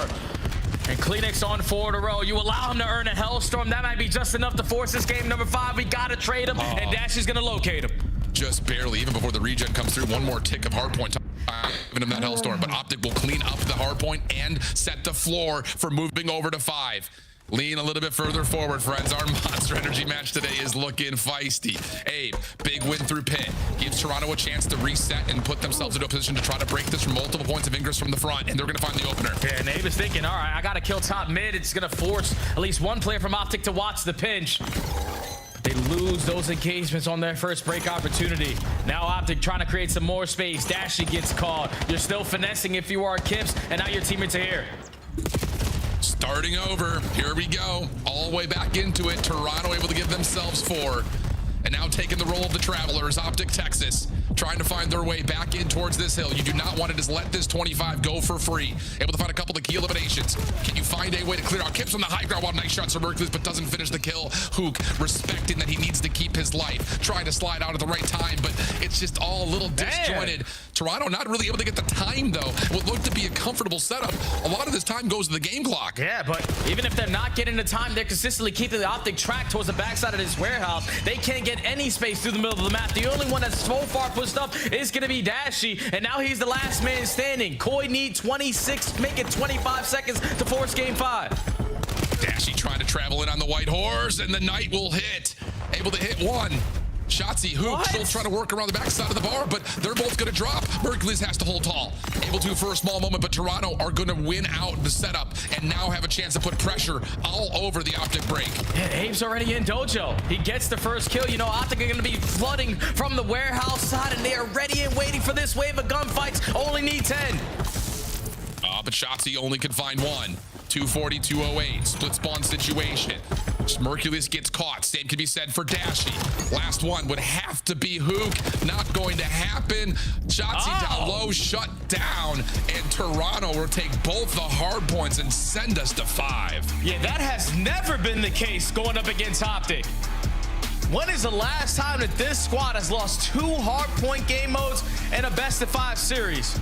I don't even remember, and I'm not even going to take the time to even look it up because I don't believe that it is real. I got you. This team is just throwing away so many situations. Like you heard it when we were in the listening now, we were having a conversation about it. Hook is giving the communication to his team. That's all 4 dead. There's no one spawning into the back because Shotzzy off the respawn spawns out, but he guarantees that no, back is going to be blocked, so you have a parallel with them. You just got to set up to shut them down from the front door. But Shotzzy takes such a long route, and you even heard it there from the nuke. No, bro, you got to help him on the time. And he doesn't help him, and you allow Koi to break in for at least 25 seconds and then make it scattered off the rotation at new. These are things that usually never go down on the Optic camp, but now even their hard point game is showing weaknesses. Yeah, I can tell you the last time, Jay, you're going to remember it immediately. It was a grand final. It was FaZe. They weren't able to win a hard point there. They weren't able to win a respawn there in that grand final in Birmingham. And I mean, I talked to Dashy about it. We've heard it in plenty of interviews. They say that, okay, that happens. You know, at least we've lost all of our grand finals in different ways. Shows that we're things right. We're not getting completely blown out of the water. But after now losing to LA Thieves, where you weren't able to win a single overload, you lost to G2 Minnesota and Carolina, not winning a single search. Now you're relying on your search to take care of Toronto, who beat you in both respawns.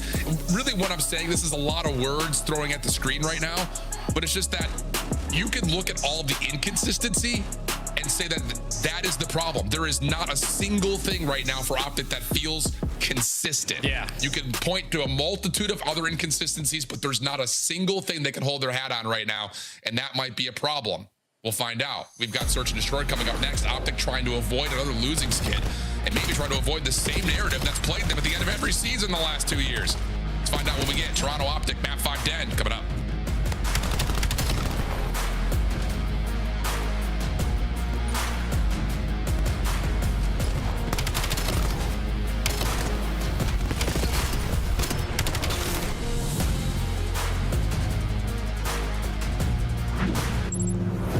Champs tickets are on sale now. Come see the best teams lock in for this season's grand finale in fabulous Las Vegas. All 4-day passes come with early venue access. Head to FazeVegas.com or scan the QR code to get your tickets now. Go pick up the 2026 Call of Duty League Championship Tracer Pack. You can support all 12 Call of Duty League teams. Scuff, official controller of the CDL.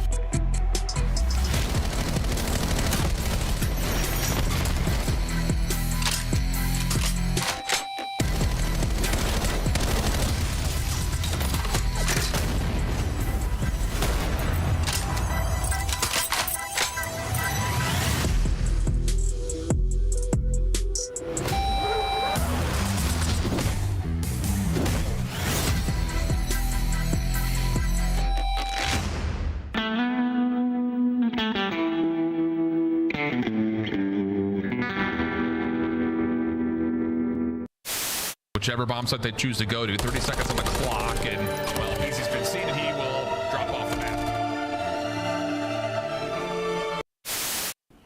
White truck. One enemy left. Hit Okay, with the sniper. Oh, you got this. Watch this. He has no idea. He's gonna. This is such a good play. I'm going cross-eyed. Look. You see him.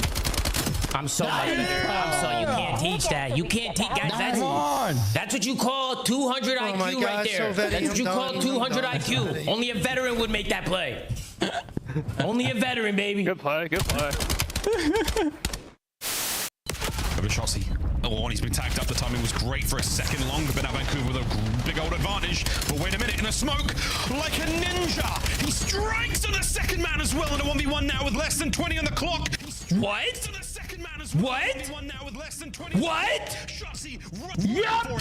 Come on, take it to him. He's got to go plan. He has to plan. Oh my God! If he lives, he wins the round. What a moment this could be. Oh my God! This other guy's tweaking. This guy is trousers. He can't even play. He has his diaper. As long as Sachi doesn't chow this, he's fine. Oh, yo, that guy can play for the win. I keep noticing it. Oh my God, Quavis, there he is. He witnessed everybody. He's like, he said, I want no parts. Damn, not getting clipped. That's the smoke criminal. I couldn't play. That was a crazy play. Game 5, Optic and Toronto. Another series that, based on the consistency across the year for Optic, that you would have looked at this final schedule of stage 4 qualifiers and said, this should be a bit of a breeze through. But they're facing adversity, places that you would not normally anticipate, and this new Toronto roster is giving them a bit of a workout. Yes, this season, the map 5J has not been particularly great for the side of Toronto, but this particular roster won a map 5 versus Cloud9, and they've been in some deep searches. We're talking a handful of round 11s. They've only won one of them, but still, they've been tested through and through. Yeah, and this situation is way different compared to all the others, because if Optic don't come out and win this game 5, they have a chance at starting in losers bracket 4, major 4. There is so much pressure on the green wall for a team that has got 3, make it 4 consistent second place finishes in grand finals. You're going to start off the biggest potential COD tournament of all time in a position that you don't want to be. So Optic, you desperately need to find this one. Okay, here we go. Mercules already finding some information. Abe, how aggressive do you want to be? Not very. Dances across, may have eluded the sight of Mercules as Kleenex was able to also kind of show face for a moment, but Optic say, okay, we see 2 players. Let's get the heck out of here and just work the outside today and see if we can overwhelm anyone who might be hiding inside. This entire time, Dash was just sitting and waiting over at the rooftops. You gather information that they were taking a lot of space at this B site, so let's rotate it over towards A where we're uncontested for a retake opportunity here for Koi. Ook. First point of contact forward. Shotzi, same on the side door. You got to get this nade off. You don't want to be caught. You want to lose this angle. Well cooked. Lots of damage, but he does drop for first blood. Follow from Hook is good. Nice turn from Hook. Help from Dashy. And one more to get is Kleenex. That is just an impressive individual spin from Hook to make sure that the team damage comes through for the kills. Yeah, prepared for the post-plant setup. Use your attacks to give you somewhat of an advantage. And even though that A just slid into the bomb site and got the first blood, the positionings from Optic so efficient to quickly have that response, and then you got the nuke, who can make a lot of plays happen. He's been the highlight reel around that rooftops area. Optic get the first. Very well done. Good reads on the information towards B. Good follow-up. Good setup around A. And I would say if there was any question set in any fact or not about if Optic is playing too loose on search, because I don't want to give anything away, I can promise you all this. They do not want to lose another series. They will be giving this full effort. We're already seeing that come to fruition in round number 1. Defense set up largely for contact. And I think with Dashy not really seeing much forward at B, he's going to back up to be in a little bit of a more liberal position to rotate if he needs to. Yeah, this is the same exact play that Optic did in their opening attacks. This is the only difference. Optic actually have players pushing you back from rooftops. Now you're going to force the rotation out of Koi. Dashy gives up that spot through top window, and he actually peeks in but misses the shot. So now you have mid, and we're approaching B. If you get this bomb down, it's easy. Oh, but Kips misses his window. He's trying to force the kill to put the pressure on the flank, and he will win that. Optic, what do you choose to do? Literally going to push through and contest, not allow the chance for the flank to get here. Who gets the opener, stops the plan. Now all of a sudden you just need to play your life. Look at Shotzi. He's coming around the backside of the play. He needs to find more than one, though. He gets the opener. Creates some space on this side of the map. Dashy, you think that sniper pistol combo is not great, but with this guy, It may as well be a super weapon. 20 seconds. Wow. Rotation trying to come through. Shots, he can't man. get the trade. Nice shots through mid-map, and Toronto responds. It's Kips again. I'm telling you, he's always going to be able to find himself one of these rounds where he just pops multi-kill after multi-kill. He's the island player to start this one off. He's the guy who jumps through top window and gets that first blood and manages to keep his life. Turns it to a 2-on-2. He's obviously leading in the comms there, setting up his teammate off the rotation because you had info. Dashy was mid, Shotzi just shot up from Cobble. So if I can cut them off, you have a free bomb plant, and if they're right in front of me, it's a free kill. Kips continues to shine, man. Tie game. Great start. 3 in the round, and a huge response on their offense. Optic, no information gathering here. This is just straight rundown.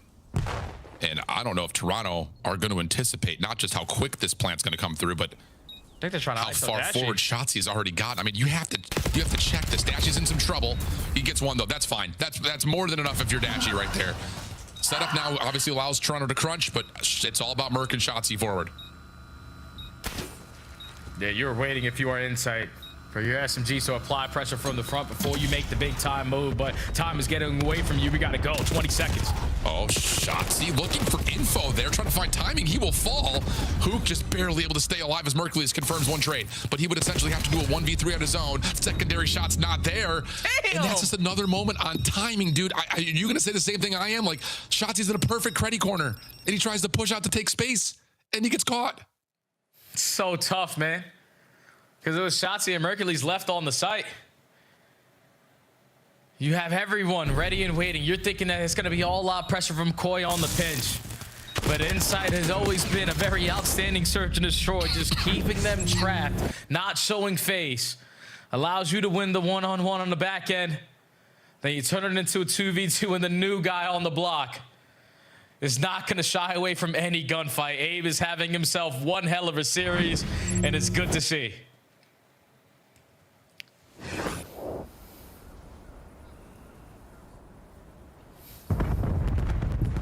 Here we go. Big round here for Optic to try to get their defense online. Toronto just kind of feeling out some info. They don't get the reveal onto Shotzi, who does get a little bit further forward, but Kips, yeah, it's good respect, backing away. Shotzi will do the same. Hey, just don't get isolated if you are Shotzi, because this is a smoke grenade that does get invested. You're trying to keep them trapped over towards Statue, but now you got Mercules to try to keep him alive, but Insight with the angle finds that first blood. That's big. Toronto gonna keep doing a little bit of push and pull here. Info for Kips. Okay, you know where Dashy is. And they say, all right, Dashy wants to play mid connector. Let's force his M15 over to A. But look at this route from Shotzi again. I mean, he keeps finding great timings. Just comes down to can he convert the play? Insight, aware of it. Huge shutdown, and Abe from 4 in a row. Now with the bomb plant is looking at potentially a hellstorm. He's getting closer and closer to it. Dashy showing face on the backside of Dragon. You have yet to gather information onto the nuke, but a stun is going to be invested. Kips gathers the info and doesn't commit on the fight, but Dashy still finds the frag. Yeah, CleanX able to find another, and that's a 5th kill for Abe. Starting to get a little bit scary right now for the Green, while Toronto are absolutely putting together a great search and destroy. I love what that round does early to the mind games of how this search is going to play out. It's just push and pull, try to find contact, try to read where players are. You get a first blood, and then you sit there and you still are gathering information. Where's our advantage? It's very calculated and it works out beautifully. Yeah, I just don't like that play from Shotzi there, because he puts himself in an ISO position, and then you force your teammate now to try to keep you alive, but he chooses the wrong angle, and eventually he's the one getting first blooded. Shotzi can't be taking those risks, man. You set your teammate up for a death, and now you're down by 2. We need to have a response right here. Yeah, oh, Shotzi, quick aggression. This feels like frustration right now. I'll tell you what, Jay. Who gets the trade? Sure. Dashy has to follow up on this mid-cut. Good information, good reads, good wins. So bully ball towards B does work out.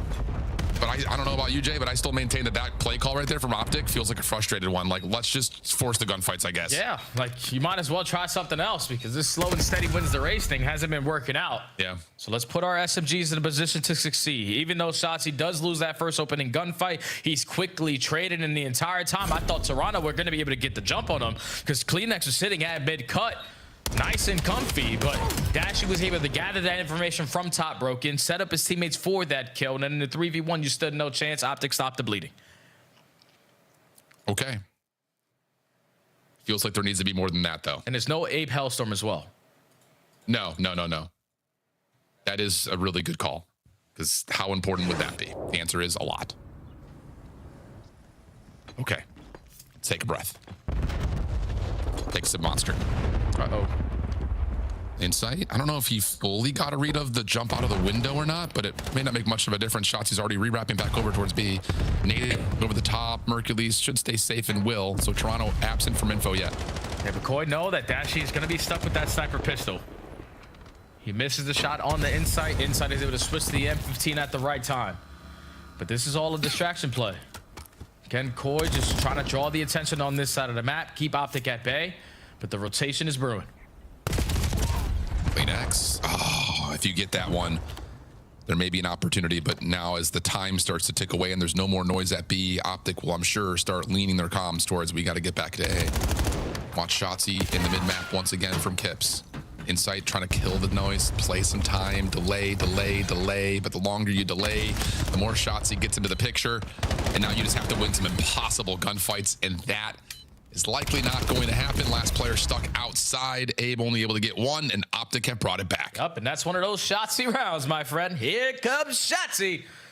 He just decides to, push up through that B site. He must have had the info that Kleenex crossed towards 10. So he gets the first blood, and then you have so much information at that point that they're not here. I can start to work this late pinch and hope to God that Insight is the guy watching the flame, because he's gotten the better of Shotzzy in that position so far in a couple rounds in a row. But Shotzzy finds the opening. Shotzzy sets up the pinch. Shotzzy closes out the round. Tie game. 3-3. Offense for Optic. Getting the stat from Easy Mac. Stat God. Optic have only lost both hard points 3 times this year. Wow. They've only won by Neslo once. Now, granted, that's 1 for 2. So, Shotzzy gets an opening blood onto Kips. Opens up this B site pretty convincingly, but Toronto do have the numbers here to try to respond, but the nades don't quite fully land. Oh, and Hook is able to get out. So now the entire time, Hercules is guaranteed his space. This is one of Optic's go-to strats on this map. If they get the first blood at B, it obviously is going to draw the attention, but the rotation is 100% going to catch them off guard. You just need to stay alive or go for the ego, Chow. You still got the numbers. Okay, timing for Shotzzy could determine the outcome of the round. Able to get some shots on the inside. Watch your back. Abe is on the quick pinch, but Shotzzy bails out and now has the information, but can't quite get away from the aim of Abe. Hook not able to fully plant. 2v2. Optic feeling a little bit stuck. Dashy clearing out the window, and Hook's going to commit for the plant. No chow here from Abe. Toronto are playing for the retake. Inside has no stuns and nades. Pretty sure Abe is not going to have any as well, so it's strictly gunny here for Koi on this retake opportunity. They already guarantee that plat is going to be cleared on out, and the positioning of that bomb, they have to be playing on their side. Yeah, this is all on what Abe can find. He's able to find Dashy. Nice shots, gets the win. Hook around the back. Insight, able to get the read. Hook trying to reposition. He needs to try to get back over and try to find a different way to contest this bomb, but it looks like Toronto are going to try to play for the kill, and they're able to find him before he gets up the staircase. A gutsy call, because if Hook gets out the window, things can get a little bit messy, but Toronto find the angle, find the kill, and go up 4-3. And that's Abe again, just popping takeover. The fact that in a 2v2 scenario, you get the bomb down, you waste 10 seconds, and Abe works the outskirts and is able to force a one-on-one gunfight versus Dashy in an M15, and it's not quickly traded. I would have loved to see just the Nuke and Dashy play that army of 2 setup, because you could have isolated that first gunfight. But once Dashy falls clean, Insight is going to be aware. All right, there's no more pressure on Inner. He has to be working this pinch, and just turns at the right time for Koi to take the advantage again. Really, really well done. What a tough decision, but it works out so well. Advantage brewing. Abe is on 10-3. And the narrative that we could tell right now about how he was undervalued, maybe stuck in a bad position, well, might be able to wait for another day. Because right now, Toronto have a chance to continue to extend Optic's losing streak. And this is going to be a patient round, Jay. Oh, but a nade glance on the Kips over towards top roofs. Big frag out of Shotzzy for the first blood, but they had information that there was a player aggressively pushed up through 10. And now you can isolate onto Mercules. Thankfully, he's able to get out of dodge. But 45 seconds, Optic had them trapped. Yeah, Optic, well, a little bit of pressure here. I love this call. Able to get some damage in. Pinch. That's help from inside to keep him safe. Pinch, though, from Dashy. Perfect trigger discipline. Finds 2. And I believe he just saw him at 10. Insight gives you 1, but not enough health to take the second. Here we go. Got a nail biter. Yeah, you just wait too long there if you are Koi. Because you understand, obviously, the first blood goes down from Shotzzy finding a frag all the way across the map, but you quickly had the response, making it 3v3, but then you trap yourself on the site. I would have loved for them to just commit do dojo, to take that side of the map to potentially give themselves the advantage, but no one watching the pinch. You're probably expecting Shotzzy to be hitting that route, but he stays alive. Dojo, Dashy finds the opening, and Dashy closes out that round. Clean. Not often you see that route from Dashy, but okay. Merc over the top, AR in hand. 8 plays round 1. Just throwing out some shots. Yep. Re-wrap back over to A. It's the same setup really for both teams. Only a big difference is Insight is quick over towards that front door at Couch. And Shotzzy this time, instead of trying to assist by playing forward, is going to make sure there's no late route from the flank. And help his teammates just try to stay comfortable on the hill facing forward. Yeah, this is Shotzzy just relying on his teammates to be better in this scenario. Dashy with the first blood is now going to allow Shotzzy to start to move, and he has the information on to Insight. This is a freebie. Yep, shots come through. Insight just looking for an angle. Never in a million years would you expect Shotzzy to be that close that quickly. Abe, though, able to find 2. That opened up the door from the front. Merciless off the reload. Gives some space for Toronto to work their way back over to the bomb site. Shotzi's nade lands. Now it's all down to Shotzzy. 1v1 with Kips. Low on health. Both players now tagged. 15 seconds. Kips making the play for the window. Back to full health. He's lost them. And Shotzi's just going to guess to see the timing. No time to defuse. Pistol shots won't matter. Optic take the edge. Whew. That was one that you had to take a deep breath there, because that was a 2v4 scenario out of Abe and Kips. And they almost pulled that one out, but the movement king hits the movement at the right time to just get lost. Know that Kips still is able to secure this final kill.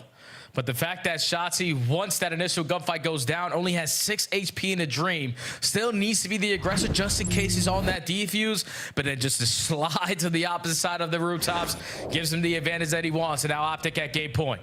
Okay, 13-5 from Abe. Do you look to him to be the playmaker to get you into a round 11? Trophy system down, Toronto looking to go quick behind that, but Mercules gets you the first as nades are trying to be cooked up. Kips gets the response. Abe, the bomb carrier, whoa, finds Shotzzy, who doesn't clear his corner. Early numbers come through, but wow, Mercules again able to find another kill. What is this round? I don't know. It's all chaos. Everyone wants to take the battles. Dashy for 1, but Abe will find a way. Huge as the bomb carrier to play forward, take 3 in the round, and get us to 11. Yeah, I love the first blood of Optic, but then I don't like the OE right there out of Shotzzy. There's no need to rush anything. We got that first kill. We don't need to take unknown space, but it gives up his life and it gives Koi the advantage. And just with the pressure that they had on the site, everyone was ready and waiting for a gunfight to keep on coming. So Koi, better in the chaos, forced the round 11. Here we go. Who do you got? Find out. What a display from Toronto. Optic on the attack. This is a different look here for Toronto, but it's been red. Hook is going to find the info. He's trying to cook up a nade for back. And what do Optic decide to do here? Do you try to re-clear some of the space? Do you avoid it and have eyes on the flank the entire time? Looks like they're going to go with the former of the two. Yeah, you see Toronto on their defensive setup. They usually, this is where Optic hits you with the bamboos, will rotate over towards Abe, but they're at the complete opposite site. And this entire time, Abe is maintained mid-map. So as soon as that bomb plant goes down, he's going to have a one-on-one that he has to win. It's a lot of trust that Optic wasn't going to get contested through mid-cut. They didn't even throw smoke to cover it. And this is the problem. You know for a fact there probably are players from Toronto on the flank. You have to kill time if you're Dashy and Mercules to see if that would activate Abe on this pinch. Instead, he's going to go back over towards mid-cut. Dashy finds you the first blood. Mercules with an SMG, just bouncing back. Nice shots though from Abe, able to find one. Dashy gets in trouble, kind of caught in no man's land, able to find a health flow from Mook. Abe, what do you got? What do you got, Abe? Able to find a couple of shots, but now, Shotzzy Delayed pinch, no problems. Post plant comes through.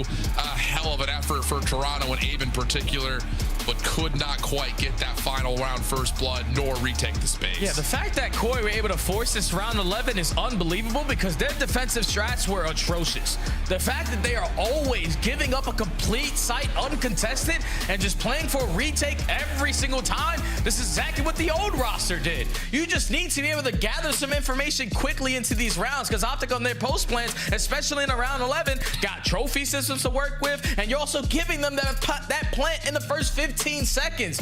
They know that you're not instantly working that pinch. They know that you're not going to take such a big risk in the final round. And for Koi, it's been the same exact result versus the green wall. You're losing in game spots for the last 3 series in a row, and that's due to your defense on Search and Destroy just being atrocious. 6 plants for Hook. A CDL record. Everything is free, I'm telling you. He walks up there like, I can put my feet up, turn my screen off. This is a free bomb plant every time. Oh my gosh, you got me dead right now, Jay.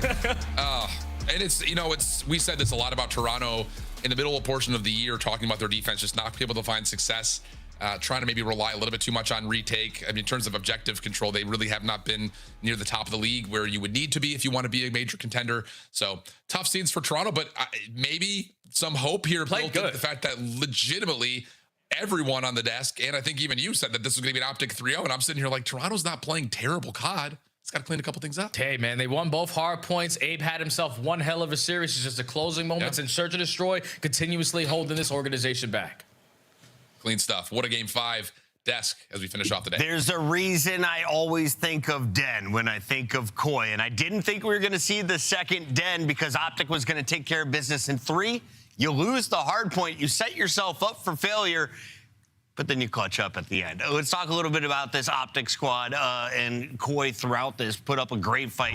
Abe in particular, 17-6. That is 1 less than our league record of Joe Deceives, who Abe is filling in for. Those last 2 maps literally just felt like it was all on Abe. I mean, we saw some greatness, I feel like, out of Insight, especially throughout the entirety of these series, but the last 2 maps and that hard point, me and Ant were watching and we were like, this feels like old COD. He does not feel like a newer player. It feels like he is leading the team right now when it comes to just playing the fundamentals, getting those early rotations, pushing out when you guys get a good clean wipe, and that was like the main reason they were able to close out that map 4. And then obviously in this map 5, I mean, it felt like he was 2 people at once. He was buying 2 every life. There was literally nobody that could trade this Insight, guy. you got to watch the flank there, bud. Dashy gets the big 2-piece on the backstab, and then we see something similar from Shotzi in the final round, Dan. Yeah, Chris, listen, the production kit, just came to our ear and said that Hook set the record for 6 plants, and I'm just sitting here laughing to myself because for 2 years straight, I've been talking about Toronto Koi, formerly Ultra.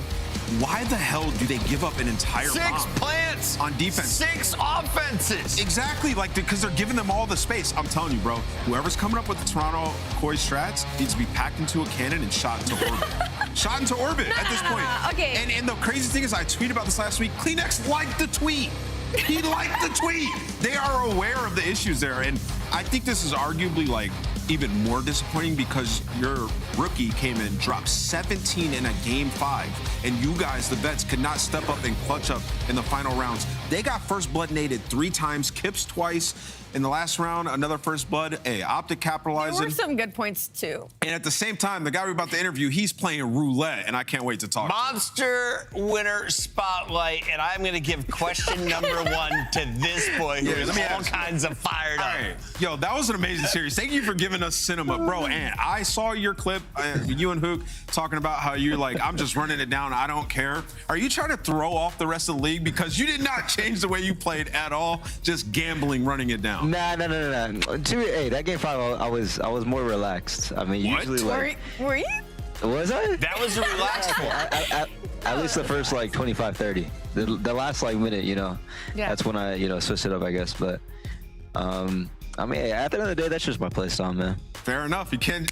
If it ain't broke, don't fix it, I guess. No, that's fair. Do you want me to go next? Okay, I want to focus on your guys' overload. A little bit of a nerdy question here. Just Dashy and Merc have 60 goals right now overall in the season. 60 combined.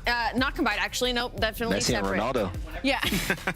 And so I wanted to know, like, is that something like about the approach to overload at all that you guys talk about, or do you feel like that just happens to be the natural progression? The ARs on the back line, you know, you're making a push. You and Hook obviously are throwing your lives out there to make sure that they can sink it. What is that dynamic like on y'all's end of things?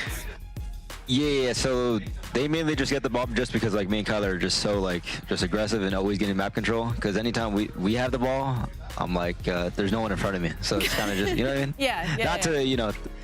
And sometimes it comes like up. that, That's how we get some good hat tricks sometimes. Shotzi, today is our last day to have the great Emmy-winning Michael Liu, our director, with us. He's going to be taking tomorrow off. So we're going to do something new here.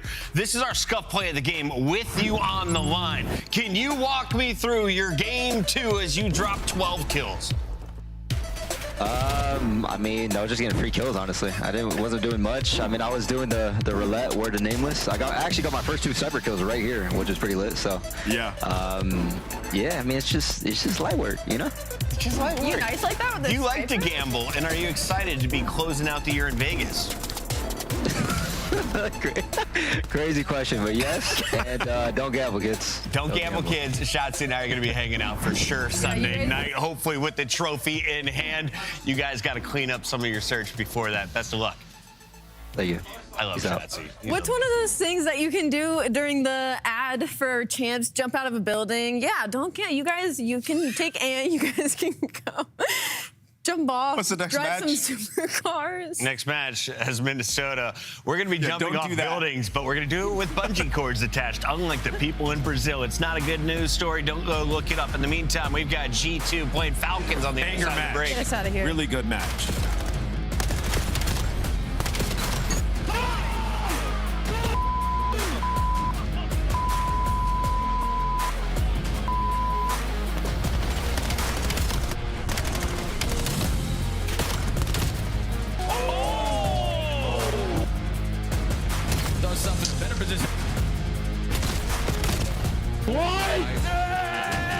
Who the f is this? You're on Mars. COD Champs tickets are on sale now. Come see the best teams lock in for this season's grand finale in fabulous Las Vegas. All 4-day passes come with early venue access. Head to phasevegas.com or scan the QR code to get your tickets now. Scuff, official controller of the CDL. Monster Energy, the official energy drink of the CDL. Brought to you by America's Navy and the special operators who work in the shadows.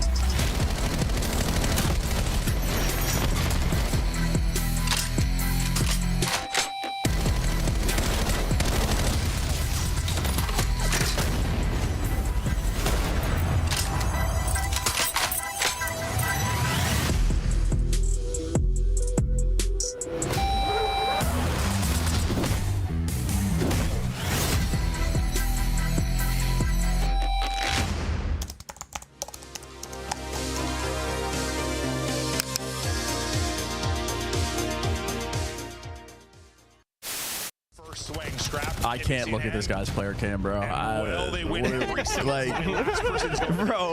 What am I looking at, man? Oh my god, he actually does have the propeller on top. Oh yeah, no, he's trolling. He's fucking trolling, bro. He's fucking trolling. That should tell you everything you need to know about this series. He's wearing a circus hat. This is awful. I'm going with Toronto. I got Toronto winning this series. I think they get it done in 4. You're like a mix of George Washington and a Disney prince. What does that do? LAG! Oh, okay. Production, this is a sick, weird joke. Give me my pick back now, bro. Flipping this. I'm going LA Thieves. Got him. I broke the crab box. Shotzi, I got Texas, baby. Wait, did you just baby me into swapping it? Trap, bro. Where did you pull that out from? What the hell is going on in Columbus? In cubby. I'm Sean. Stay up, bro. Man. Nice, man. Stay down. Just lay it. Live. I can help. I can hold the front. You're good. Stay down. Stay down now. Already front. Let's get in time. Bust up dead. Absolute front. I'm dead. Nice. Boys, holy That P5 was so me neither. That P5 was No. What do they have to give yourself a fighting chance here in the series? Real, ruthless aggression. Another on stairs, can't get it. It's Kremp with 2. It's now down to Lucky. And will he be that in this 1v2 situation? Here they come. Finds the first. Oh my God! Lucky! Dios mío, how has he done that? Falcons started Major 4 with a 3-0 start, but yesterday they were brought back down to earth by FaZe. Today they take on G2, who's been looking to cause spoiler to some of our top dogs. We got Rosalie and Nameless here on the desk. I'm your host, Puckett, and it's the final 2 days of the regular season with just 4 matches to go. Dang. This one could decide who's playing in a winner's bracket and who's in a loser's bracket. 2-1 right now for G2. They play Koi tomorrow, who is 1-3. So, both of those teams fighting for wins desperately, trying to stay in that winner's bracket. What do you see when you look at the current Minnesota squad? Yeah, I see a team that has been steadily improving and definitely made the right decision with their roster moves and with more gas in the tank. Like, they've started out with an awesome foundation of, like, we are going to play a disciplined brand of Call of Duty. They clearly decided that before they made the roster change, right? So you bring an Envoy to kind of be the leader of that mentality. Yep. And now you see, like, the results of that. Search and destroy, a lock-up game mode for them. Like, they look very good there. The retake's excellent. Offense showing different looks, like completely outclassing Optic when we saw them in that match. And then in Respawn, just building a bigger bag, playing some new maps, expanding the map pool. And I think the gas left in the tank is when Nasty starts to shine, they will ascend to that next level. We've seen him early in the season, Fry Alley. We just haven't seen it just yet on G2, but we know he will. I love to see Skies back to his animated self. That is the way he was behaving when he won a world championship with the Subliners. But Kremp has the surprise numbers on the squad. Is he the star to watch today? Oh, yeah. He's going to be that guy putting up the damage. He's going to be your front line. You're going to need Kremp, especially versus a team that likes to push pace in the side of Riyadh. All right, speaking of Riyadh, Pred has been that guy since the start of Stage 4. He has led the team in game. You see some great sniping from the squad, but Kismet kind of got shut down in games yesterday against FaZe. And Celium. And everybody. Is it a Bulldog issue? Is it a Celium issue? Is it a play style or speed issue? Why does FaZe kind of have their number kind of like Miami has phases? Yeah, it's weird. I mean, they've had good performances against FaZe prior to that, but like in yesterday's specific matchup, they just got blitzed. Like, everybody was playing awful. When you look at it, like, they played a couple of gridlocks, but they had been playing those like a fair amount prior to it. So yeah, for them, I think they're extremely good on the fast break, but when they're not finding kills, you're not going to be able to convert those opportunities into success, right? So heavily reliant on kills if you're the Riyadh Falcons. Have to find a way to like slow the game down and control it more. I feel like I've been saying this for a couple of months and we just haven't seen it. Allie, we look back at these highlights and you kind of forget that they were down a map against Carolina because they closed out that series so strongly. Where are the Falcons right now in your power rankings? Are they in the A tier? Are they in the C tier? Are they floating in between? I think they're floating down towards B for me, only because I'm worried about their overload. So I'm not that worried about it versus G2 right now, because actually they kind of have a map advantage, and the fact that Gridlock's not really working for them. Gridlock's really good for G2. It's their best overload map, so Riyadh Falcons are able to get that out of this series and instead put in exposure. We're talking about a top 2 overload team on the season that is now in 3 overload losses in a row. They've dropped down to the middle of the league, and so that could affect the mentality a little bit in some of these series, but I'm not that worried about that. Yesterday I said I was worried about the Falcons being gridlocked by Vegas. You said that the Falcons are actually pretty good at the map. Yeah. They might be able to tell us the true answer. Yeah, I mean, they played it before. They had success on it before the FaZe match. I mean, I think it's clear that they desperately want to add it to their map pool. They have 3 wins. They're locked in for the winner's bracket. So this is the right approach if you are the Falcons. But for these guys, they've also have seemed to be momentum-based and confidence-based. So is this the proper decision headed into the major? If you lose this match, like, these guys might be demoralized. That matters a lot. What is the safest place to finish? Do you want to be part of that 3-2 4-way tie potentially? Do you want to be a top 3 seed? Like, what's the goal right now if I'm the Falcons coach? Am I saying blitz them, boys? Yeah, I mean, the goal right here is to work on maps, like, for them. Like, from what I'm seeing from them, like, that seems to be their goal. My goal, personally, would be to just win every match that I can, point blank, period. But everybody has a different approach to it. So who wins today? G2 wins. G2 wins. In a game 5. Rally? This actually is a tough one. My heart's saying Riyadh. I like these maps for them when we went through the maps and mobs. I'm going to go with the Falcons. I, too, am riding with Pred today. Ant has been gassing up Kremp's numbers since the start of the rehearsal. Fans are riding with the Falcons. Did Nameless nail it again, Miles? I think he might have. I can't believe I'm the only G2. I think Wheeler might be onto something. I think he's onto something. I think we might be seeing a bit of a just sucking up them wins, baby. I had a prop and I had to use it. That's just the way it goes. How you doing, Charles? You just have this nearby? Yep, I do. It's a tiny little, it cleans my desk. Look at that. Look at that. Talking about Psychopath, man. I know what I am. Talking about Kremp, he has been that guy, pal, quite frankly, in stage 4. Very, very impressive stuff. Pred, not bad at all whatsoever. Our submachine gun players are about to go crazy this season, and this series, rather. Again, Chance, very excited to see these two squads going at it. We might have saved the best for last today with what could be a very, very closely contested matchup. Quite possibly. Both of these guys have this sort of superstar potential, pop-off play, Pred world champion, and Kremp, he's been lights out since he's been in the league. I almost want to give more credit to Pred, though. I feel like we've seen him evolve a decent amount as a player. Still got to sort of prove this at LAN, but like in comms, it seems like he's developed himself quite a bit. As a teammate, maybe developed himself quite a bit, but obviously a bunch of forces of nature in this lobby. So you ready for the battle? Forces of nature, freaks of nature, or actually a very nice two-piece out of Exnid. Looking for 3. That's going to be a cleanup downstairs. Clean up on Isle Nasty. He's gone as well. Exnid, what a play. 4 in a row right off rip. Looking for number 5. He's still continuing the dance here. G2 get themselves on time, but yeah, as we like to call it here on Colossus, it is a mosh pit. And classic Colossus. Exnid getting the 4 kills off rip. Think that converts into a decent amount of time. No, just like 2 seconds, if that. Very difficult to survive inside of P1, especially without the trophies early on. Great shots coming through from Selim. Question is, how much time does this actually convert to? It'll be, we're getting the guns warmed up. A 3-second lead going towards P2, where for the moment, no one on the minimap is the bottom right corner. Falcons actually leave that wide open for Envoy. And if there's a route open for Envoy, by God, is he going to take it? By God, I mean, he's going to take it one way or another. Nasty front line battered through alongside Krem. Here come the Falcons. And it is 1 by 1, baby, as they cut their way now finally towards time. That is going to be the break. Nasty from the first man down to the last man left alive here on time. They are swinging. Still going to be the Falcons there, selling with a big 2. It's a 3 now in a row for him as he finds the initial time there on P2 for the Falcons. The break was there, better late than never.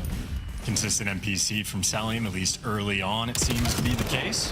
Not too shabby. Now for G2, you're going to have the slow and steady approach towards the new time. Nasty gives you the first 2 entries. Now has the backup trying to break through the front. A pinch there to slow it down. And now Selim has the AR in hand. You think it makes it difficult to get inside, but no, Skies rips his head off. At least you've done just enough to fight and keep it active. And all said and done, though, Falcons have built themselves a sizable lead from that P2 in spite of the mixiness at the start. Yeah, really, really impressive stuff. I mean, right now the Falcons have got their mind on the gunny, and their gunny is on their mind right now. It's all about those individual chows, about those big sprees, and not a lot of them have turned into anything other than a smidge of hill time. Back and forth we go. Oh, Exnid, though, absolutely running it. Another spree here from Pred. 4 turns to 5, looking for time, keeping it going. Krem gets him.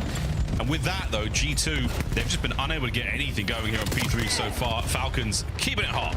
Just pushed away, just ever so close to getting towards the hill, can't quite make it through. Another firing squad moment where 3 players for the Falcons are there to stop the front pressure. Maybe Falcons a little bit disconnected, trying to figure out who wants to go for the pinch. Well, Kismet gets the green light, finds the timing that actually pays off perfectly. Nasty gets incredibly awkward timing through yellow, and the Falcons, well, flip the map perfectly off the back of it. They're gonna have a 60-point lead going into new, and they have all the space in the world. Yeah, really, really nice stuff here. Going into new, it's going to be G2 in position first, and Krem lost us right now at 4-11, not having the best time. The Falcons are having their way with him. Exit finds the wrong part of town on where the last man left alive back there. It's going to be a little bit of love towards what the game is calling fueling. See if it stays that way. Are we gassed? Is it that high octane? premium unleaded gear that costs a fortune right now. We'll see. G2 still holding well. Doing what they can. Nasty big responsibility and towards yellow, simply overwhelmed, and a team kill with the trophy. I think trophies have had a really big weekend, a ton of kills they're able to collect, but in spite of the awkwardness, Sky's from time able to give you 2, and then those spawns looked evil from my perspective. Falcons, they'll take it. 20 seconds left on this time, a 30-point lead. They could really extend it for the first set of rotations. Talking about extending it, something's getting extended here. Damn, Pred still kicking ass. He and Kiz going big in the kills department. Sellium joining them as well. Right now, skill diff, Falcons are absolutely in the gills of G2. They are suffering here on Colossus. And Kremp, the one suffering the most, 5 and 15 after the first set, triple negative. You do not expect to see this long term at all. So if he gets going, G2, a team very capable of bringing the fight. For the moment, just a struggle to get near this time. Envoy, nice pickup, but still no open lanes.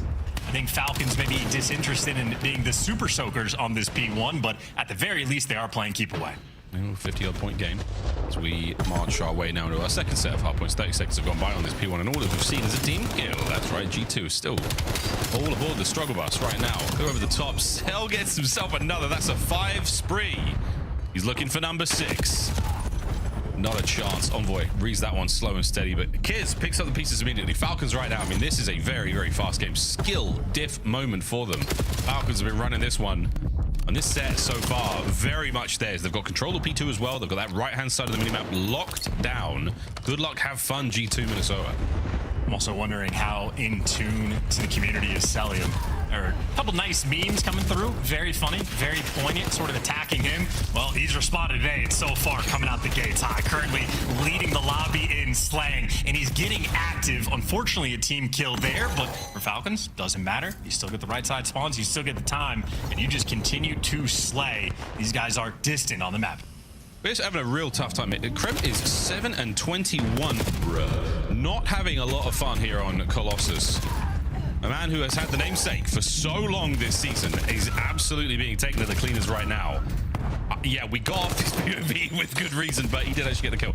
Either way, P3's on its way, folks. Riyadh Falcons still eyes on the prize here. We are kicking ass. Nice 3 dead there for G2 Minnesota. It's going to be the turnaround point. Cellium not going down without a fight. Cell, come on, son. Finding himself another 3 in the feed there. The time will not go the way of G2. Wow.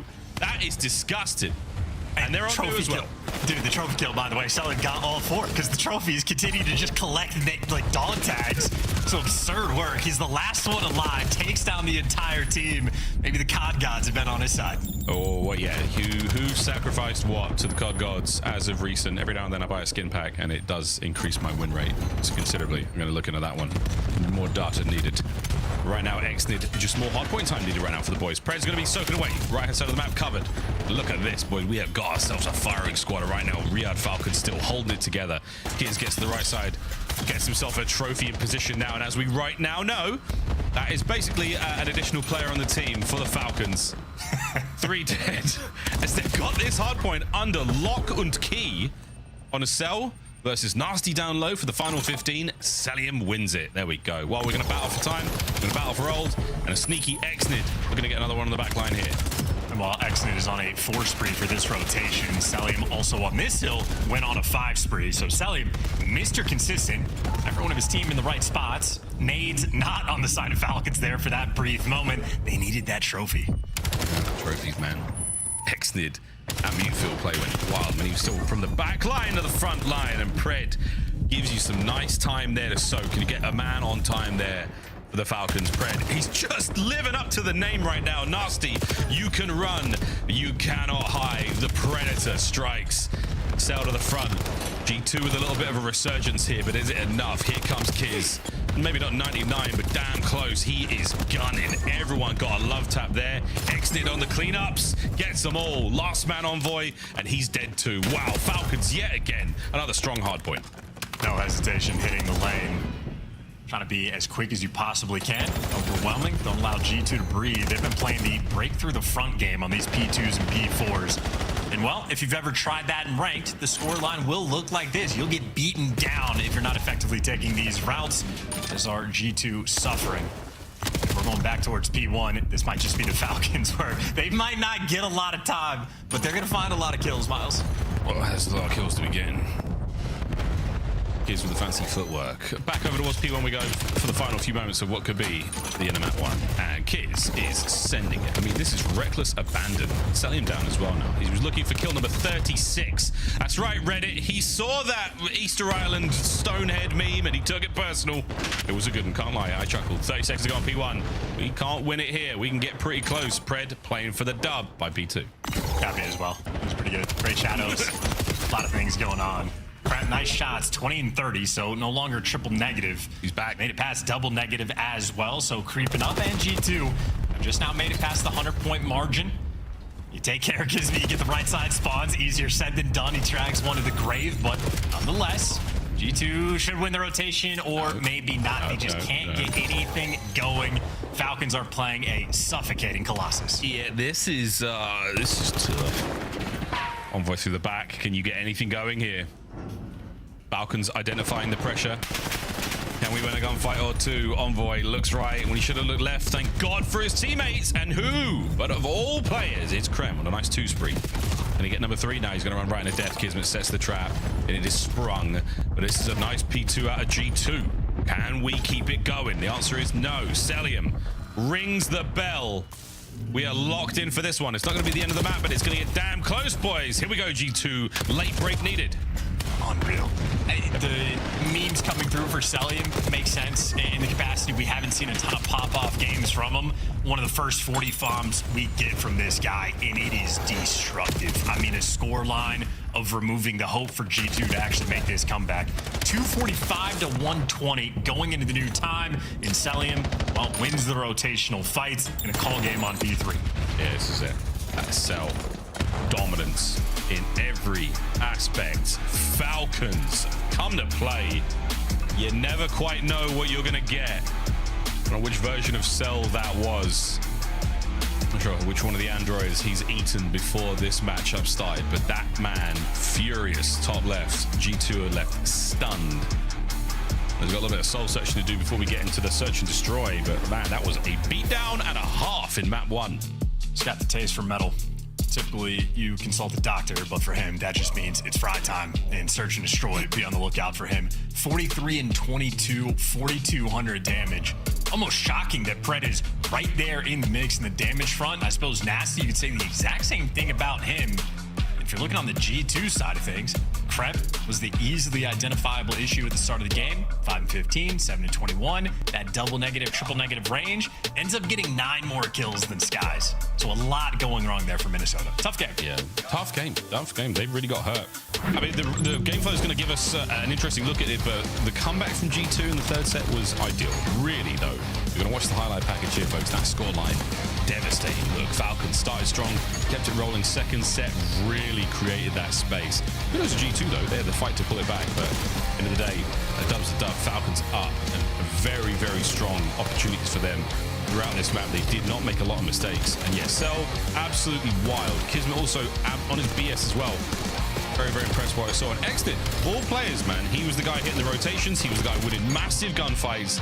Very calm, very sensible gameplay. And yeah, those trophies. I have to look into that, man, because they have been killing a lot more than recent. It's been something. Dangerous times. Very scary out here. Very scary. Very, very scary.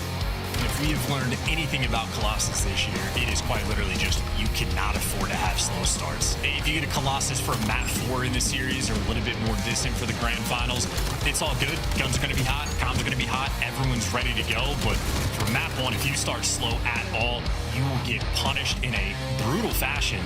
So maybe Exton, honestly, off the opening break, comes out, sets the tone, has the energy. Just a quick right punch to the face. Never had to look back. Skies been stunned and shocked again. Well, let's have a look at the game flow. This was a nasty one at times. This was a real tough one for G2. You know, I say comeback. I'm saying they had a great P4. They had a great P4. Wow, that is tough. Falcons, though, smooth ascent to 250. Well done, boys. That was very, very nice. Again, yeah, a couple of solid kills, but really, a couple of solid kills is all you're going to get a chance. In the gridlock we go. If Celium is going to be the man of the hour, excited to see him on this map. Interesting, might just end up in the island role. probably not going to snipe. You know, no shades of the old Black Ops 4 selling we got to see from time to time, but he's dropping 42. At least keep him in the back of your mind. On the flip side, very interesting map. I think G2 may be showing off a couple key ideas as well. Kremp, you know, watching this guy play Search and Destroy, it's almost like he picks a lane and just figures out ways to dominate it. If you're thinking the plain side of the map for the Scar, he just goes and masters it. On Gridlock, he has been maybe elite towards the center of the map, great at finding some of these timings. And for Search and Destroy as a team, G2 Minnesota right now amongst the best in the game. Really, I mean, second place overall, but there's some key stats there. That post-plant position, if they get the bomb down, they're probably taking the round. And defensive rounds, very, very strong as well. So two separate categories, polar ends of the actual game itself. They're good on the attack, good on the defense. This is going to be a tough one here. Our lobby leaders in Search and Destroy in the stage so far. Yeah, these lads, they certainly mean it. Next teams. Exxon with 1.16, Kismet the leader, Kremp right next to him, and Envoy the man you're paying attention to for Minnesota to get that bomb down. Great KD as well. Tough words, but a good start. And it'll be G2 Minnesota, first attacking round. Here we go. A couple of rattles there through the paper walls of the Onsen. Kremp with the mid-map. It's got Kismet's name written all over it, but he does manage to evade. He will not be signing for that delivery, but Skies. It's an express overnight bullet for Exnid. First blood. Taking the bait are the other Falcons players. Number 1 and number 3 start to wrap back. It is the exact moment Minnesota make their approach. So we've seen this strat occasionally from Minnesota. Leave Skies on the island, try to find that snipe pick. If he's not successful, the rounds play out terribly. He finds that pick, and this is looking like a perfect execution. But this is the G2. This is what they've got statistically on their side. Falcons together. Grouping up, watching for the snipe. No connection. The nade is going to only slow, no kill. Less than 30 on the clock.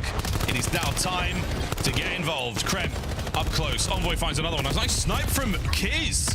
Pulls something out of nowhere. And out of Skies are nasty. Trying to find Pred. 15 seconds. Can young Predwood cut his way through? Clutch this one up. The answer will be a no. But a worthy attempt from the Falcons nonetheless. G2, the post-plant positions yet again remain strong. And for the final kill, Pred wants it. Don't believe he was able to get it. Think Sky's able to escape with his life, and Sky's the man that helped this team get the win. After that, it is just heads up play calls. Really just a matter of teamwork. Once you get that site control, you really only need maybe 3 guys in and around that bomb site to effectively hold it down, to watch the pinches, to be able to set up the crossfires. If you get all 4, it is an absolute dream. Nades on point, crossfires there, great comms as soon as the guys called out one shot. Everybody's flying in, and for the 2v1, back down, give Pred nothing to work with. As good as it gets for S&D. You know Steven is biology. 2 from Skies in that first round.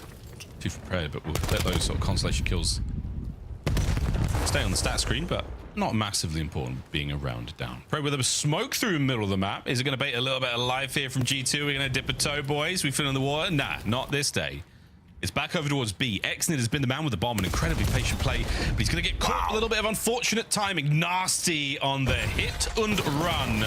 You dirty dog. That's the bomb recovered. Good luck, fellas. The battle of the streets continue. Nasty on a tear. Unbelievable Call of Duty timing in this round. Nasty takes full advantage. Pred for 1v3. Trap surrounded. Shot in the back. Shot in the side. He's going to run away and just get trapped in this back corner. Nowhere to go. Nowhere to hide. You've got him one way or another, lads. Will it be the time, or will it be by your own hands the round ends? And they've let him slide through. He's out for a second. There we go. Nasty's eyes on. And this is a nearly hopeless attempt by Pred. The knife would have been fun, but the time not on his side. Another good round from G2. Truly unlucky for Exnid. Playing that side of the map, waiting for a decent amount of time. The moment Nasty peeks his head out is exactly when Exnid turns to clear ice cream. Not quite coordinated with the teammates. Maybe needed to wait just a second more to have your teammate watch over you, but for the way the map developed, honestly, that's just G2, another calm, calibrated round. And of course, once they get the first blood, clean execution after the fact. These guys very much ready to play Gridlock S&D. Better be with 2 rounds deep. Sky's yet to drop. Prem yet to get on the board. He was a little slow in the Colossus as well. Bonk, that nade's gonna connect. No, it doesn't. Oh, he's so sneaky. Oh, he's dead again. Damn, that's a shame. Good nade over the top from Envoy. Enough to clean up Pred. Trade's complete. 3v3. Get the kill. Get out. No pinch battles just yet. Exnid toying with the idea. In the meantime, Exnid might just be out of the play. Going for the pinch, and well, there's the timing fight. It's Skies' responsibility. It's all about how the timing goes. Exnid getting peeks towards the middle of the map. Well, his position absolutely is going to be known. Yeah, now he's still at large, though, on the flank. We're going to overwhelm the players in the front line. Going to try to sell him is an issue. Kismet looking for the kill. Doesn't get it. Envoy with a Jaeger. Trades on. Here comes the late flank. Exnid wins the round. Great job. Very annoying. And for the pinch, a lot of players love to just try to be sneaky, hope the timing works out for him. He's the one making things happen for his teammate, doing the wall hops towards the middle of the map. He is getting intel, but also if he's able to get any bullets in and win, that just means the players inside that site have to scatter. They're going to be very concerned, head on a swivel. His team gets to make moves, and he's right back to the action 3 seconds later once the gunfights take place. Actually making big plays, and for G2, if they're attacking that side again, probably need to leave someone roaming towards mid. You'd want to like get into the onsen. If he's already in the A-bomb site, it's a lot harder to deal with him. And a player like Exnid, able to get lost very, very well. This time, Nasty will have the information that these players are coming, but he's not going to get any kills. So there we go. Exnid stands at the bottom side of the wine bar. Bomb plant on. The retake potential is definitely there. Oh, wow. Krem, he and Nasty thread the needle and stop the bomb from going down at all. The psychology of these plant spots is hilarious, as well as the pinch from Envoy. Getting ready to call the round. Players jumping up top, but Kismet's trapped. How many players can he shoot in the back? There's one, there's two. Number 3, outer lane. Called out and gunned down. Nasty gives it the intel. Everybody snaps into position. Hey, these are like default strats. Exactly how you want them to go down if you're a coach in G2 is exactly how they're falling into pieces. Into place. Is the Envoy pinch. And yeah, how many players can he shoot in the back? Well, the answer is all 3. Catches the second kill as well. At 6-2 in the KD department. Exactly what you want out of a world champion. 6'2" in real life. No, he's not. He's tall. Yeah, no, actually. Is he 6'2"? Big guy. Kremp is like 6'4". Envoy easily like 6 foot. Now, Kremp, for the fans who know, Kremp is a freak. He's a big boy. He's a big man. He's a big man. 2 and 3 now. Gets away for a second longer. Envoy, also another big man. Getting big man kills. You like that big man? Sell him. Always trying to be a big man. You big man, sell him? No, down and out. G2. Ofo would be happy with the commentary from this round. I am. As Skies is for the matchup against Exit. He's 2 for 2 on the snipes down low. Skies has had a comfortable game. Envoy's had a fantastic one, 8 and 2. There for the cleanup kills. Pinches have been on point. Plays inside around that A site, also on point. Making the heads up plays, and hey, he's getting the bombs down too. Anything you want on the map to happen, they'll get it done. I'll have to apologize to chat. That little moment got away from us there, but it did not get away from G2. A happy 4-1 they find themselves in now. A 4 spree for Envoy. Big man Tings. A sniper from Exnid, who has been very successful throughout the season ever since picking up the rifle and making that adjustment for the Falcons, but see if he can turn the tides here on Gridlock. New dynamic defensively for G2 Minnesota. Typically just Nasty, the island player on this site. This time Kremp is working with Skies. And sussing out the pressure, Falcons making the call to wrap this all the way back towards A, but they don't have positioning anywhere on the minimap. You're gonna have to force this one through. This is a tough one. Yeah, Envoy's alone now. That stun connection to the middle of the map was only information. It wasn't nearly enough to stop those players. So now Nasty backing it up, slowing the pressure down, allowing Kremp now to try to find the flank. Exnid watching that. Who's going to win the fight? Oh, the trade through the middle of the map is not going to happen. The onsen, we see 2 more players drop. Skies, the wall bang complete. And that is a problem for G2. There you go. Falcons needed the rounds. They deliver. Good gunfight win, isolating and identifying Envoy. He got Pred down to 25 HP, but Pred, with the intel, able to win the gunfight. Couple good gunnies rolling through. Kismet delivering us the final kill. It's having one of those wonderful late season resurgence in his gameplay. You never quite know what you're going to get with the Riyadh Falcons. A high ceiling and a floor that seems to match. You never know. Opening nade salvo here from Skies. Goes wide with the snipe. Will he meet his mark? 3 potential targets. And it is a miss. And he's never going to account for them being that close. Fast wrap here from the Falcons. And look at that pressure. All the G2 to A. That's the switch up.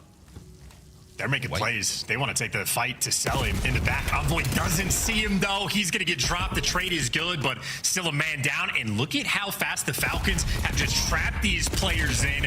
Nowhere to hide, no room to breathe. Just like Colossus, Falcons have figured out the strat. That is aggression on the defensive end. Skies is 2 for 2. Sniping Exnit in that bottom lane. Falcons this time send everybody. Exnit still peeks. Maybe he gets away with a cheeky one, risking his life for the moment, but he waits for his teammates to be that aggressive. Take care of Skies. Great calls afterwards. Falcons making the adjustments. That aggression as well. The second they caught a whiff of, Cell picks up one, gets traded out. They don't make it out of that courtyard alive. G2 reeling after a few tough rounds going against them now. Sprees from Kiz and Pred. Looks like a heavier stack defensively towards A now for G2, but again, this is the slow Exnit B-bomb crawl. Patiently waiting now. Nasty has caught him once before in this same position. Exact same strat from their first offensive round. Exnit this time, waiting for his teammate. He's got Selim to look over, but instead it's Pred that gets caught, and Kismet overwhelms. The pacing on offense for Falcons, not quite there. Yeah, just a little off. Kids with perfect combat. You're unable to catch these players. Nasty yet again. The man from Top Shot gets another good one, and the trade complete. G2 stop the run of the Falcons dead in its tracks. Also a good adjustment from this squad as well. Nasty, the sort of lone defender of this site down low, swings it over towards mid. If you have extra pressure filling those spaces, you want to jump on the guy towards the middle of the map, send everybody else on the pinch. Gridlock is very, chess matchy a little bit. Got to feel out the pressure, get used to sort of the default strats teams like to run. Where's the soft shots going to be? And got to make the reads of when you can find these openings. I think both teams capitalizing, but because of G2's early lead, now they're just a round away from getting the win. A difficult round, losing Nasty early on. The Exnit was fed up of, you've tagged me enough times, bro. I'm going to get you back one of these rounds. He sure does. Stun grenade heard around the world. Krem, Ian Envoy applying pressure. It's only a 3v3. Here come the Falcons. Or middle of the map. Skies! Gifted good timing on a Kismet. That is unfortunate. Mr. Bueno now. A lovely smoke to obfuscate the play and allow the push now towards the B-bomb site to go undetected. Here we go, Exnit. Check your corner. No chance. Salium can't get it done either. G2 tie up the series. So quick for the post-plant setup. Envoy found the cheeky corner. Kremp there to watch over. I think Skies was the one going for the bomb plant, and a good catch towards the middle of the map. If nothing else, G2 Minnesota extremely confident in search and destroy, especially so on Gridlock.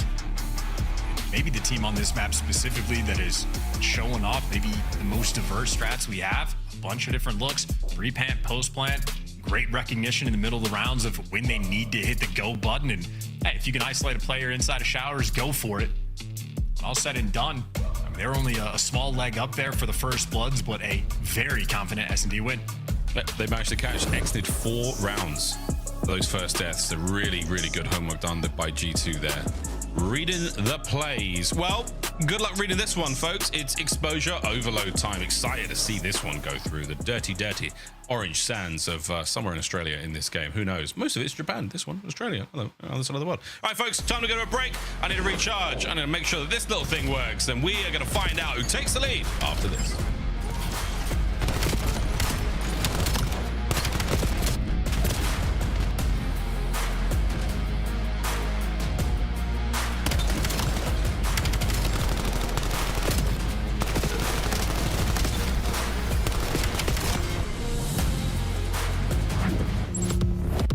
Champs tickets are on sale now. Come see the best teams lock in for this season's grand finale in fabulous Las Vegas. All 4-day passes come with early venue access. Head to FazeVegas.com or scan the QR code to get your tickets now. Go pick up the 2026 Call of Duty League Championship Tracer Pack. You can support all 12 Call of Duty League teams. Scuff, official controller of the CDL. At COD Champs, the fun goes beyond your seat. Welcome to Vegas! If you're in the starter ranks, you gotta slide over to the iconic Vegas sign for a quick photo. Then drop into the playground made for adults. And then go swimming with sharks at the Shark Reef Aquarium. Now at the next level, full send the obstacles at Spy Ninja's Adventure Park. Then get active at Lake Las Vegas Water Sports. For the ultimate experience, take a helicopter tour of the Grand Canyon. Then jump off an 800-foot building at Sky Jump. And that's how you make your Champs weekend unforgettable.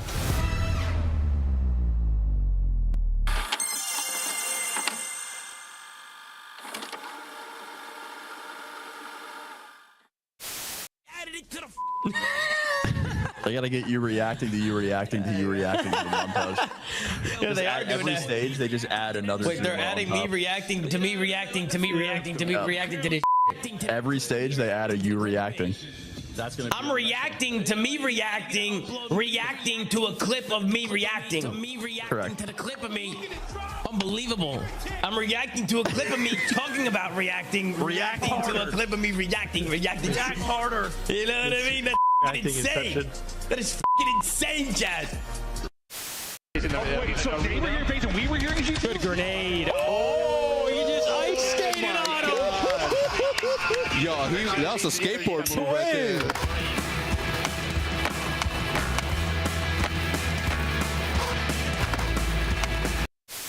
Do you agree with Smokes not being in respawn? I do personally, yeah. You do personally? I do too. I think it would make the viewing experience worse. What did I just see on my screen? Who was that guy? Did you see that? No. What was that guy? I don't know. Welcome to the citizens over there on YouTube. There was some random guy, like, see how they have the quad box? Like, there was some random guy just like in the all four boxes, and he looked like he was going crazy. Yeah. Yeah. Map 3 of the last Saturday of the online portion of the Black Ops 7 season is about to begin. Chance, we've come so far, gone a long way, and I'm actually quite surprised that we're already here. It feels insane to say that, but looking back though, it's been quite a good time online. We've had some moments in this Black Ops 7 season. Good drama, good memes, great times, and a little look back at these standings so far for Major 4. Both of our squads on the left-hand side panel, which is exactly where you want to see them. G2 looking to make it a 3-1. Falcons a 3-2. Dare I say it? Well, with a chance now to level things up in a nice way, I think that G2 call is definitely a possibility. What do you think, mate? The sketchiest possibility being that G2 maybe not making the winner's bracket if they're unable to win this series or their next one. A couple teams nipping at their heels. Koi dangerous, but unable to convert that round 11, so the 1 and 3 a little bit painful. So my personal expectation, winner's bracket for both of them. If you're paying attention to the players cam, you can see Nasty sits next to Krem. A wise and astute observation. You're not wrong. Are they in? They might just be in order, those four. I think they are. I do believe the same thing with the Falcons. When you watch Clay walk by, he goes from right to left across the board. I love when that works out. Love when that works out. Well done, everyone. Well done, everyone. Here we go. Ready. Kiz, the pred. Yeah, go on. Keep going, Clay. Don't stop there. Keep going. Go on, Jim. Come on. That's what we're talking about. Get out of here, Clay. It's time to start the match. Overload on exposure. Map number 3. Both of our squads absolutely chomping, raring. Get into this one. I say that. It's me. I'm projecting. What? No, I hear you. This is a lobby that highlights how extraordinarily insane competitive Call of Duty professional players are. You have Xnin with the most unique setup in the league where he's like tilted very sideways. You got Envoy in this lobby who still to this day wears his headset backwards. Weird. Like his left side audio plays out of his right ear and vice versa. It doesn't make sense. Ears don't work like that in real life, but he's been doing it for long enough that he's just stuck with that capability. So, I mean, just wild stuff. Both these teams, insane people. Yeah, really And then there's Kismet, just a straightforward, nice guy. Really good competitor, very friendly. the most normal one of the bunch. Hard-working dude. You know, head to the ground, gets the job done. This is how G2's road to the major has looked. We have a slight PC issue, folks. We're going to get ourselves ready to rock and roll, but Koi still an opportunity for them to play there. So the winners bracket dream is not quite out of the woods yet. We're not quite living that one. Falcons as well was just, well, what are you going to get? You're going to roll the dice. Mystery box is going to hit. Sometimes you're getting the most fierce, devastating squad in the world. And before you know it, oh, they somehow managed to blow a search and destroy lead. How did they lose that game of Overload? No way they didn't get in time. Who didn't block spawns? You never know. Moments like that, too many of them for this roster, for the fan base, a stressful viewing experience at times. Here we go, mesdames et messieurs, ladies and gentlemen. Allons-y to Exposure, which hasn't looked great. Let's be real for a minute. No, their Overload doesn't look great. Struggling on Gridlock, 2 losses there. They got a win on Scar, a decent win as well against Paris, even though it's a recent change. Close fought against Carolina. Exposure's the one map. Granted, they lost to Texas, Optic. They can be different, but this is the one map if you're playing against Falcons where I just expect teams to veto it, to not want to play them on Exposure specifically, because they're not the strongest Overload team. This has been their shining light. So an interesting square-up battle. G2 Minnesota playing with fire. Fire burn. Careful, G2. Let's put it back and forth through in the middle of the map. Most of that back is being thrown by the Falcons.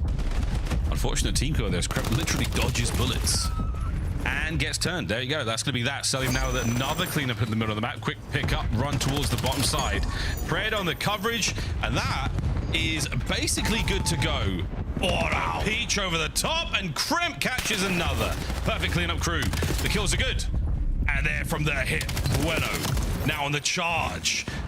Crossing the map as fast as they possibly can. Kismet has put himself in an amazing position to cause some issues here.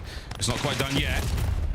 Carrier dropped. Slows the play somewhat. Now to the front line. Nasty trying to block his way forward. Gonna get another. No good. Cell so tough. So dangerous. So much aura. With the NPC. Very quick. And the wall hop, okay, that's his spot. That is his movement. Little slide shimmy into the wall hop just to go backwards. Throwing an alley-oop to himself. Zelima 4-1 start. Missed opportunity for the score for the Falcons, but they have restabilized and getting after it again. Pred already the cutoff man. Back in prime position. One got to beat, and it is a capture. They beat him. It's a score. Falcons are really good at this map. Yep, that's done. First one in. A few more to go. We play to 8 here in the Call of Duty League. At 4, we force the half. We'll see if that has to happen at all. Kiz, man, he is annoying. He's so annoying to deal with. Actually, nice guy. Pain in this ass. Shots from Pred there on the players in spawn. A fresh magazine to play with, and a perfect corner to find his 5th. Nearly his 6th kill in a row. Love the rotation, though. You got 2 players pushed out. Kismet in the back line. You got Celium watching the cross over the top. This is a free run, unless you can break it down, but the kill's not coming quick enough. Celium finds his. In the back line, you die, but it is way too late. Both directions, both bomb sites, and a great rotation. Falcons on this map can do it all. Excellent finds his 2nd. Celium trying to push forward. And take care of those 2 members of G2 who are somewhat out of the play. On the inside of their spawn, they're now been stretched somewhat. Envoy, yeah, caught, red, and dealt with. Brilliant stuff. Exited on a route, looking for a couple more kills here. The trophy systems yet again prove to be the MVPs of these matches. Oh, yeah, could have dealt with the trophy there. Unfortunately, a big kill might have just ruined the opportunity for a cap. Here we go. G2 up. Or not. Oh my God. Kismet makes up for it immediately. His nades on this map, specifically Kismet's, always connect when he's chucking them cross map. Unfortunate that the magnetism working on his teammates, but picks up the 2-piece, slows it down. You still have a 2 capture lead, and he is keeping that device nice and secure. On the reset, G2, first one's on the jump. Envoy from the top rope, only good for 1. You did a little bit of damage there, just a slow cell. This guy's a nasty pick up there. It's 1 more man to deal with. Gone. Now to the spawners. Lucky for Celium, spawns very, very close. A few big kills needed. And Cell, man, is such a tough customer to deal with. That is that 60% of possession for the Falcons so far. Possession certainly helps. It will not win you the game, but it will get you damn close. Kiz finds another. EMP sat for a few moments longer. It will reset. Kids trying to play for it, not going to happen. Sky's there closing up shop. And Exnid denying yet again. What a back and forth. A minute to play. Minnesota just struggling to find that opening. Need that sort of 3-kill, 4-man down, room to breathe. Instead, it's so many corners you need to check. It's all quiet near the Pred front. You know he's going to be hiding somewhere, but you guess wrong, you die. Now you're playing his game, and it is never fun to do. Takes 2 to the grave, rips Nasty from range with the MPC. The new momentum G2 Minnesota were trying to build gets stripped away. Yeah, he definitely said sit on at some point there in the player cams. Damn, Kiss Mets. Damn. Yeah, Ashworth down, one of the all-time greats. He's over. Kiss. He and X did having so much fun in the middle of the map. You just keep your G2 at bay. That's exactly what you want. You do not want to let too many of these kills go by. Keep those players at bay. A pickup might make something big happen here. Envoy trying to set up for the goal. Can he find any support here? 15 seconds. Someone's got to touch it. Great comms from Envoy to pick up Exon and taking the outer route. Nasty gets the kill. Nasty will also get the device. Able to make it to safety. Through the middle of the map, but not safe at all. Yeah, straight in between two. If anybody's going to score now, it will only be the Falcons. There you go. Halftime whistle blown. G2 struggling somewhat here on exposure. They have been caught out. This could be 3-0, if not for the stop at the start. Unbelievable goal line save there on the A goal. G2 pulling out all the stops to get that one safe. Big plays out of Krem. But still, G2 are seriously, they feel like a step or two behind here. Falcons very strong on the mode. I'm thinking Kismet with his cross-map team name might be some of the best defense that G2 Minnesota was able to play. That's tough. Problem is, he's on the other team. All the love was going towards Falcons. This is their playground. They love exposure. Bread and butter. They can do it all. You get Pred. It's just how many times have we just seen a sequence where Pred is just pushed up across the map, and it's a situation, if his teammates get the kills, now he gets to be the lead blocker, and he's already there in Mystery La La Land. That's his absolute wheelhouse, and if he doesn't, he just turns around and kills the device guy. It sounds so easy. It sounds so simple. G2 are doing what they can here on the push. Mid-map pressure. Krem finding himself another. This is a nice 3 spree. He's got a few more kills. He's waiting for his boys to get from spawn. G2 still applying pressure. Let's go for a listen in. Wait, our side. Yo, I have the left right now. Hold their mid. Come back. I have left. Pinch your rope. I'm trying to. There's nothing. MC is holding it. He's going rails, or he's holding his banana pinch. Yeah, banana pinch. One shot. Holding pinch. One shot. One's L. One's L. Con dead. One weak. Ready. You're Charlie. Con out weak. Enemy still. Con dead. Nice, two. Top ring. Top ring. Top ring. After the top ring. Pred's gonna go bail. No, we need to set after. I'll grab. I'm taking this. Nice. I want the top ring. I need your L. I'll grab. Get inside. Top ring. One shot. I'm going top. Bring this in. Three. I'm going left. Missing one. I think it's Kismet. Round of AG. Weak. I have it. Come.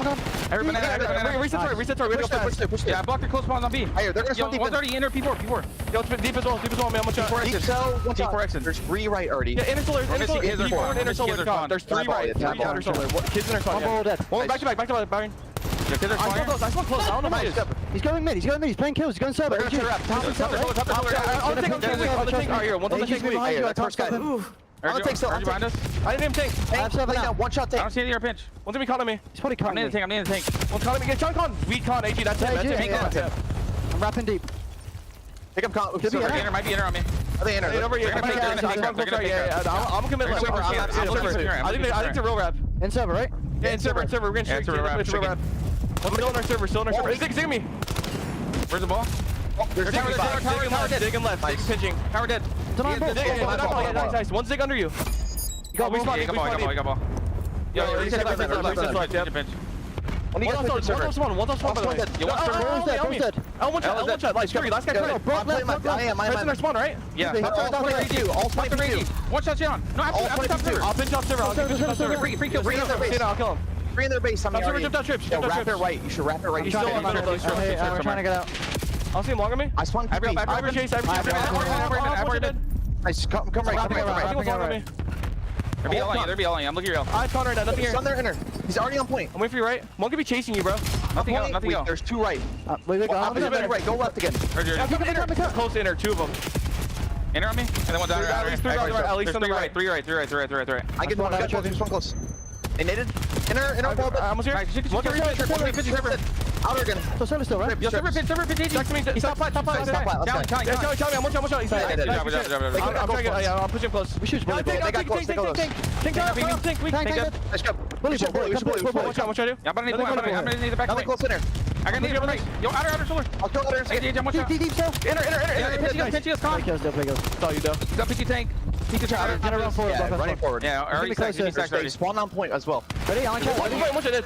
Nice. They might be taking space. The dulcet tones of the G2 Minnesota boys, not enough to pull the game back 3-1 as we sit with 1:25 in the second half. Struggling. All their decisions, they make sense. It's good tries, but just not the better team on this one. Another capture going through. Selim, the one able to collect that. And then exited with 2 apiece. Feels like every single decision, like positionally on the map, Falcons are always in a good spot, always responding to pressure in a heads-up way. And of course, Pred gets to be a rat, gets to be annoying, and he's always good for 2. He is so annoying. Him and Kiz, I mean, difficult players to deal with. Celia, maybe the most difficult player of all time to deal with. Really, really impressive work. Again, when Falcons are good, they are stellar. Now, though, it is all on Kismet to somehow, some way, stay alive. Not going to happen. The G2 do not have the manpower to really make this play work out. They have to hold their form as best they can with 35 seconds. It might as well be over, ladies and gentlemen. This capture is on. Potential here to see it go through. Denied for a second longer. That's going to be 4-2. Is it enough time to get another goal? Is it enough time to make something special happen here? Kismet will go too far. Selim's up next. Down as well. There's the pickup. And it is going to be enough, possibly, to get the third. Onto Exnid. But is it enough to get a man down low in 5 seconds? We will find out. Device doesn't reset in time. Unable to get it. Exnid was posted up with an AR anyway, but does not matter. Late game resurgence for G2 Minnesota. That is their tradition on exposure overload. Falcons are just not a team you can afford to go down that much against. Absolute playground there from Pred, able to do whatever he wanted from start to finish. Very comfortable effort. Now Falcons have the 2-1 advantage in the series. Jeej go next. A tough one there for G2. As you said, late game resurgence, ideal. Very, very impressive form. They were really getting things going, but as you heard in the listening, unable to get anything on the board. If anything, they actually lost a dirty capture to Selim, which was a real sneaky one. So 2 there for Selim, 2 for Exnid, and 3 across the board there for G2. Nasty, the only man on that squad not to score, but it doesn't matter. A single goal is all they needed. If they could have got it during the listening, we might be in a sudden death right now. Shoulda, woulda, coulda, didn't happen. Skies continues to struggle here in the respawns against the Falcons. 14 and 21. A difficult series for him so far. Super strong in Search and Destroy. Bad news. We go now to another hard point. Quick look at the highlights chance again. Exnid, superb objective work here for the Falcons. Both of those early captures, very, very clean out of him. Great stuff. Selim, good 2 captures. On top of that, I think the key stat that stood out to me was Pred's 23 non-tradeds. Feels like he spent nearly the entire game just behind enemy line shooting back. We heard it in the listening of, is Pred behind a spawn kill? Yep, okay, he's still doing that. Is he back? Yep, okay, he's still there in the window. Absolute nuisance. Exnid with this Hellstorm, they converted this into a capture because they got Pred to go and stand in the spawn and just block it and flip everybody out. I don't want to, I'm scared to make this comparison. It doesn't really make any sense, but I'm going to do it anyway because it's live and I have to talk. It's just my turn. This is how this job works. It almost plays like how Al-Bagger Fortress did for Pred. Of if he can just make it behind enemy lines, if he can cross that 50-yard line and start wreaking havoc in your spawn, it's a wrap. It's GG. It's an absolute nightmare. It's all but over. So any situation on this one where Pred is able to shoot you in the back, just an extraordinary amount of success. It's 23 non-tradeds, 15 of them probably on players not able to shoot back. I think as a map comparison, it makes no sense. Yeah, absolutely. Yeah, I hear but in terms of the sort of role he's playing and the style of play he's bringing to the table, right on, man, right on. Gridlock, hard point coming up after this one. Den, Search and Destroy. If we do need to go to 5 here in the last match of this Saturday, we'll see them. Gridlock is going to be a lot of fun. We'll see how both of our teams square up on this one. Colossus was a particularly strong showing there for the Falcons. That 124 was honestly more than I thought we were going to get based on it was what, 211, 220 to like 75. So congrats, G2. Need a little bit more out of that. This is a team that has started a little slow and suffered massively as a result of that against the Red Hot Falcons. Those boys have been strong. Red Hot Falcons looking at a 3-1 if they can get the dub here. How do you feel about this one, brother? Gridlock, how does it tickle your pickle? This is a bad news, good news situation for G2 Minnesota. Bad news, slaying power of the respawns, not there. You pointed out Miles Skies has very much been struggling. You have different players for Falcons taking turns. Good news for G2 Minnesota. Very rotation heavy map. You need to get there early. Have to be very delicate with the spawns, especially on P2. So that means for G2 Minnesota, a very smart, very heads up team. It is in fact a map they thrive on. Wow, it's a good place to be right now for Gridlock. 2-2 overall, but G2 technically with a 3-1. This is still anyone's game. Will the nameless pick of G2 here in the series come to fruition? If we can get to a game 5, I genuinely believe it's very, very possible, but not going to be an easy thing. You got to get through some Gridlock traffic first, folks. That's right. See what I did there? That's why they call it Gridlock. Because of the traffic. Krem, he knows what's up. And get you home real quick, that 1.2, just on Gridlock alone. And it struggled for map number 1, 250 to 124, haunting for the map, formerly known as Kremplosis. Expect the explosive qualities for his gameplay here on map number 4. Of course, Pred and Accident. And, I mean, pick your poison. Yeah, it's Cellian drop 42 in map number 1. Falcons be ready to meet that pressure. Opening break is all about those grenades. Have to dodge them all. Looks like both teams mostly successful, but ultimately, Krem strikes out on top. 3-0 start. I've seen folks try to squeak a Kremp lock. I'm not sure. But right now, he is objectively cooking. Absolutely cooking. Exnid made of tough stuff. We get a 4th in a row. Kremp. Can you do that for us? Can you Kremp?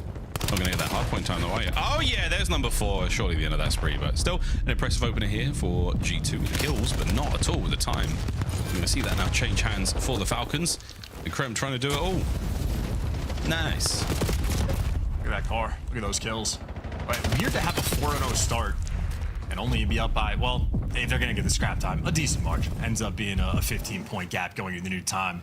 Kismet trying to hold the line. He's got Pred with him, but the other 2 Falcons players spawning out across the entire map. And Nasty might have just taken a weird enough route to shoot both these players in the side. He's at least going to be annoying. I mean, Xnid shreds him, but he's annoying enough that these players have to turn, get the G2 Minnesota time to actually work and get the 18 spawns. They haven't broken through just yet. Kismet is, in fact, holding the line. And Falcons, this is honestly a masterclass. Unbelievable. They're able to hold on to this hill. As uncomfortable as that looked, they really did nail it. Krem, though, boy howdy, somehow lives. Gets a dirty little nade out as well. How's he doing this? Exnid, in the meanwhile, just kills all over the place. No one's going to make it through. As another 3 in the feed, as Exnid gets himself rocking. Oh, this has not been a good hard point for G2, but still, they've got the lead. They have made this so tough for both sides. Sure, clinically absurd. If I'm Falcons, I'm very happy with how that played out, given the circumstances. Now, of course, though, rotation-heavy map. You get it as G2 Minnesota's hold. It's a 2-2 split from either side. Falcons have orchestrated the mini-map. Gotta go fast, though. Yeah, this is, well, left-hand side of the map done. Here come the reinforcements. Nasty could save the day here. He's got to go toe-to-toe with Cell and bring him down. That's that. Now to the eyes on the right, and that's going to be Xnid pumping his way through. Skies pushes the door. Doesn't let anything happen. Kiz through small. We'll slow this one a little bit. This is G2 in firm control so far. They have read and dealt with every single play so far. Yeah, everybody keeping up kills. Crab had a really important 1v1 to watch the paint. She was doing it from time. No. A delicate moment. Oh, no. Sets his team up. Nasty knocks everybody down. A 5 spree for him. On the rotation, another moment where it feels like Kismet's the guy that just needs to hold the line, but as he falls, the back spawns for G2 Minnesota in the long term will be secured. And they can throw nades through that. Nice one, Skies. A little bit of teaching. Here comes Bueno. Slammed. Wow. Exit. He is something, man. Pressure on. Krem with a couple. Man, he's really leading the lobby right now in the kills department at 13 and 5, looking good. Hardpoint all yours. The backline sweep for Skies. Gets another. A 3. Incredibly smooth. Damn, but Pred right back at it. Nasty on the pickup. No one on time just yet for G2. Now we find a man still in the back. Riyadh Falcons still pecking. Looking at the efficiency of this map at this point, Falcons had to do some wild stuff just to sort of stay afloat up P2. After that, they have just been getting slaughtered. Back in control for the moment. And no envoys behind him, so very heads up, very aware. Celium needs to never let that one go and understands the circumstances. Now, he's getting pinched. He's going to die. G2 able to just walk straight through the front of that time. A little bit sloppy here for Falcons. We deal with sloppy for now, but that's the end of the first set. Second on its way. And Kiz, 7 and 11 so far. Nothing convenient about that KD, especially getting ripped. It did look like a trophy might have helped out in that death as well. My goodness. 127 and climbing right now for G2 Minnesota. They are running gridlock. As he gets hellish COD timing, doesn't matter. Kismet takes the long route. Might pay off long term. Kismet gets the kill, shooting the players in the side, and Exnid through the front, able to pick up 2. Credit to Exnid on that break. That is a 3 spree now for him, and time collected. Oh, we've got some nice P1 action here. 30 seconds to go. Falcons, all bases are covered. And that's a sneaky Skies. That's a very sneaky Skies playing for the long-term P2. He's going to get out there indeed. Somehow managing to cause a little bit of chaos now on the back line. Mr. Bueno still on a run, finding kills, and we should have P2 safe and sound after a few more Falcons dealt with. This has always been the case, but Skies is absolutely a player. The AR SMG doesn't entirely matter. You watch him play, you will absolutely learn. I think this probably is true for pro players as well. Very creative, knows all the wall bangs, great nades. Just a very heads-up, well-prepared player. And back towards P2, the most stable it's going to be. You get mail control, you get the conga line system going, you get Kremp leading the charge on the effective front line now as he's blocking these spawns. And this is sort of the blender moment for Falcons. You're spawning up across the map. It is hell to cross. Here's the danger. He extinguishes Celium. A couple more now to play for. 27 seconds remaining. G2 have got P2 under lock and key. No one's getting that. Well played. Now looking towards Noob. It's going to be Falcons on the very, very early rotation. They've given up a substantial amount of that time. Easy. So comfortable, so clean. One good break, and that'll be the ball game. Falcons desperate to hold on to it. Exnid will put in a little bit of work, but as he gets traded out, you can see Pred just gets caught isolated. And now these players on time, I mean, it's just everybody. Individual gunfights, everybody isolated. All the Falcons players having a fight what feels like the entire team. Minnesota just have more bodies. Just sneak on through a slippery Kremp. He's in. Oh boy. Another one here to deal with Fanasti from the hip. Gets the job done right on All's time. 40 seconds remaining here. G2. You get all of it, boys. We'll see how it goes. A nice spree for Nasty, looking to get the Hellstorm any second now, looking for an assist. There it is, in the back pocket. Contest is on 3, nearly 4 dead now. Falcons, an opportunity to stay alive and get over the 100-point mark. My God, is that Falcons teamwork on Gridlock? You'd love to see it. Finally grouped up together and doing the same thing. And of course, when you're thinking about the teamwork, here's an isolated gunfight. Celium, by himself, does the job, gets the kill. Expectation. I'm trying to set this up in the commentary as if he's going to get traded, but instead of killing Celium, Kremp, well, him and Nasty are thinking long term. And Nasty behind enemy lines. His teammates just can't make it to him. Red finds a couple. The judges give the backflip a 10. We give him a 3 streak right now. Here we go. He's still got G2 players on the outside. Oh, and Pred's now got to guess which door, front or back. Good guess. Great gunny. And lives for a second longer. G2 with a break. G2 on time. Just a great decision by Nasty. Setting his team up for the kill. That's a 1 spree now for him. Has the Hellstorm in the back pocket, but him just staying alive for 15 seconds and Falcons never solving that puzzle. One of the small but impactful difference makers towards the end. Gridlock has been a runaway game. And from what we've seen this stage, I don't know how many times we'll necessarily see G2 play Gridlock on land for the rest of this year. Yeah, if the Falcons were good at Gridlock, G2 are great. Final 10. We'll go back to P1 one more time. Falcons have had some success here, but we now need to see them get a full 60. Or at least deny G2 as much as possible. Good luck, boys. skies above Tokyo, now a very unfriendly place.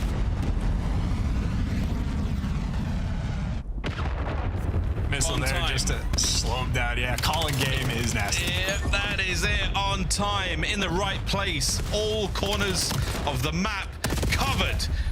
And Krem going for the highlight play to game 5. We go. But gridlock traffic meant that we got there later than we expected, but nonetheless, we have arrived. Game 5. To a dirty den between G2 and the Falcons. Here we go. Hard-pressed to call it a masterclass performance from G2 Minnesota. I think Falcons, outside of that first P2, didn't necessarily put up the best fight. A little bit disconnected there on the teamwork front. Unstable. Multiple times where someone's just getting behind P4 and living, and Falcons never able to handle that problem.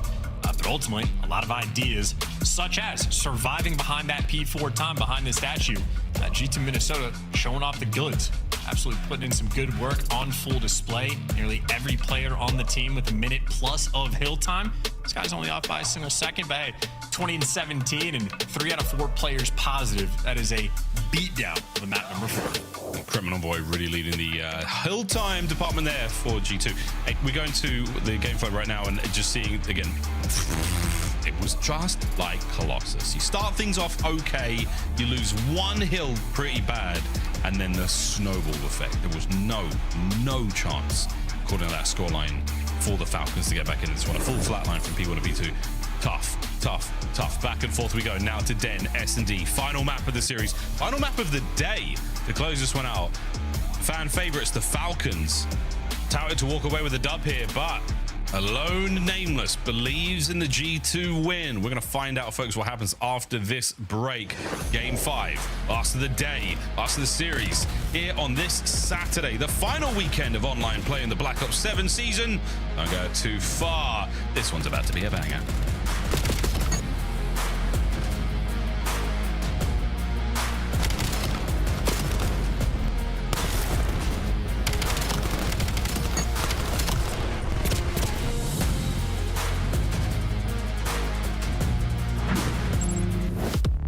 Black Ops 7 returns to the Esports World Cup this summer. Scan the QR code to get your tickets now. Scuff, official controller of the CDL. Monster Energy, the official energy drink of the CDL. Brought to you by America's Navy and the special operators who work in the shadows.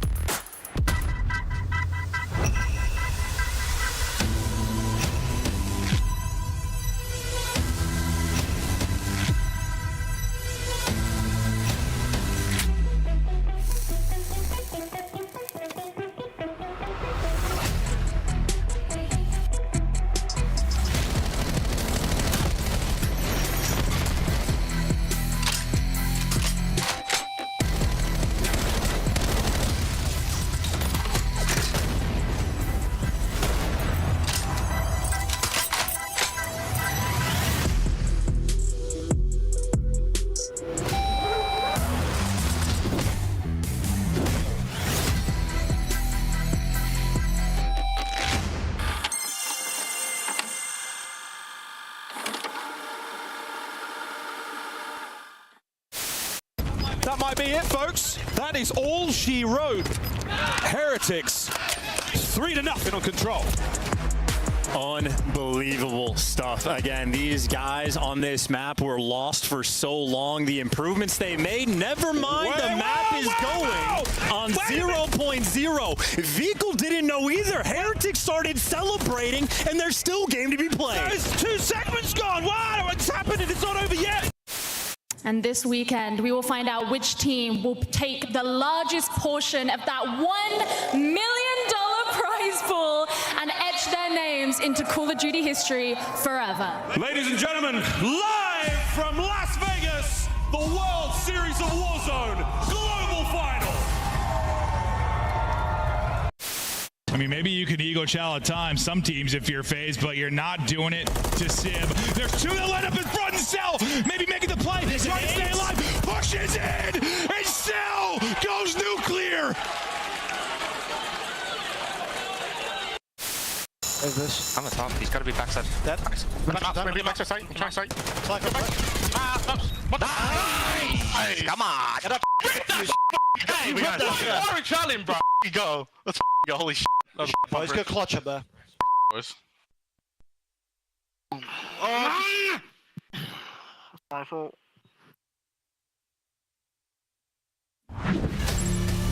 Game 5, boys and girls. Unplug your telephones, put them silent, lock the pets outside, tell the kids we need the time because G2 versus Falcons, we're going to den. It's the last map of the day. It's the last match of the day. We are very, very, very excited to see who walks away with the dub. I have got no idea where we go from here, man. I've got no idea. Who's better in map 5's chance? Who's better? According to the data, the Falcons, new roster here for G2, where their S&D has been extraordinarily good, at least in this stage. The data doesn't back them up, but I think I have very high expectations for these squads. In this type of circumstance, of course, for the Falcons, it's a little bit more Old Faithful. They've certainly swapped up their roles on the team for S&D. I think they're going to bring a good fight as well, especially so that 3-win spree. Xing with the snipe has been an absolute delight. Skies, though, had his number on the map, too. That might be a battle to pay attention to here on Den. I think what I've seen from the S&D so far, Falcons will have to sort of kick it up a notch. They need a little bit more of that sort of takeover power. And if you get that, they'll have the goods. I think it's the fact that G2 have just done their homework so well on the Falcons. And I mean, they had them down easy peasy on that gridlock search and destroy. I don't know, man. I don't know. Whether they need to kick it up a notch or just don't play like they have in the past. Forget your training. Listen to your heart. G2, they've made the reads. It's like an anime. You must be different. Be better than you were yesterday. Be an entirely different person. Chase those tendencies right out the window. Could be talking absolute-ish. Probably am. But at the end of the day, it's game 5. Fist bumps have made contact. It is time to go to Den one last time. Throw it down here in our series. 3-6. The previous gridlock. That's how the search and destroy went. Late resurgence from the G2 boys put that Falcon scoreline at 4-3 in the overload. Respawns have thrown one either side. Who knows how Den goes? Who's made of tough stuff? Who's ready to rock late into this Saturday? Let's find out. All I know, Miles, you invoke the just forget your training anime style. I don't have a dog in the anime fight. I know every coach is going to go, don't forget your training. Do what we say on G2 for the round number 2. Everything was dialed in exactly as you would in practice. They looked fantastic, and all for Falcons, what they've cooked up, smoke off that front cross and start making moves, spread through the middle of the map, toying with the idea of going for the play. Couldn't find the opening, so a slow approach towards B instead. You switched off your targeting computer. What's wrong? It's like when Luke did when he was destroying the Death Star. He turned off his targeting computer. He just trusted in the Force. He didn't go with the tech. He listened to his heart and the ghost of a dead wizard telling him what to do. Envoy has the Force. Pred just spots Envoy, and that forced him away. They were trying to wrap back over towards the A site and said, we don't want anything to do with that Jedi, or maybe we're due. No, they do. The voices are whispering to Pred. Get a 2-piece.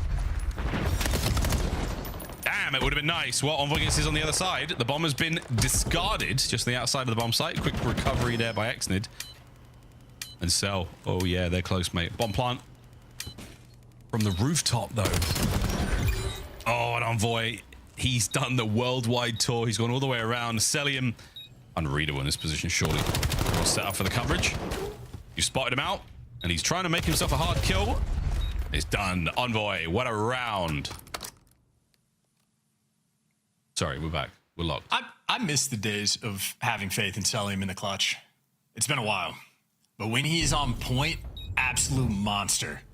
This year, 1v3, it's looking hopeless. And an interesting conversation had to have just taken place in the comms for S&D. Again, Pred spots out Envoy in this moment, backs away.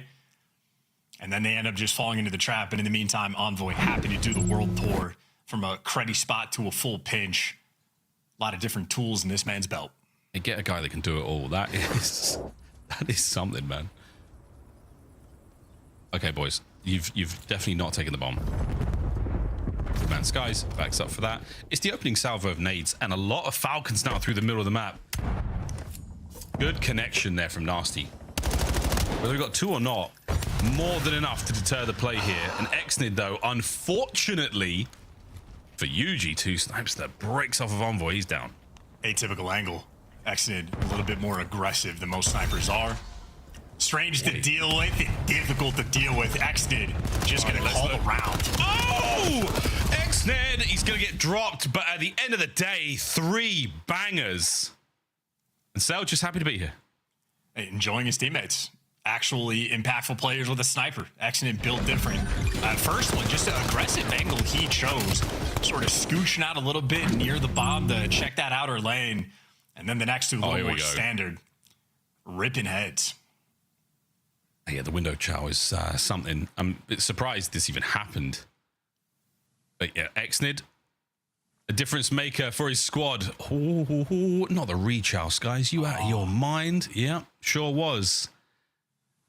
And there's Nasty as well. Wicked work from Exnid. He has been an extraordinary, valuable asset for the Falcons roster and continues to be. He won't account for the man on the build.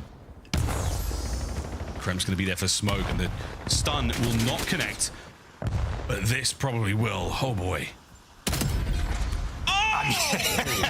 You can't chow them. This is the pop-off factor for the Falcons that we were talking about. Exnid hits wide. He has insane accuracy with his sniper. You have to tip it. It's beautiful stuff. Really beautiful stuff. And now the rotation with bomb as well. 5-2 in the KD department. Red's made the bomb site as secure as possible. But Envoy, man, he's a pain in the ass. Where's Pred up front? No, not watching the right spot for this time. 2v1, can Pred clutch? Great damage on the fadeaway. Not enough, though. 30 seconds to play. Oh, those magnificent snipes maybe for nothing here. Big wrap. Time's marching. Red needs to recover the bomb. Has to get the plant. Not even getting a kill. G2. What a way to survive. Just like Skies, Exnid's fault was not being able to go through that window cleanly. Just getting caught, a little bit awkward, trying to, spam crouch, don't want to go prone, let me go fluidly. No, just a little bump, little hiccup, so he falls. And in the meantime, Envoy, a lot of tools in the belt, no stranger to a pinch, quite literally did it just a few rounds before, and Selim just not able to make the read at all. Selim had one job to watch the flank, just get shot in the back for free. Does not have the sauce so far in Black Ops 7. Doesn't have a lot of time to fix that either. You can just pick one of 7, just pick a credit spot like Insight, or like how Shotzi has a ton of credit spots to watch the pitch. There's a lot of very easy things you could do. We'll see in the next round. See you in the next round. Bomb's going through mid, right up Main Street. Nasty. He's going to walk away with a touch of information here. Selim has an incredibly important job to watch that play. Timing! Absolutely magnificent work. Krem gets away with his life. Yes. Even swats away any danger with his knife there. Man advantage Falcons. Such a tough place to have to go get that bomb. Oh, man. Yeah, what a rattler gunfire. Skies, you know what, dude? Let's just kill him. Forget the bomb. Play for the kills. I don't like picking up the bomb in spawn anyway. Krem. Nice reactions from Kismet with the M15 at that range. It gives Skies an opportunity to recover the bomb, but can he make it to the B-bomb site in time without getting tagged up? The answer is maybe. And no. Falcons yet again. M15 is OP. Miles, it's OP. Winning a close range gunfight against the MPC. Yeah, okay. Yeah. We got to buff the MPC. Okay. Careful. Treyarch are watching. Okay, no. Careful. It's jokes and fun. I'm having fun. Don't mind me. Careful. Necessary bounce back round, though. The Pred special. Little credit spot over on the bomb site. Gets one. Nearly gets a second on Kremp as well as the Overseer playing Dojo. And just a cheeky little strat. Exactly. This is why you don't forget your training. It's exactly how you want that strat to go. Use the force. Excellent. Here we go. No! He should have kept it out. He's been so devastating with it so far. Either way, no snipes this round. Just a couple of NPCs. A lot less random than an M15. Godson, Fred. The tippity toes of Sky, as Nasty there, does manage to escape. Here we go. Fred, hello there. Catches his first. And a massive advantage from Cell now, 4-2. The bomb's still yet to be planted, but that's not really an issue. Remaining members of G2 in the middle of the map. Crazy timing. That might be the opening for G2. Or maybe not. Sky's just going to get shot in the back. Not going to play out well for Envoy now in a 1v4. Hi, boys. I mean, the group chow. We've seen quite a few of those today by all of our teams. Playing the numbers as effectively as you possibly can. And making sure that Envoy clutches nothing. Lovely stuff out of the Falcons yet again. Good round. Trusting the instinct. Don't forget your training. If you're not finding the pick with the sniper towards the middle of the map, you want to force it over on B. Excellent, just having the right gun for the job. Nice repinch through the middle of the map where Sky is just unable to cook up anything too diabolical. And just good on the first blood front. Have the Falcons been. Little accidental Yoda there from Chance. Accident. 4 for Nasty. Accident. My mistake. Deep spread here from the Falcons. Catch that Cell. Trying to keep Cellium pinned. He's still got a watchful eye over the middle of the map. Envoy makes his way forward. Slips through. Oh, and he's got the top spot as well. Envoy, get in a corner. A dirty corner. This could be huge. A-bomb, now full of G2 players. A free bomb plant. We have read the exact opposite of what has taken place on this map. No trust to get the bomb down just yet, so Falcons have enough time to get back in a good spot, and Cellium gets that first blood. Envoy gets caught. Now you're in a 3v4, and you are entirely trapped around this site. And Pred will be in the fight in about 6 minutes, but he's taken an insane route. Oh, and he's down. Now all to the front. The flank is red. Cellium. Oh dear, tries to fight his way forward. Exnid with the boomstick alongside Kiz. Can Nasty do this? No, he cannot. Remains on the donut. Exnid finds 3. We give him the defuse as well. Ah, dear goodness, lead to the Falcons. Disgusting work, by the way. Like, really disgusting work. Exnid, that was huge. Ferocious. Absolute competitor, this guy. That'd be 10 brand new gray hairs for Clayster. Stressed out about how that round ended up playing out, but Exnid bails you out. Motor mouth in the comms. This man is in the game.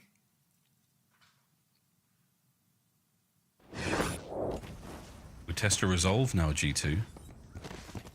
Once Nasty gets going, hopefully it's Pringles. Exnid might put that sniper away. Can't, not when you take damage. No, Stuck take with damage. Idiots. Couple of close calls here with the frags. Pred, as close as it could have possibly been. Kremp with the first. Great timing from Pred.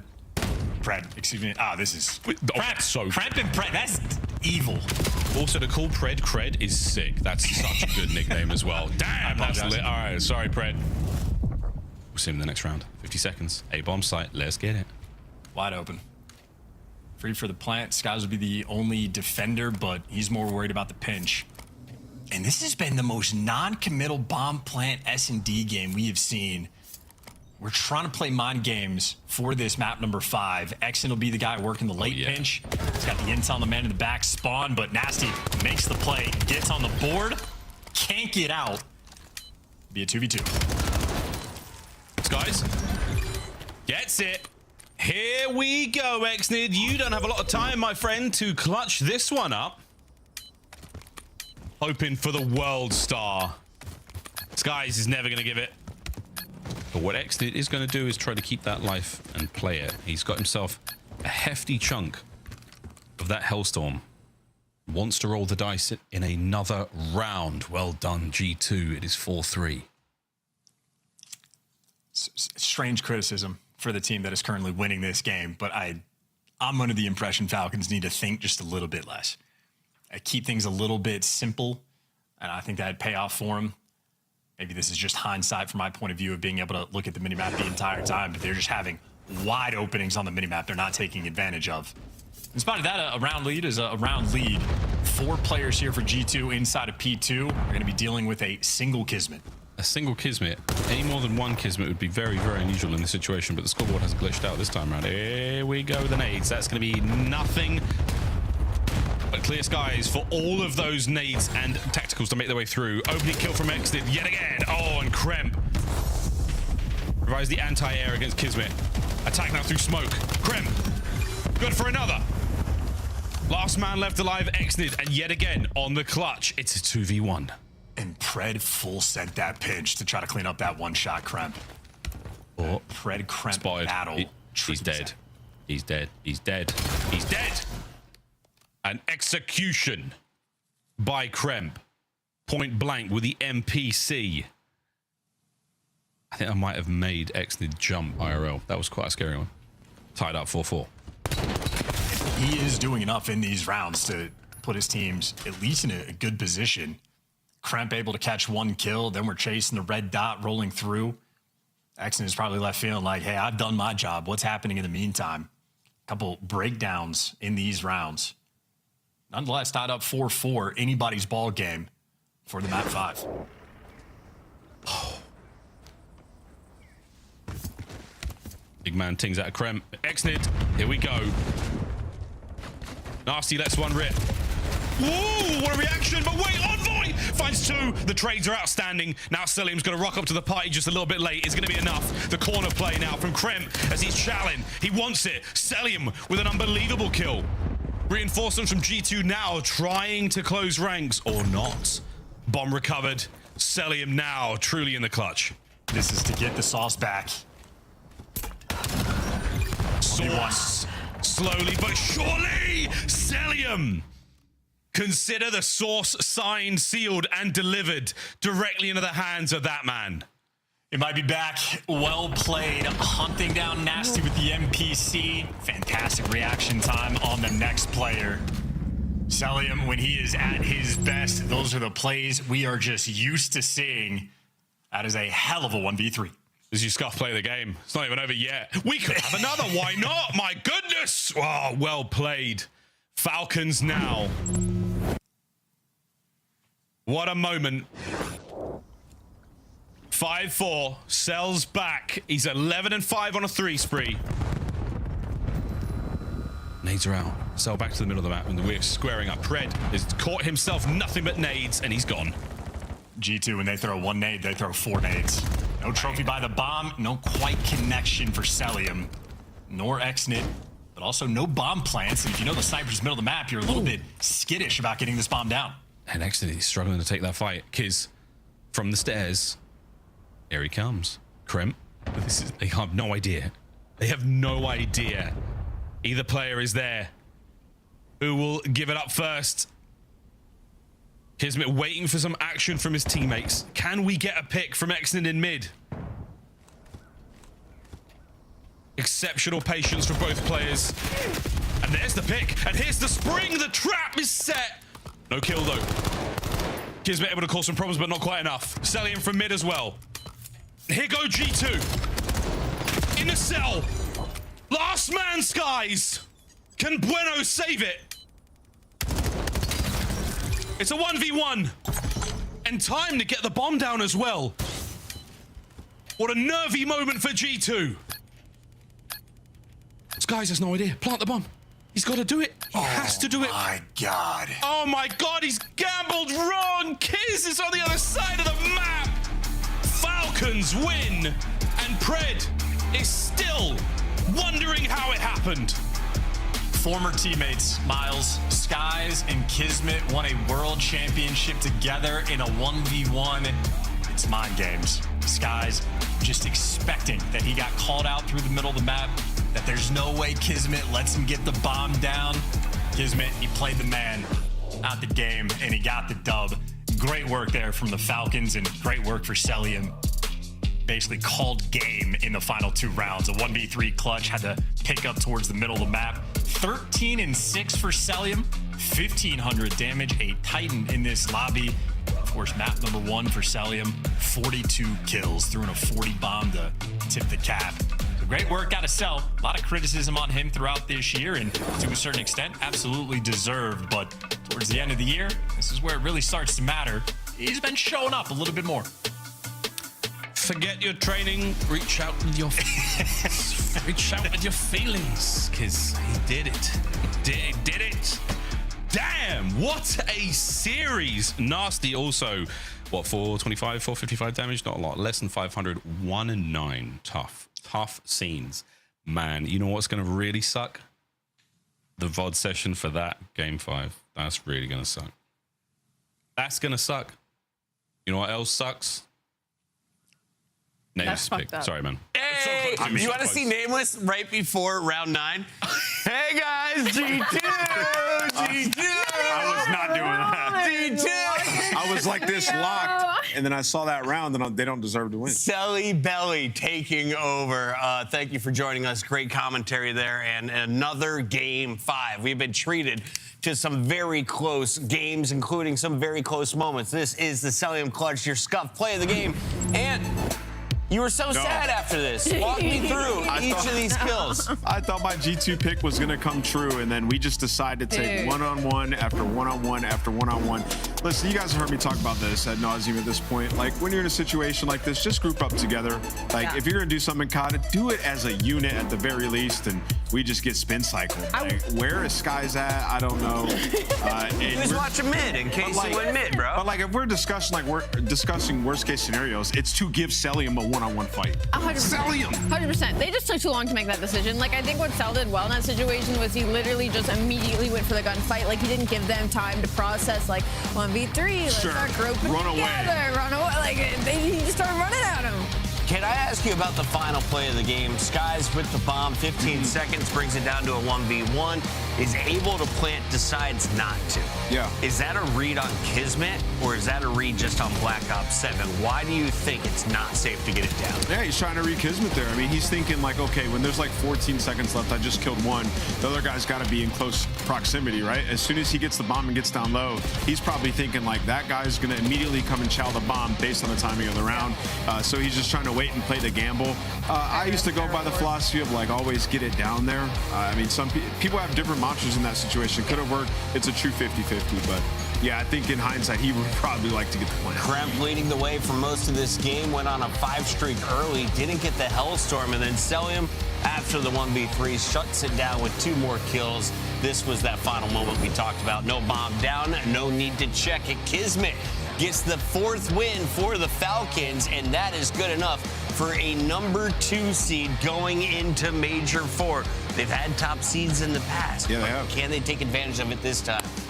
Except for a Monster Winner Spotlight, we got the one and only great white shark from down under, the Predator. Pred joining us? Yeah, Pred, you here?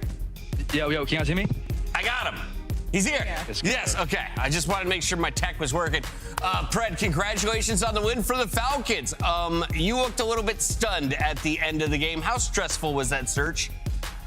Oh man, that was so stressful. I feel like I kept getting like naded, blooded. Like, oh my god, thank God MC Clutch that was fucking insane. Yeah, that actually was insane. Pred, congratulations on the win. You guys are 4-1 with the top 2 seed. That is awesome. You know, headed into this next major, I just want to ask you, what are your thoughts on the USA absolutely dominating Australia in the World Cup? This guy's funny. Yo, they dominated us for no reason. They're gonna get slammed anyway. They ain't gonna win shit. And a follow up to that, let's talk about COD. You guys have had some great strides on LAN, especially at the last event that you guys played your best LAN Call of Duty yet. What did you learn from that you guys are trying to bring into this next major to actually make the run through that Sunday? I think the most important thing for us is just widening our map pool. You know, that's why we've been trying to play Gridlock, and I mean, it hasn't been going that well. But something for us is just to like, you know, try expand our map pool so we're not so limited. So I think that's our biggest thing, is just getting a better map pool.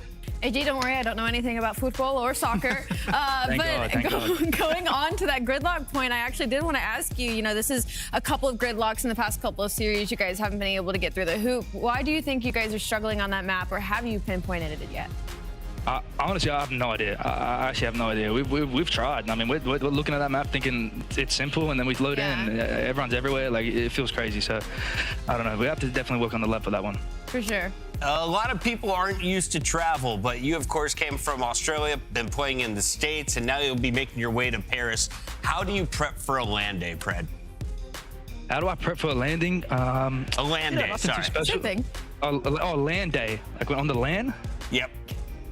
No, just wake up, eat some food, and then go play. Okay, other question. How do you handle travel day? The travel day, I mean, you just have to get your sleep, get your electrolytes in, hydration, you know what I'm saying, stuff like that. And yeah, just stay hydrated. Are you the guy who stretches next to the bathroom at the back of the plane? Nah, I'm the guy that's just trying to sleep and can't sleep for the whole flight, watching every Harry Potter movie. I'm the stretchy guy. Come hang out. Thank you for joining us. That is Pred in the Monster Winter Spotlight. Hopefully, we'll see you on land. Thank you very much, Pred. And, of course, thank you to all of our people working in the production. Ant, final thought? I think they have a real chance to, you know, make a run. They've been tested, and if their search and destroy stays like that, they'll be fine. And I think these last couple of matches that we've seen, they were testing maps, so they've looked a little more human. But when they go back and they're actually locked in the veto process, we might get that true Riyadh for them. Allie, is Miami going to be fine because they walked away with another 10 points today? Let's take a look at our rapid recap because this was a speed run. I think they'll be okay. I think the biggest question for Miami is what they're going to be able to do on land. That's been kind of their struggle the entirety of this year, regardless of who was on the roster. So that's going to be my big focus. But yes, they did get the job done today, despite how close and maybe a little sketchy it was at times. They did get the job done. Yeah, I think Ellie, you're 100% spot on. Like, these guys have had matches and moments online this season where they look like they're about to be dominant on land. So it's really just about if they can do it there. And I think Real coming in has brought that leadership at hardpoint. We've seen way better hardpoint from them over the last couple of matches than we've seen from them in a while. So they're going to need that to be their backbone. And then obviously figure out the S&D. Metal said today, feel like they were playing hide and seek. Like, that wasn't indicative of where they're at in that game mode. And they'll need both. Rancor dropping at 1.32, looks comfortable back on the M15. We'll keep our eyes on the AR player as well as this one. We got Scrap from LA Thieves, who's having fun in game. Hydra, of course, dropped some big numbers, including a 13th win that ties our CDL win streak record. Dang, and I think it was FaZe before that, right? That had it? Probably. Yeah. Cold War FaZe. Oh, wow. Yeah, that is extremely typical. So one more win. Just got to get that first winners bracket win for them, and LA Thieves will be setting history. Wow. But do you think that puts more pressure on them? They'll probably crumble now because, like, no one's going to be able to break 13. Yeah, it does put more pressure on you for sure. Yeah, it will put on pressure, but I'm sorry. I just thought about, like, the roster itself and the players on it. I instantly thought it was crap, and I was like, that guy does not give a... Yeah. So I think they'll be okay. Yeah, records, accolades, MVP awards, he doesn't want them. He just wants that trophy, the World Championship ring at the end of the year. That was our second winner of the day, and of course, Optic was also in the winner's circle. This got a little bit sloppy against Koi. That looked way better today. Abe dropped 17 kills in a game 5 for the L, but the new gun on the roster looking pretty strong, Al. That really was my big takeaway on the side of Toronto, at least, was like how well Abe played throughout the entirety of this series. I mean, I was thinking about this going in of like, Toronto won't have any of like the same firepower that they maybe would have had with Joe in the previous iterations of going up against Optic, but Abe really stepped up today. I feel like it's unfortunate the way the cookie crumbles and the way you aren't able to close out the game 5, but shout out to Texas, man. I mean, I think this is what you want to see if you're a Greenwall fan as we head into Paris. With the way that this split has gone, this was a big win for them. Here's the finish as Hook is able to clutch up. He drops 90 kills on the day. 6 plants sets a league record, and they have 11 rounds, 6 offenses. He gets all 6 bombs down. Yeah, I mean, if you're Toronto, that stat right there, you just have to take back to the bottom room and go, okay, guys, we got to change our defense. Who are the top performers on the day? Well, Rancor leads the charge alongside Hydra, Dashy, and Celium. AR day. Who had the most impressive day as Hydra's the only SMG? Celium, I think. Cell, yeah, I'd have to agree with Cell. His performance as well and the situations that he was in and did, That map 1, he was on fire. Production, Rahela thinks he looks a little bit like Ethan Spencer. Let me know if you agree. We got Heretics going up against Vancouver Surge, G2 going up against Koi, and Royal Ravens taking on FaZe. That is the final day of the regular season. Wow. We are 6 days away from kicking things off in Paris. If you haven't already, book your hotel. We'll see you in Europe in just a week. For now, sign off. We'll see you at 2:45. And the beat goes on and on and on and on and on. On and on and on. And the beat goes on and on and on and on and on. Made for millennium.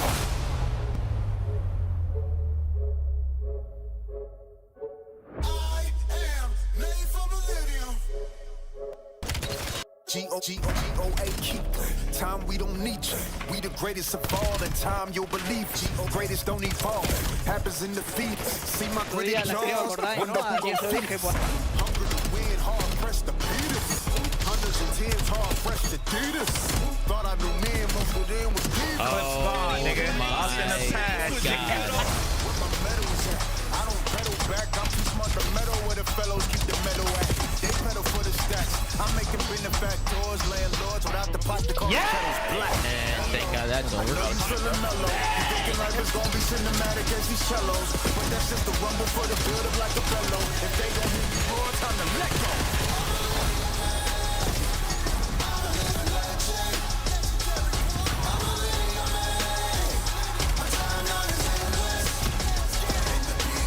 Yes! Holy fuck!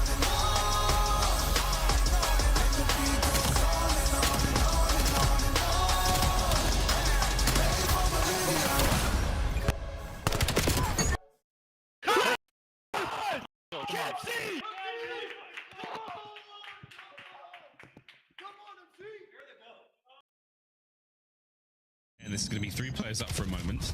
Oh, my God, brother. Now Strays heavily They're danced away just with getting one. body. These guys are getting ran through, bro. And 8-0.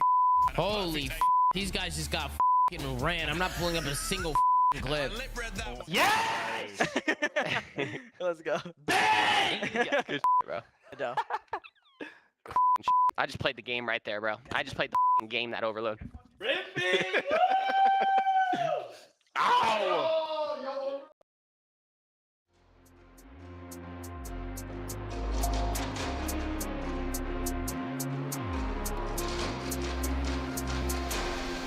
My price went up. You can't afford me. I'm everywhere out there. I know you can't ignore me. I cost too much, yeah. Pay just to see me.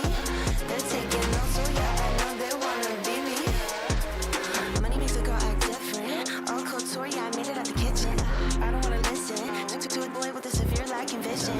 I'm on a mission, yeah. I don't get stuck in traditions, nah. I'm on my business, y'all are my witness. Fill my cup with a splash of citrus. Make lemonade, that's what gets me paid, yeah, yeah. Turn a sour day into a power play, yeah, yeah. Superpower, babe, let me light the way. Give me space now, you should know your place, yeah, yeah, yeah. That money comes easy, no risk, no task, no forcing it. Big stacks to the ass where I'm sourcing it. First class, I can sell a whole course in it. That money comes easy, I'm the one with the cash and flex, yeah. I'm the one they trust with the big bucks, yeah, I'm in good luck. My price went up.